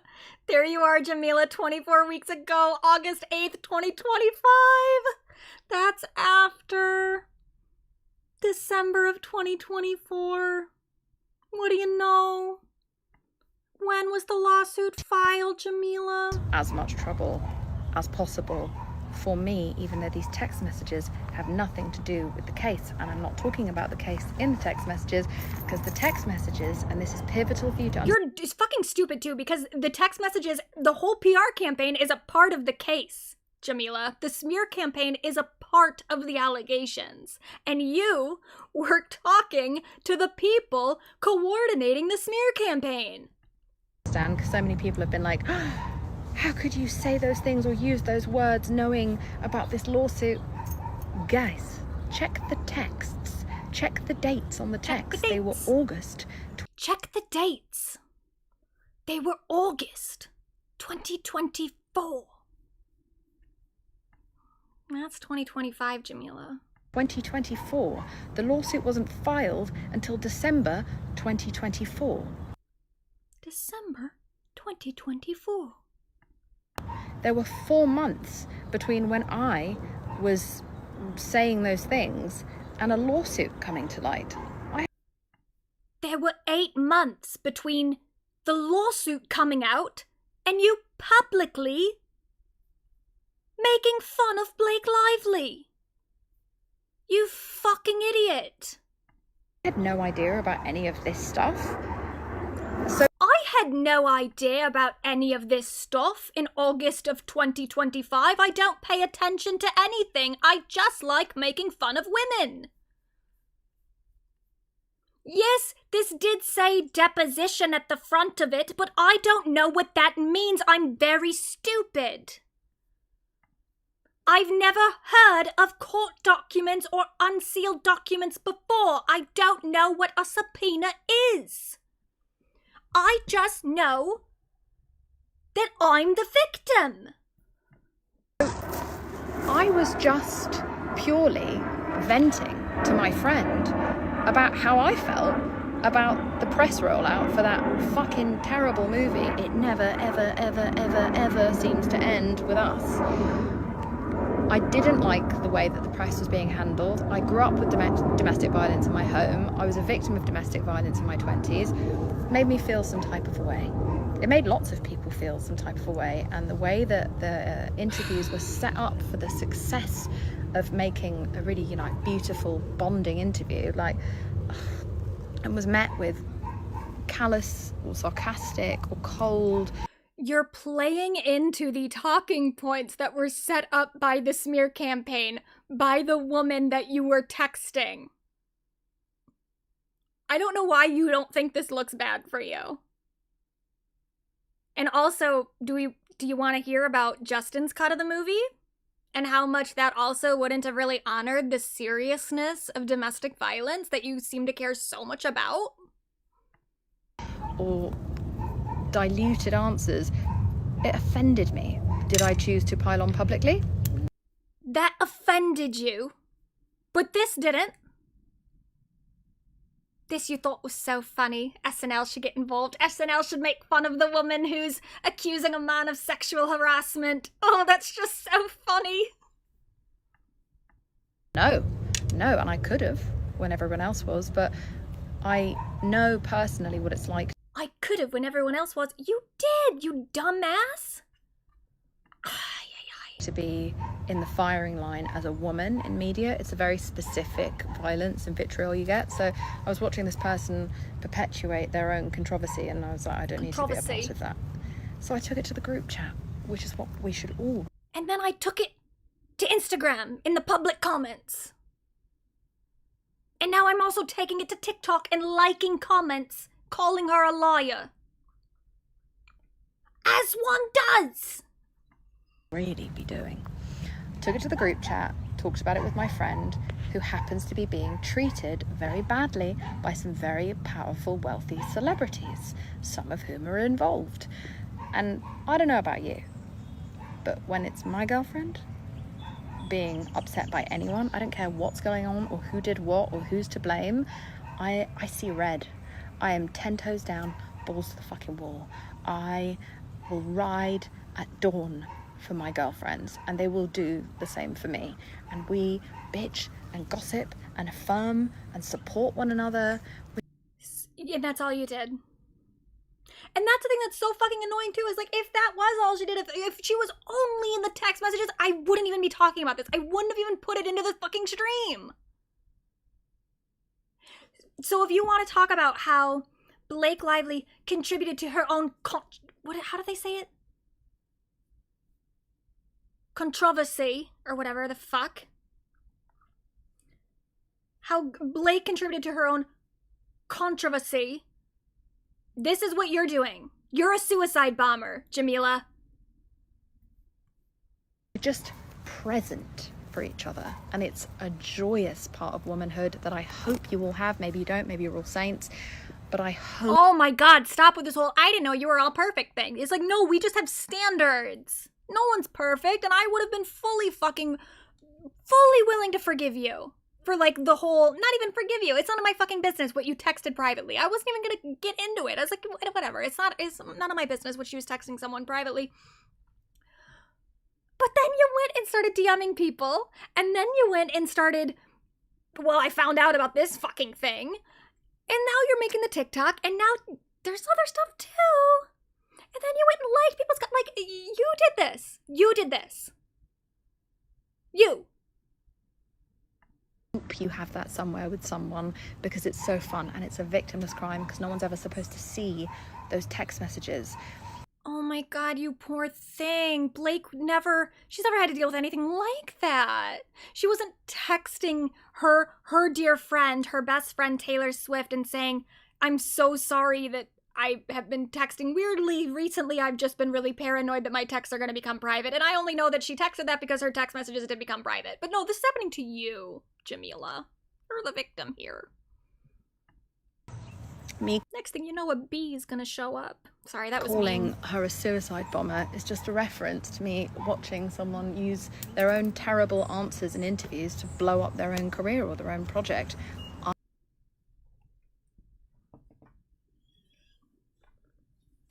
many terrible interviews, how many terrible comments have you had, Jameela? It's okay. I mean, look, if Blake destroys her career, at least she could have a podcast. There's always that, right? When all else fails. Podcast. I found that both funny and very agitating, and I'm just kidding around in private text messages. I would never have put that out there for the world, not because I'm ashamed, but because I don't want to cause harm or trouble for that person. I don't want to make anyone feel bad. I just want to be able to express that. I don't want to make anyone feel bad. Also, Ariana Grande has an eating disorder. Let's all talk about it. Let's all make jokes about it. To my friend. That's healthy. That's normal. So that's just the context I want you to have, is that those things specifically were said 4 months Jameela, before shut a lawsuit up. even existed. And I just want you to be very clear about that. The fact that I've been dragged into this feels incredibly sinister. The fact that my name was unredacted, all of it just felt very targeted and very weird. And Oh my god, everyone cares about you so much. Everyone is always thinking about Jameela. Let's get Jameela's text messages out there. Everyone is going to be so interested to see what Jameela has to say. attempt to throw me under the bus. Jameela, no one cares about you. Or they didn't. You brought yourself into this. You are continuing to bring yourself into this. And I know that's happened to several people now, and I find it very gross and upsetting. And I know you want to know, like, what do I think and feel now? I have a lot of requests asking me for my opinion and to speak on the matter. The matter is constantly updating. We're constantly getting new information. This is an active suit. I tend to never speak during an active lawsuit or court case because A, you never know what's going to come out the next day that's going to blow up in your face, and B, it's inappropriate to participate when you have a giant platform the way that I kind of do. I have several million people who follow me, so I try to just be as careful as I can and not, get dragged into the lawsuit myself.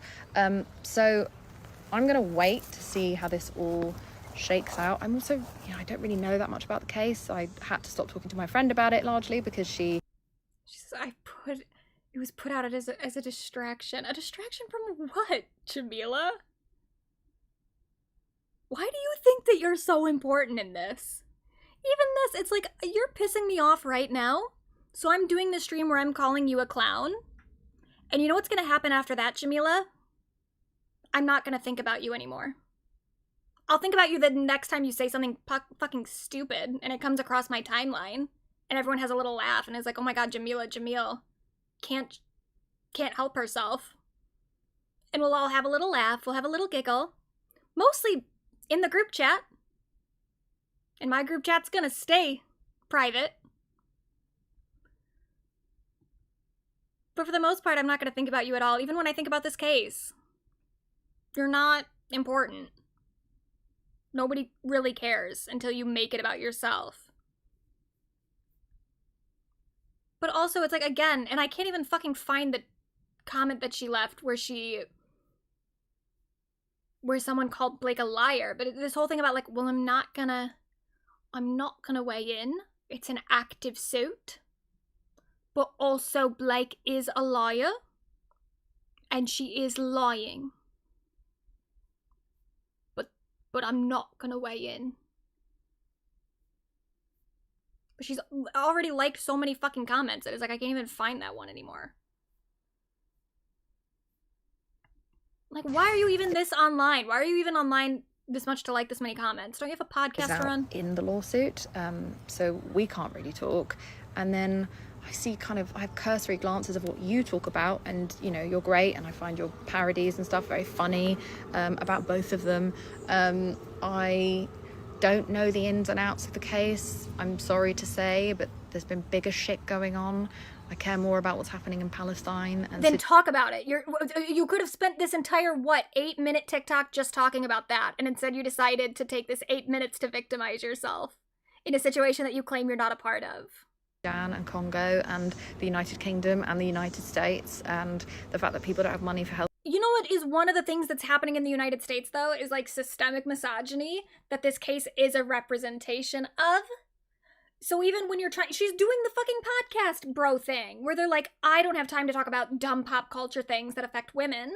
I'm talking about serious things. Sometimes. Occasionally. Enough to tell you all to shut up.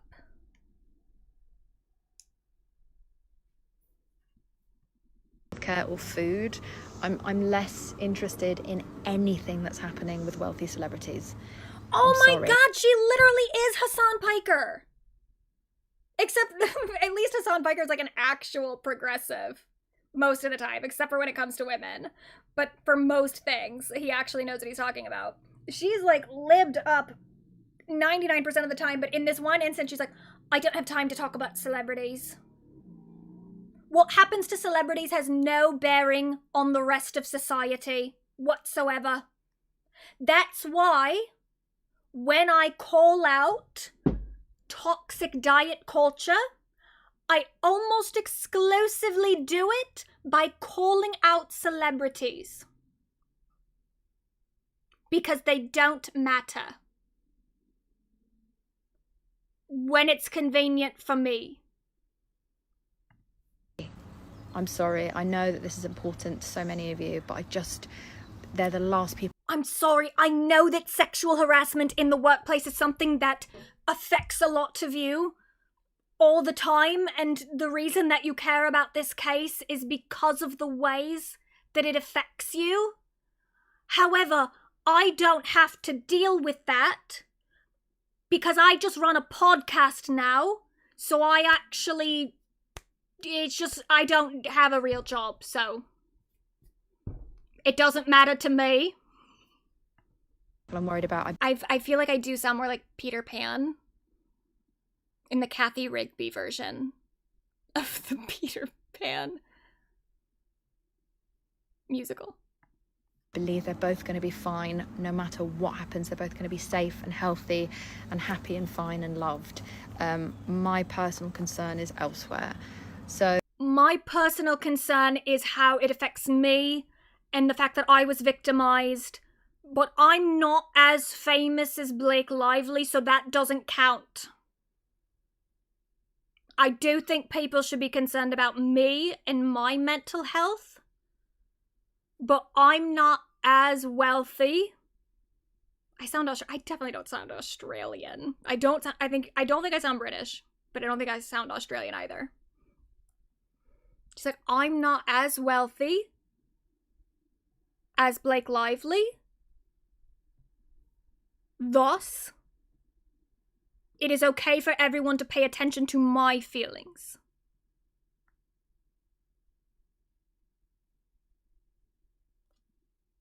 And I will like everyone's comments that agree with me.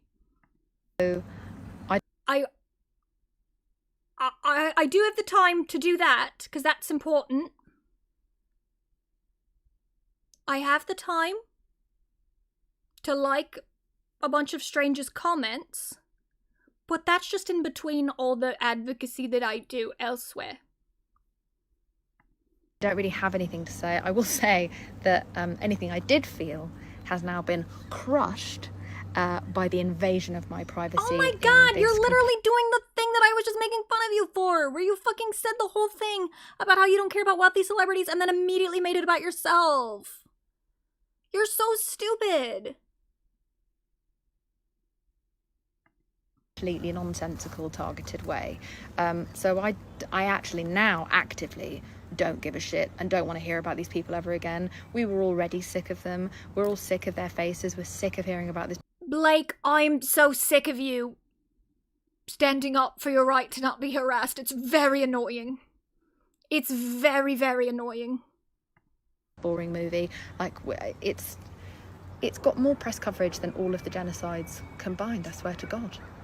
And I don't think that we should be directing energy towards it any longer. But that's all I wanted to say. I'm annoyed at how this has all been handled in a way to sort of set me up. You're insane! I had no idea she was this paranoid and narcissistic. I knew she was annoying. I knew all that. But I didn't think that she was actually, like, convinced that there was a conspiracy against her. Oh my God, Jameela, go to therapy. And I'm annoyed that people don't actually do due diligence and check the timing of Girl, when other people called you out for supporting Justin Baldoni by liking comments, calling Blake a liar, other people were pointing out, hey, there are other women saying that he did the exact same thing to them. And you're like, oh, I didn't have time to look into that. And now you're complaining about the due diligence other people are doing? You're so stupid. when things are done. When I said the thing about due diligence, that doesn't apply to me. I do agree it is getting more Australian. But the thing is that it is kind of like a posh accent. I feel like I could almost do it better if she was a little more working class. But what was I even saying? I don't remember. That is available to you there while you're playing fucking detective. I'm annoyed about the misunderstandings. I'm not annoyed for saying villain at the time. That's how I felt at the time based on the information that was right in front of me. Do you know how I feel at this time based on the information right in front of me, and the information right in front of me is coming directly from your dumbass mouth? I feel like you're a dumbass. I feel like you're a dumb loser. A dumb, narcissistic loser who's paranoid and thinks that the entire world revolves around her. That's what I think. And yeah, man, like that's just based on the information that I have from everything that you've said and done. Just based on that. It's how I speak on Twitter, it's how I speak on my podcast. If this is the first time you've learned that I'm a British, bitchy, gossipy girl, then where have you been? So, lots of love to everyone. I totally get it if you feel offended and you're very invested in this, or there's people that you care about who are, who make you feel extra invested in this, and I get it if you're angry with me, but that's how I talk to my girlfriends in private. That's how I talk about things that personally offend me. That's how I talk to a friend who is going through something and being treated a certain type of way. That's who I am. And if you're not like me and you don't like me, you must absolutely avoid me at all costs, because I don't think I'm going to change. I'm an old lady, all right? I'm a grumpy old lady. I don't think that I've ever done anything wrong, and I don't think that I need to change at all or affect my opinion about anything. Because it just doesn't interest me to do that. But I do send you love, and so the whole thing about how this was the last time she was going to talk about it, she lied. She immediately wrote a Substack article. I haven't read it yet. I haven't read the whole thing. I thought we'd go through it together. Okay, whatever. She says, so my private texts were leaked to the world. And can I just say, by the way, for someone who felt so violated by the publication of these text messages, she does keep drawing more and more attention to them. Like, this really could have been swept under the rug by now. We were much more interested in the Taylor Swift text messages. I was even more interested in the Ben Affleck email. I didn't really care so much about your texts. Until you made me care about them. And you continue to do so. She says, hello, friends. I have a really funny Substack about a conspiracy theory I've been cooking up for you. Oh, we know it's conspiratorial. That I have to sadly put on ice for a moment while I address a controversy I have become embroiled within. In short, I have slagged off an actor in private over their diabolical press tour in August 2024, and then the phone of the person I was texting got taken, and its contents were handed over to a third party, which unfortunately, but classically, resulted in my text being seen by the exact person I was slagging off. Here's the thing, too, is that, like, that phone got taken much sooner than right now, Jameela. They got taken a long time ago. And you only just now got brought into this because of all the unsealed documents that got very recently unsealed. If people were so interested in what you thought and were so interested in making you a villain of this story, you could have been brought into this in December of 2024, and you weren't. Because you were not being targeted by anything. Your text just happened to come out at the same time that a lot of other text messages came out. Because they were all unsealed at the same time. I don't know why you don't understand it. I don't know how to explain it to you. But you're just not special in this instance, in this case. Just nobody cared. 4 months later, that person filed a lawsuit. Not as LOL? Oh, okay, I was slagging off LOL. 4 months later, that person filed a lawsuit, not as LOL. Oh my god, you're so funny. That involved the person I had been texting, because of course. And for some reason, a year later, my texts were released in spite of having little to no relevance to the case, with my name unredacted to the entire world. Oh my god, was it just you, Jameela? Was it just you? I am now dealing with the epic fallout of this outrageousness and an entirely pointless invasion of privacy. Jesus fucking Christ, Jameela! Your privacy is just not the thing that's been invaded the most. I am officially living the meme of the millennial fever dream when the group chat gets leaked. This piece is not about this incident specifically, but if you are curious about the details of what went on, you can watch it here in this video, because you explained yourself so well. As I would rather gouge out my eyeballs with a corkscrew and shove them up my arse than discuss that saga ever again. Then why are you writing this? No, this piece is an ode to the concept of the monstrous group chat in and of itself, and of our inner darkness and dirt. Jesus Christ, Jameela. When my private text at the tabloids and then social media, I braced for cover, knowing full well I was about to eat shit. And I absolutely did. 24 hours of death threats, lots of accusations of not being a real feminist, lots of encouragement for me to kill myself. It was heavy. I'm sorry, but like, welcome to the internet, girl. What do you think Blake Lively got? What do you think she's been getting this entire time? You're the only person who's ever gotten death threats before. Once I made the above video highlighting the timeline and context of the text in question, everyone took a breath. What? They checked the text again. Suddenly the waves calmed. No, they didn't. You're living in a different reality. Pulled back this ocean of hate and swelled it all up into a tsunami of solidarity. Yeah, because you did it on TikTok, where there's a fuck ton of pro-Baldoni bots. Oh my god, I did this on the platform that is known to have anti-Blake Lively propaganda. And when I posted anti-Blake Lively propaganda, a lot of people supported me, so I think that means I'm right. Once people re-examined what I was saying and what a victimless crime it actually was, they started to imagine what it would do if their bitchy little group chats got leaked, out of context to the world. You know what? If my bitchy little group chats got leaked, there might be some embarrassing stuff in there. Ultimately, though, you know, I'd prefer them not get leaked, but I'll stand by everything I said. How would that feel? How would that look? What could it do to their lives, to their relationships, to their jobs? You could almost feel the collective shudder ripple across the internet. Not really. Not really. Worse group chats than yours have been leaked. I started being flooded with DMs from strangers insisting that they would be thrown out of their home, fired, abandoned, or even arrested if anyone saw their private text to their friends. Oh my god. It sounds like you've got a great group of followers there. My moment of disgrace morphed into a mirror for everyone of us. Morphed into a mirror for everyone of who any of us really are when only our closest friends are watching. And for many of us, that person is an absolute shitbag.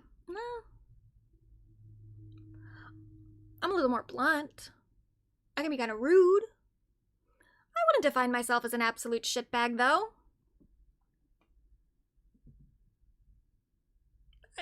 I'm mostly the same, to be honest. There's some stuff that I think it would be rude to say publicly, so I don't. Sometimes I change my mind, and I say things in group chats that I wouldn't say publicly later because I just disagree with myself. And that's kind of what group chats are for, too, is like working things out. But then I can say later, it's like, well, yeah, I changed my mind. That's it. I'm really not that concerned about my group texts being leaked.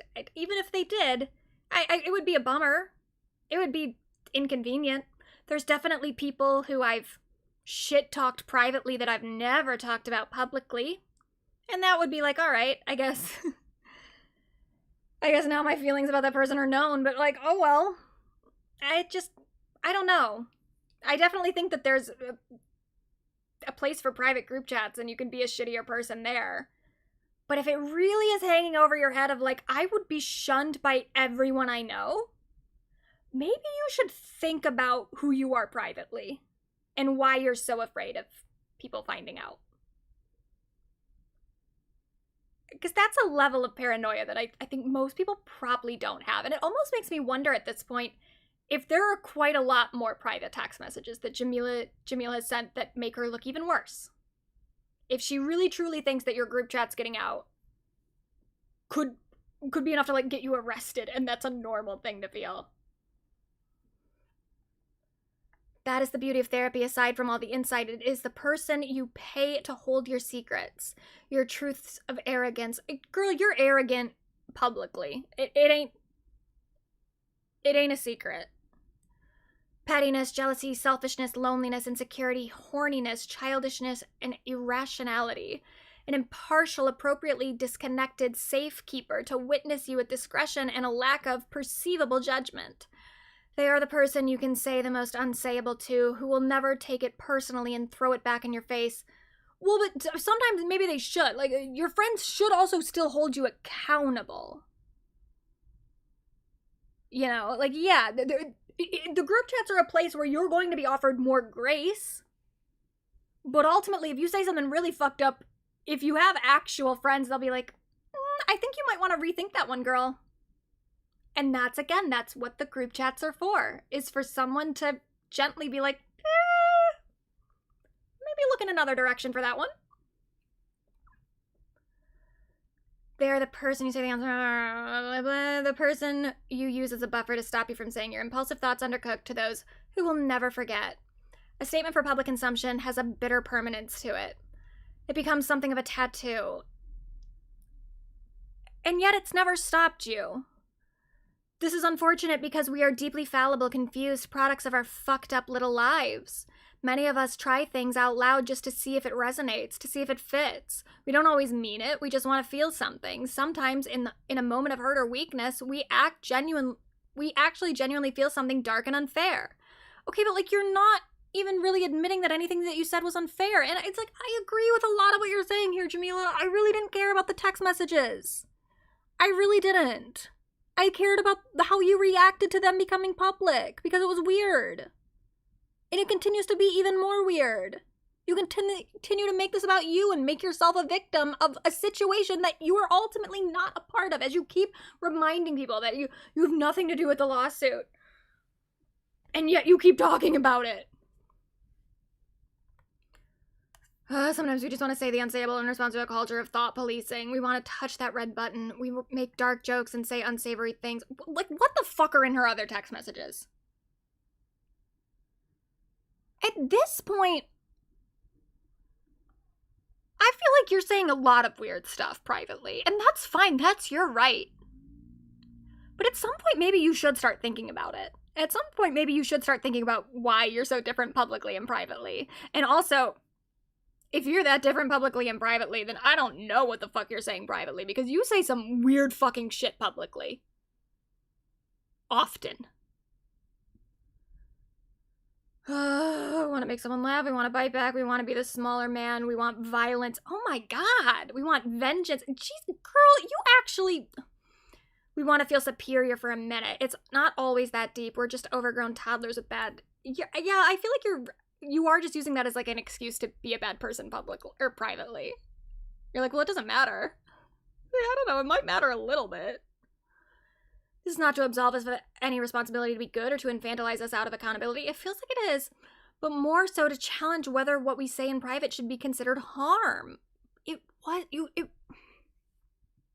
said multiple things publicly, Jameela. Even before this, you said something publicly. We all saw it.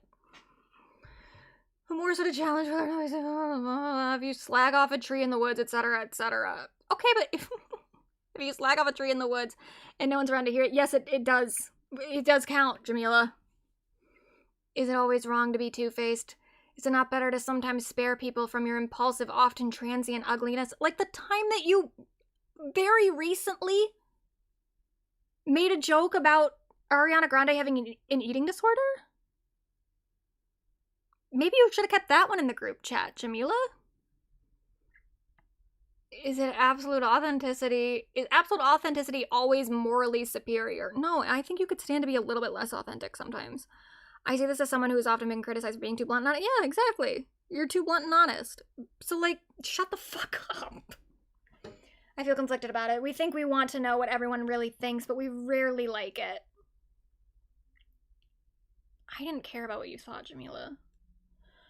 It really makes me feel good. As I get old, I realize I don't actually need to know every ingredient of the meal. Oh, shit. Sometimes it's better not to know. I have grown to crave a filter from others because people are largely disappointing in their entirety. It's a bit like HD TV. It feels like too much information. What is she talking about? The golden blurry glow of old Hollywood was more palatable to sit with. And that's why I do podcasts now.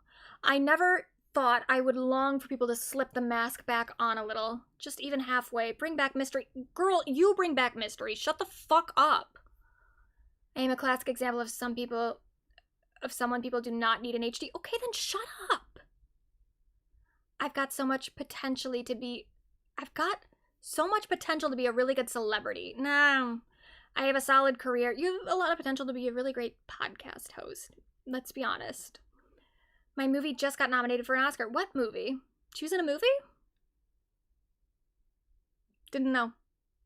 Put myself together fairly well. Great eyeliner and tits. She's right about that one. She's got good eyeliner and tits. She's right. I'm a strong communicator. Actually, like, genuinely no. You're not. And generally stand up for most of the right things. Passionately, not passively. I am bold. I am fearless. I care undeniably. God, you're such a good person. Oh my god, I didn't realize. Oh my god, you guys. She's actually good. But I'm also an ally cat of a woman. What? Oh, an alley cat of a woman? What? I am deeply and very openly vulnerable and jagged. You're not an alley cat of a woman. You're a rich asshole. What are you talking about?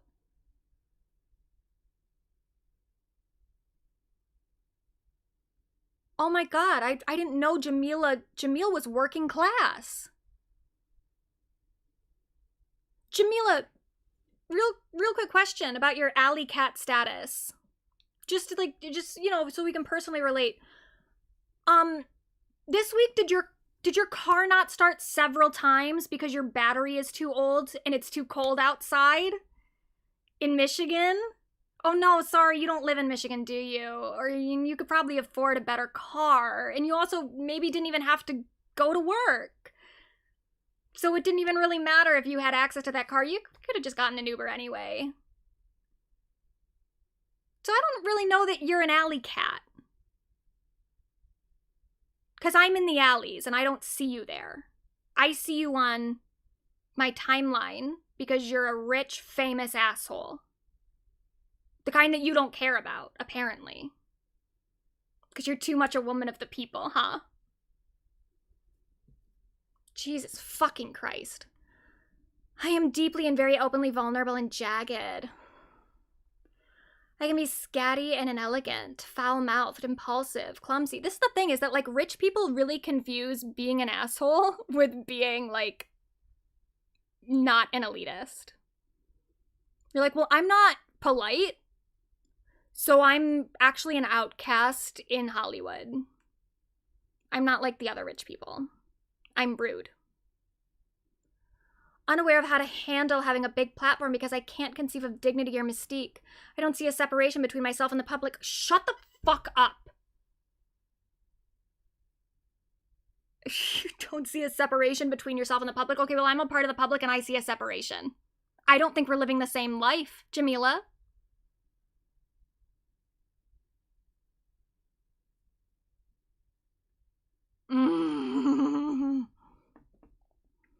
I don't know what you're not supposed to... I don't know why you're not supposed to be shit-faced at 2 a.m. arguing with some Marlon rando in your DMs. This is what being a part of the public means to them, is being a mess. Is having no decorum. Is having, like, an unhealthy lifestyle. Actually, I don't know. You can be shit-faced at 2 a.m. and have a healthy lifestyle overall. But that's what it means. Is she's like, I'm just like you guys because I don't have my shit together ever. Just like you. The poor people. You know how that's the difference between poor and rich people?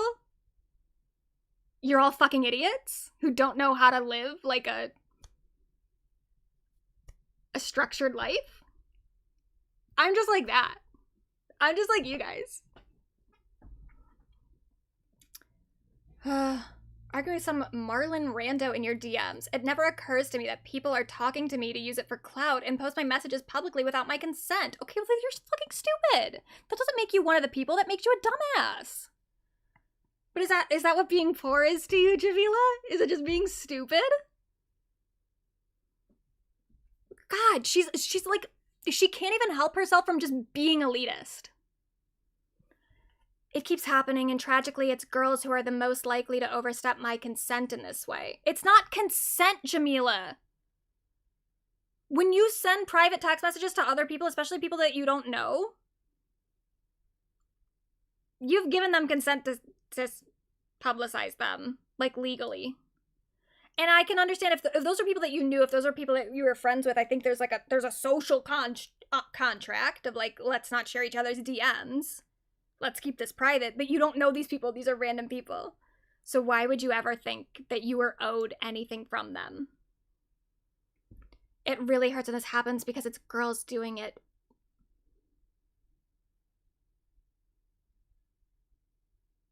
First of all, I don't like the whole girls doing it thing. It's like, that's already so fucking condescending and gross. This is like this is how men talk about us.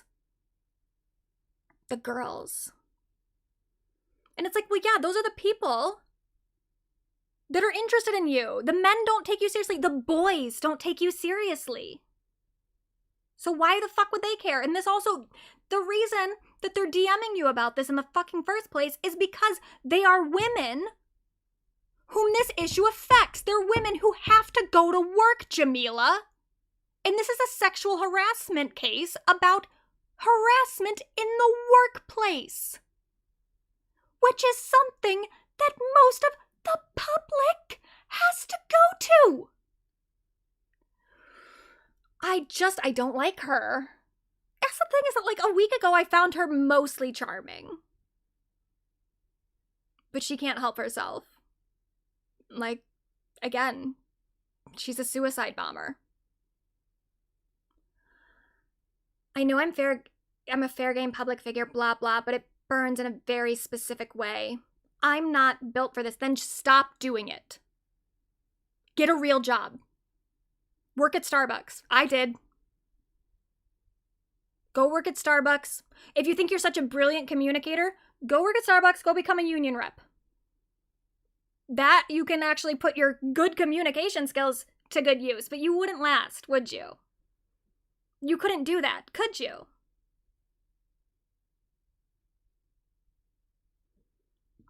It's been 17 years and I'm still not a self-conscious, image-conscious brand. I'm a very raw woman, figuring it out in the public, allowing myself to be a curious, fun, worrying, deeply frustrating anomaly. You're not as much of an anomaly as you think that you are. You're pretty transparent. I am the epitome of the Tyra Banks ANTM meme. I am rooting for you. We were all rooting for you. How dare you? I mean, that's kind of true. But I won't be rooting for you anymore. I say all the things I think, not understanding that people say they want an authentic woman for a public figure.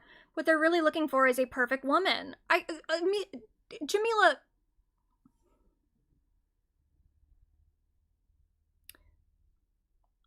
I'm a little confused about the focus of this essay, because earlier you were talking about how you're a different person privately, and now you're too authentic publicly. Before your privacy was being invaded, now people are mad at you because you're just publicly an asshole.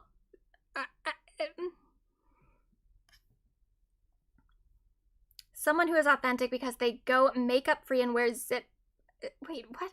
I say all the things I think, not understanding that people say they want an authentic woman for a public figure, but what they're really looking for is a perfect woman. Someone who is authentic because they go makeup free and wear a zip patch now and then. Girl, that's kind of what you wanted. You're like, no one should airbrush themselves ever. Whatever, I'm done.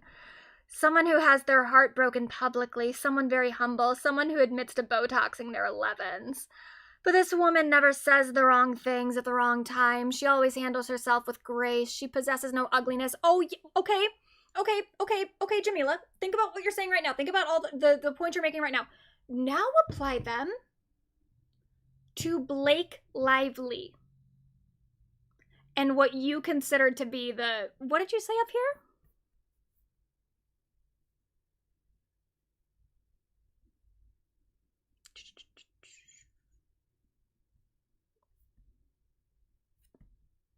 What did she call the promo campaign? Diabolical press tour. Because Blake Lively said, whatever, bring your florals or whatever. You think that that's enough to, like, talk a whole bunch of shit about her. And then down here, you're like, people are so mean to women who don't say the exact right things all the time. It's so awful. It's like, but that's what you're criticizing Blake for, is that she didn't say all the right things during the press tour. She knows herself to do. She makes it look effortless. She is largely silent, but so you can project the appropriate thoughts and values onto her. Those values will coincidentally be exactly the same as yours. That's just not an authentic woman to me. The women I know and love are temperamental, hormonal, unpredictably funny, angry, happy, confident, suicidal, and loving. But they don't mention their florals in a press campaign. That is key. That's too far. They are making up the answers as they go, sometimes incredibly wise and insightful, other times achingly stupid and foolish, prideful, vengeful, petty, generous, and scary. They leave you going fucking why at least once every 6 months and fucking wow every 3 months. They keep you on your toes. They're exhausting and exciting. She just keeps talking. These women are alive to me. I want to be alive. I don't want to be some Hollywood robot speaking through the lens of a publicist. Yeah, Jameela, you're just like us. I don't want to carefully craft my output to have an avatar of myself liked. I want to be liked and loathed for my true self. I don't think it's helpful to women to have a bunch of Stepford celebrities, all with the same face, body, and talking points to look to. You're so unique. I don't think that sets anyone up for success. It only encourages the women and girls perceiving them to believe they too should meet this unrealistic and diminishing standard. Annually, I get my public flogging from mostly women online. God damn it. It's because they're the only ones that care, Jameela. Because men don't give a fuck about you. Oh my God. We each insist that this is it. This will finally be the end of me, and yet I only grow in following because secretly a lot of women are fascinated by a woman who behaves like a zoo animal at times and keeps scraping her way through her dreams. They see me surviving my flaws and it makes them less afraid of theirs. But if they acknowledge your flaws and they ask you about them, that's too far. It's like, it's true, Jameela. A lot of people are drawn to you because you're complicated. But then they also want to talk about how complicated you are, and then you get upset about it. Because they care too much. Because they know too much about the nuances of your life and your public perception. And they want to talk about it. Unlike the men who will just write nice little puff pieces about you. Like, what point do you think you're making?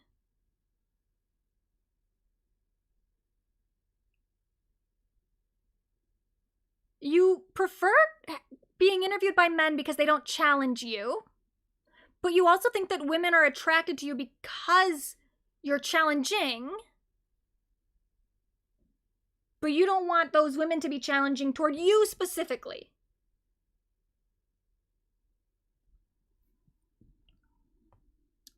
Just to be clear, I'm not suggesting to be a bad person or treat people terribly because I'm just being me, babe. I don't like conceited and deliberately destructive people, but I do have patience for women who miss the mark because they were brave enough to aim for it in the first place. Not Blake Lively, though. Not her. No, not her. She's too pretty. She's too rich. She's too blonde. She's just like, she's like the Hollywood girl and I'm like the public. I'm like everybody else. And I hope they get it next time. I have to really dislike a woman to not hope she eventually figures it out and comes good.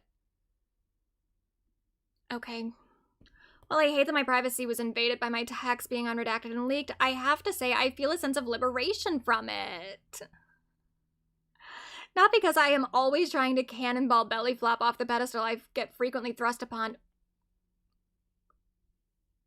Who is putting you on a pedestal, Jameela? We all acknowledge that you're a mess. And as you've said, that's something that what a lot of people like about you, is that you're a mess. It's endearing. She doesn't even know, she can't keep a straight fucking line of thought throughout this entire thing. But also because we need to see more examples of how women talk with their girlfriends when their girlfriends are hurting. Oh my god. My texts are vitriolic because I'm angry my friend is being mistreated. Oh my god. I create space for an itty-bitty shitty committee where nobody is judged for being gratuitously gossipy and shallow and petty and mean because it's a safe private space. It's like, well, it can be a safe private space and there still could be a little bit of judgment of like, hey girl, you're going too far. That's a part of it, you know? That's a part of what the group chats are supposed to be for, is for people to like let you have your space to be a little shitty, but also rein you back in when you go too far. And the thing is that I don't think anyone is reining you back in. Because the people that you're friends with are like actually really shitty people. Like a PR person who runs smear campaigns against other women accusing men of harassment. I want to know I am all in. I want her to know that I am all in. Thelma to her Louise. I will hold her hand all the way to the cliff. Sometimes you have to tell your friend to get away from the cliff. That's part of being a friend.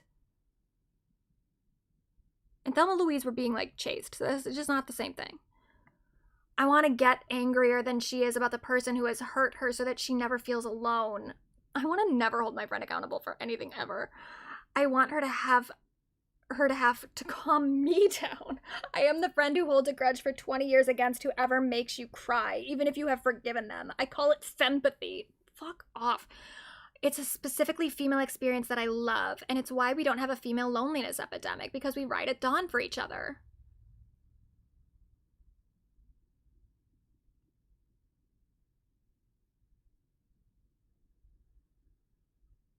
Men don't do that.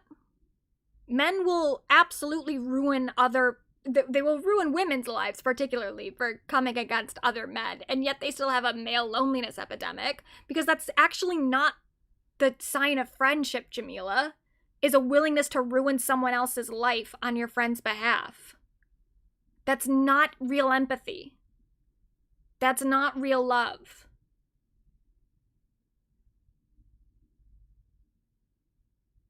That's tribalism.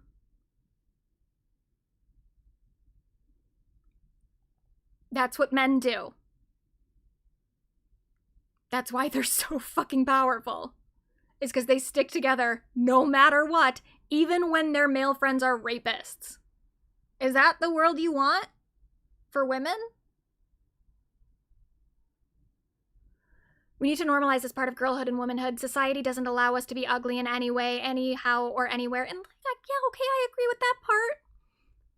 But it's like there's still a limit. Within our tight little circles is our only outlet. We don't have to smile to be palatable or reasonable or appealing. We can just be crazy and unattractive and witnessed and toothless and accepted. It's such a relief.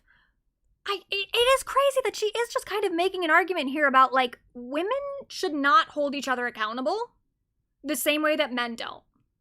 I think that that's good. That's progress.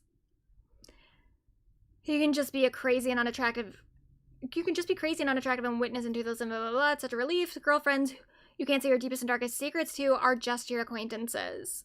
If you're someone who claims not to even have deep and dark thoughts, then I reckon you're about 6 months out from an autoimmune disease.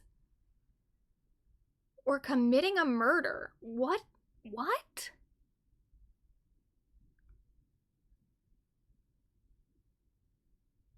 We are all slightly terrible somewhere inside. Misbehaving is how I've learned almost everything valuable in this life. You are weird. You've completely, like, normalized any negativity that you find within yourself, and you're like, well, that's fine. Because everyone has it. Everyone's kind of evil. And, like, yeah, we all have our shit. But it's weird the amount that you're fixated on it. And it's like, when you find that stuff in yourself, when you find something slightly terrible somewhere inside, the proper thing to do is be like, okay, I'm gonna acknowledge that. And I'm gonna be aware of that, and I'm gonna move forward with that in my head of, like, I am capable of this thing, and that's not something that I like about myself. Like, you know, you shouldn't just be like, well, that's fine. Misbehaving is how I've learned about almost everything valuable in this life and who my real people are. Okay. Who possesses the benefit of the doubt? Who is looking for potential, not perfection?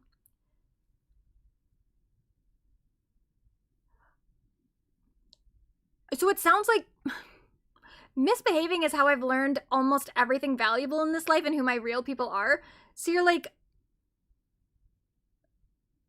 you're basically saying that you sometimes are shitty to see who will enable you.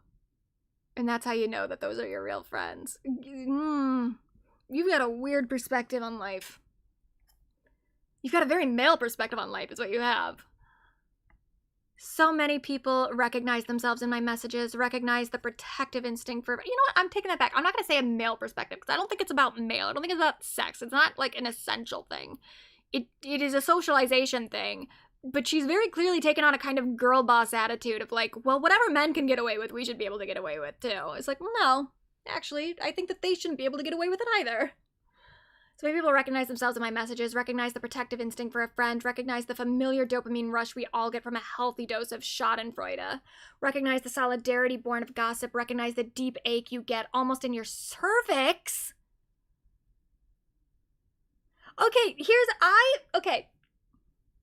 I said the thing because I was a little uncomfortable with my own use of the word male because I felt like that could be used in a kind of gender essentialist way. I wasn't expecting her to hit me with a cervix mention. But okay. When your ratty side is written out in black and white, devoid of your tone and the tongue in your cheek and handed out to the world. Oh my god, people just don't get your sense of humor. As our privacy is continuing to diminish in a Big Brother culture, as shame and attention become a leading economy, as we have normalized breaking the what's happening here? As we have normalized breaking the consent of someone's privacy en masse, it is perhaps time to end the horrendous group chat and start gossiping in person again, like the good old days. What happened to me can happen to any of you. And you know what? If it does, Jameela, I'll deal with it. Because I know that privately I'm not that different. I'm a little bitchier. I'm a little more blunt. I talk shit about people that in real life or that in public I maybe just wouldn't want to make a big deal of my dislike of them because I don't think it would be productive. But if it came out, I would be like, yeah, that's how I feel. So, yeah, Jameela, if it happened to me, I'd suck it up. I mean, fuck it. The member stream, I talk shit about people all the time. And I only do it in a slightly more private way because I know that, like, I just don't want that to be my platform. I don't want my public streams to be places where I just talk shit about other creators and stuff. But ultimately, I am still doing it somewhat publicly. I'm doing it behind a paywall. But it's like, oh yeah, anyone could clip that out, and it's fine.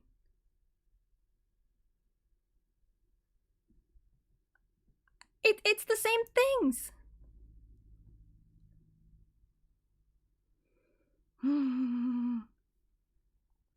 Members of the public go viral every day because a partner or friend shared private information about them, and it catches on the pitchfork of the masses. She's about to piss me off, I think. Lily Allen's latest album is very popular because of this very instinct we have to be entitled to the details of someone's darkness and weaknesses. It wasn't because it was a well-written album. It wasn't because the music was good. It wasn't because she's talented as a singer-songwriter. It's because we all just like gossiping. And that's the only reason. How fucking condescending to Lily Allen. And it's not just that. It's like, okay, yeah. Her album, like, that probably maybe was a part of the popularity. It was the gossip nature of it. To be like, David Harbour's got a bunch of butt plugs. Isn't that funny?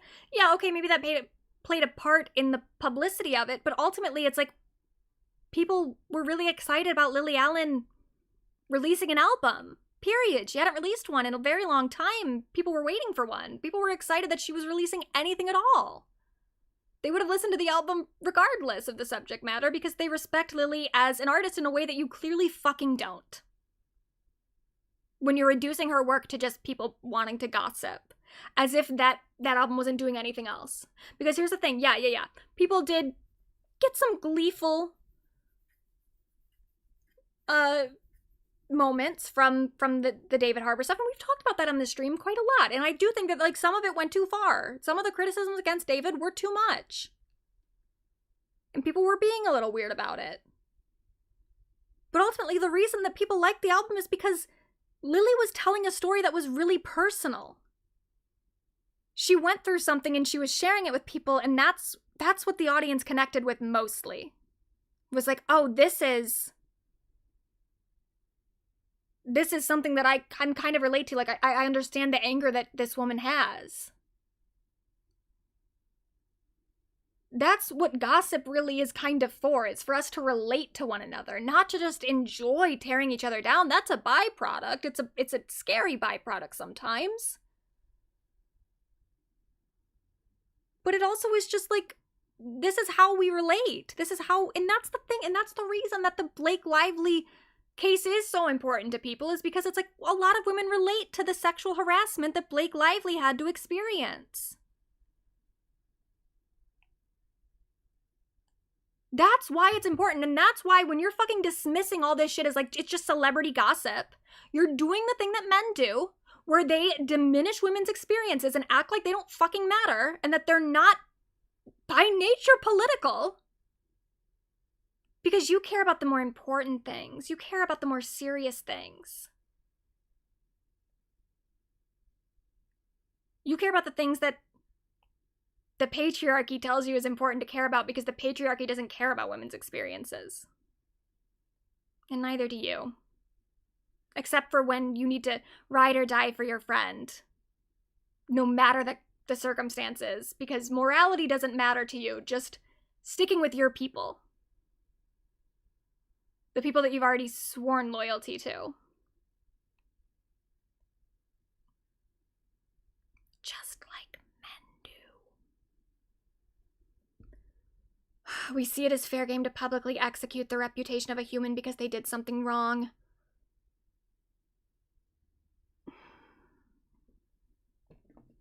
I'm not passing any judgment on this. I'm just relaying it all to you in a very condescending tone so that I can feel like I'm better than you. But I'm not judging you for it. Merely holding it up as an example of the death of discretion. Oh my god, I finished the sentence for her to make fun of her, but I didn't think that she would say something so fucking stupid at the end of it anyway. I'm not passing any judgment on this, but merely holding it up as an example of the death of discretion. It's the death of discretion. But you don't think that that's bad. We're not judging it. I am uninterested in the female urge to perform perfection. The female urge. Girl, this is some gender essentialist bullshit. You think that it comes from what? My uterus? And not from, you know, like, the patriarchy? The thing that tells us we need to be good all the time? It's the female urge. Ugh, these fucking females, am I right? I am uninterested in the female urge to perform perfection and wholesome goodness, even if not especially as a public woman. I am not Mother Earth. I don't believe in the duality of either good or bad.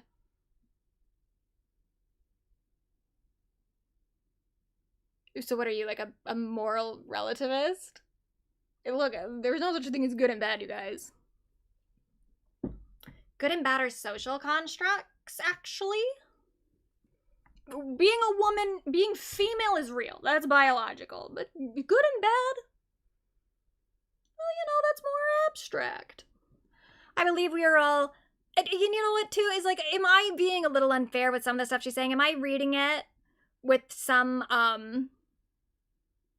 with just some amount of cynicism and skepticism? He's like, yeah, sure. But she's the brilliant communicator. Maybe she should have not made it so fucking easy for me to do that. I believe we are all a calamity of both, with more weight on the side of good, hopefully. I think the things we get... What does it matter? If you don't believe in the duality of either good or bad, then why are you hopeful that people are on one side more than the other? If you don't believe in the duality.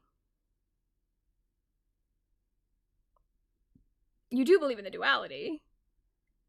You just want an excuse to be like 40% bad.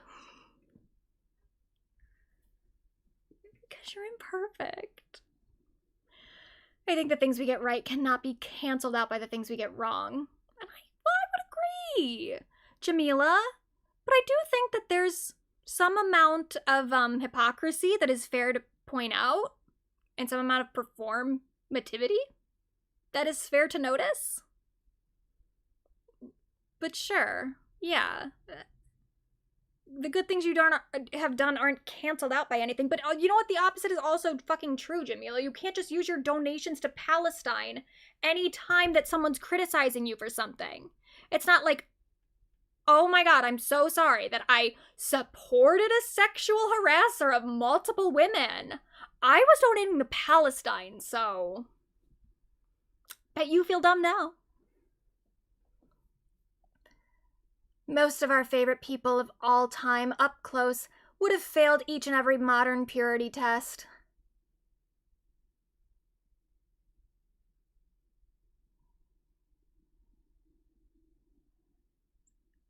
Okay.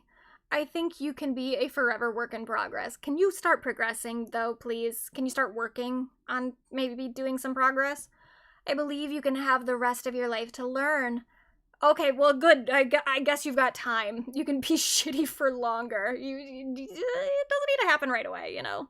I've got time. We'll probably live to, like... She'll live to her 80s. She'll figure it out at, like, 75. I think you should be striving for a personal best and nothing more. Where do you limit your own personal best, though? Like, maybe you should always maybe strive for more to see what you're capable of. Maybe you're capable... Maybe the problem, Jameela, is that you only think that you're capable of being as good of a person as you already are. Maybe you could try harder and maybe you could be better. Maybe you're not at your limit yet. Maybe there is no limit. Maybe you could always be a little bit better. What do you mean, striving for personal best and nothing more? What? This is like when I was younger and I didn't want to do all my math homework, so I would do like... But if I did the first like 8 out of 10 questions. I got to 8. I was like, that's enough. 80% is good enough. I'm gonna get them all right anyway. I don't need 100%. That's what she's doing, but with life. She's like, look, I'm a good person enough. Don't ask for more. This is where I've decided my personal best stops. I don't possess an arbitrary, hurried timeline for someone's entire evolution. I have never enjoyed a song, book, or movie about someone like that, and neither have you.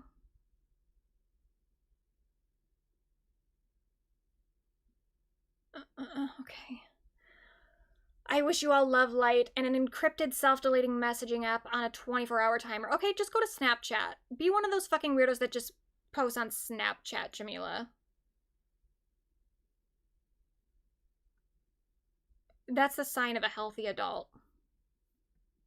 And then she just fucking ends it with a photo of herself and says, photo by Angel Castro showing off said eyeliner and tits. And alright, let's... The eyeliner's okay. You could have used a better photo of the eyeliner, but you did get a good picture of your tits. So okay, at least you've got that. Maybe that's the limit of your personal best, Jameela. You've got the good eyeliner and tits, so... What else can anybody ask for? Personally, this is the problem, Jameela. I have no tits. See? Almost nothing. This is a slightly padded bra, even. Just slightly, though. So I guess I'm unfortunately just gonna have to keep developing morally. What a bummer. I'm fairly good at doing my eyeliner now, though. So at least I have that. Anyway, it's already midnight, past midnight, so I guess that's it. There it is. There's Jameela Jamil's plight as the most victimized person in the Justin Baldoni Blake Lively harassment suit. We do have our final, well, not our final, but we have this week's Honorary Pop Girlie. We just have one, but I got a good kick out of her. Our Honorary Pop Girlie is Romeo, the woman who wrote the recent Dr. Pepper theme song. I don't know if you saw this, but this woman, she made a TikTok. And, you know, we don't stand for brands here, and so I hate to even... I mean, look, if you want a Dr. Pepper, go get a Dr. Pepper. Who cares? But yeah, okay. Advertising, commercialism, blah, blah, blah. We don't like it. Boo. However, we love a little jingle. And this woman posted on TikTok her little jingle for Dr. Pepper. I have a theme song for Dr. Pepper, and it goes like this. Dr. Pepper, baby, is good and nice. Doo-doo-doo. Excellent comedic timing, too, with the little, like, trail off at the end. Oh, she's good. She knows what she's doing. She's fucking good. Nice. But she wrote that little jingle, and then, Mr. Pibb, yeah, so John loves Dr. Pepper, and he's been collecting, well, not collecting, but, like, he's gotten a few, like, Mr. Pibb, I don't know what else he got, he might be in the chat still, he should be, I don't know what else he would be doing, but Mr. Pibb, Dr. Pepper, and then whatever other, like, off-brand Dr. Peppers that he could get, and we're gonna do a taste test to see if we can decide, to see if we can notice what the difference is among those three. But anyway, so she made that little jingle, and then Dr. Pepper, I think they paid her $2 million. And here it is. Dr. Pepper, baby, is good and nice. Dr. Pepper, baby, is good and nice. Dr. Pepper, baby, is good and nice. Good and nice. Dr. Pepper, good. It's so good. And I guess that she's now being recruited by some other advertising things to, like, maybe might write some more jingles. So she might be like the new hit jingle writer. I love it. Good job, Romeo. Oh yeah, Dr. Pibb, Dr. K, Faygo, Dr. Pepper so far. Okay. So yeah, we'll figure out if we can tell the difference between or among those different Dr. Peppers. But that's all we got for this week. Thank you, Romeo, for the little jingle. Good job on that $2 million. God, can you imagine $2 million for a little one fucking TikTok you did? Good for her. Get that bag, girl. All right, and I will see you guys. I'll see some of you next week for the member stream. And then we'll come back the week after for a public stream. And by that point, we'll be recapping the Grammys and the Super Bowl. Those will both have happened by the time we do the next public stream. So that's very exciting. I pray to God Lady Gaga doesn't do a fucking medley. A mashup, okay, and if it's a medley, if it's like 3 songs from Mayhem, that'd be okay. I'm worried about her not doing songs off of Mayhem. I'm worried about her doing some other fucking bullshit. And I'm also worried about, because this is the problem, when she does medley sometimes, she just doesn't play the songs long enough. She'll do like, they're too fast. I don't want her to do a medley. Please, Lady Gaga, if you're watching, Lady Gaga, please, do not do a medley. I beg you. And also, lower the ticket prices. Find out how you can get those ticket prices lowered for those last Mayhem shows, because I would like to attend, but I cannot afford to. I, unfortunately, am an actual member of the public, unlike Jameela Jamil. So I don't have much money to pay. I have to get a new battery for my car. I can't drive in the winter anymore. Like at all. Jameela. Anyway. Good night, everyone!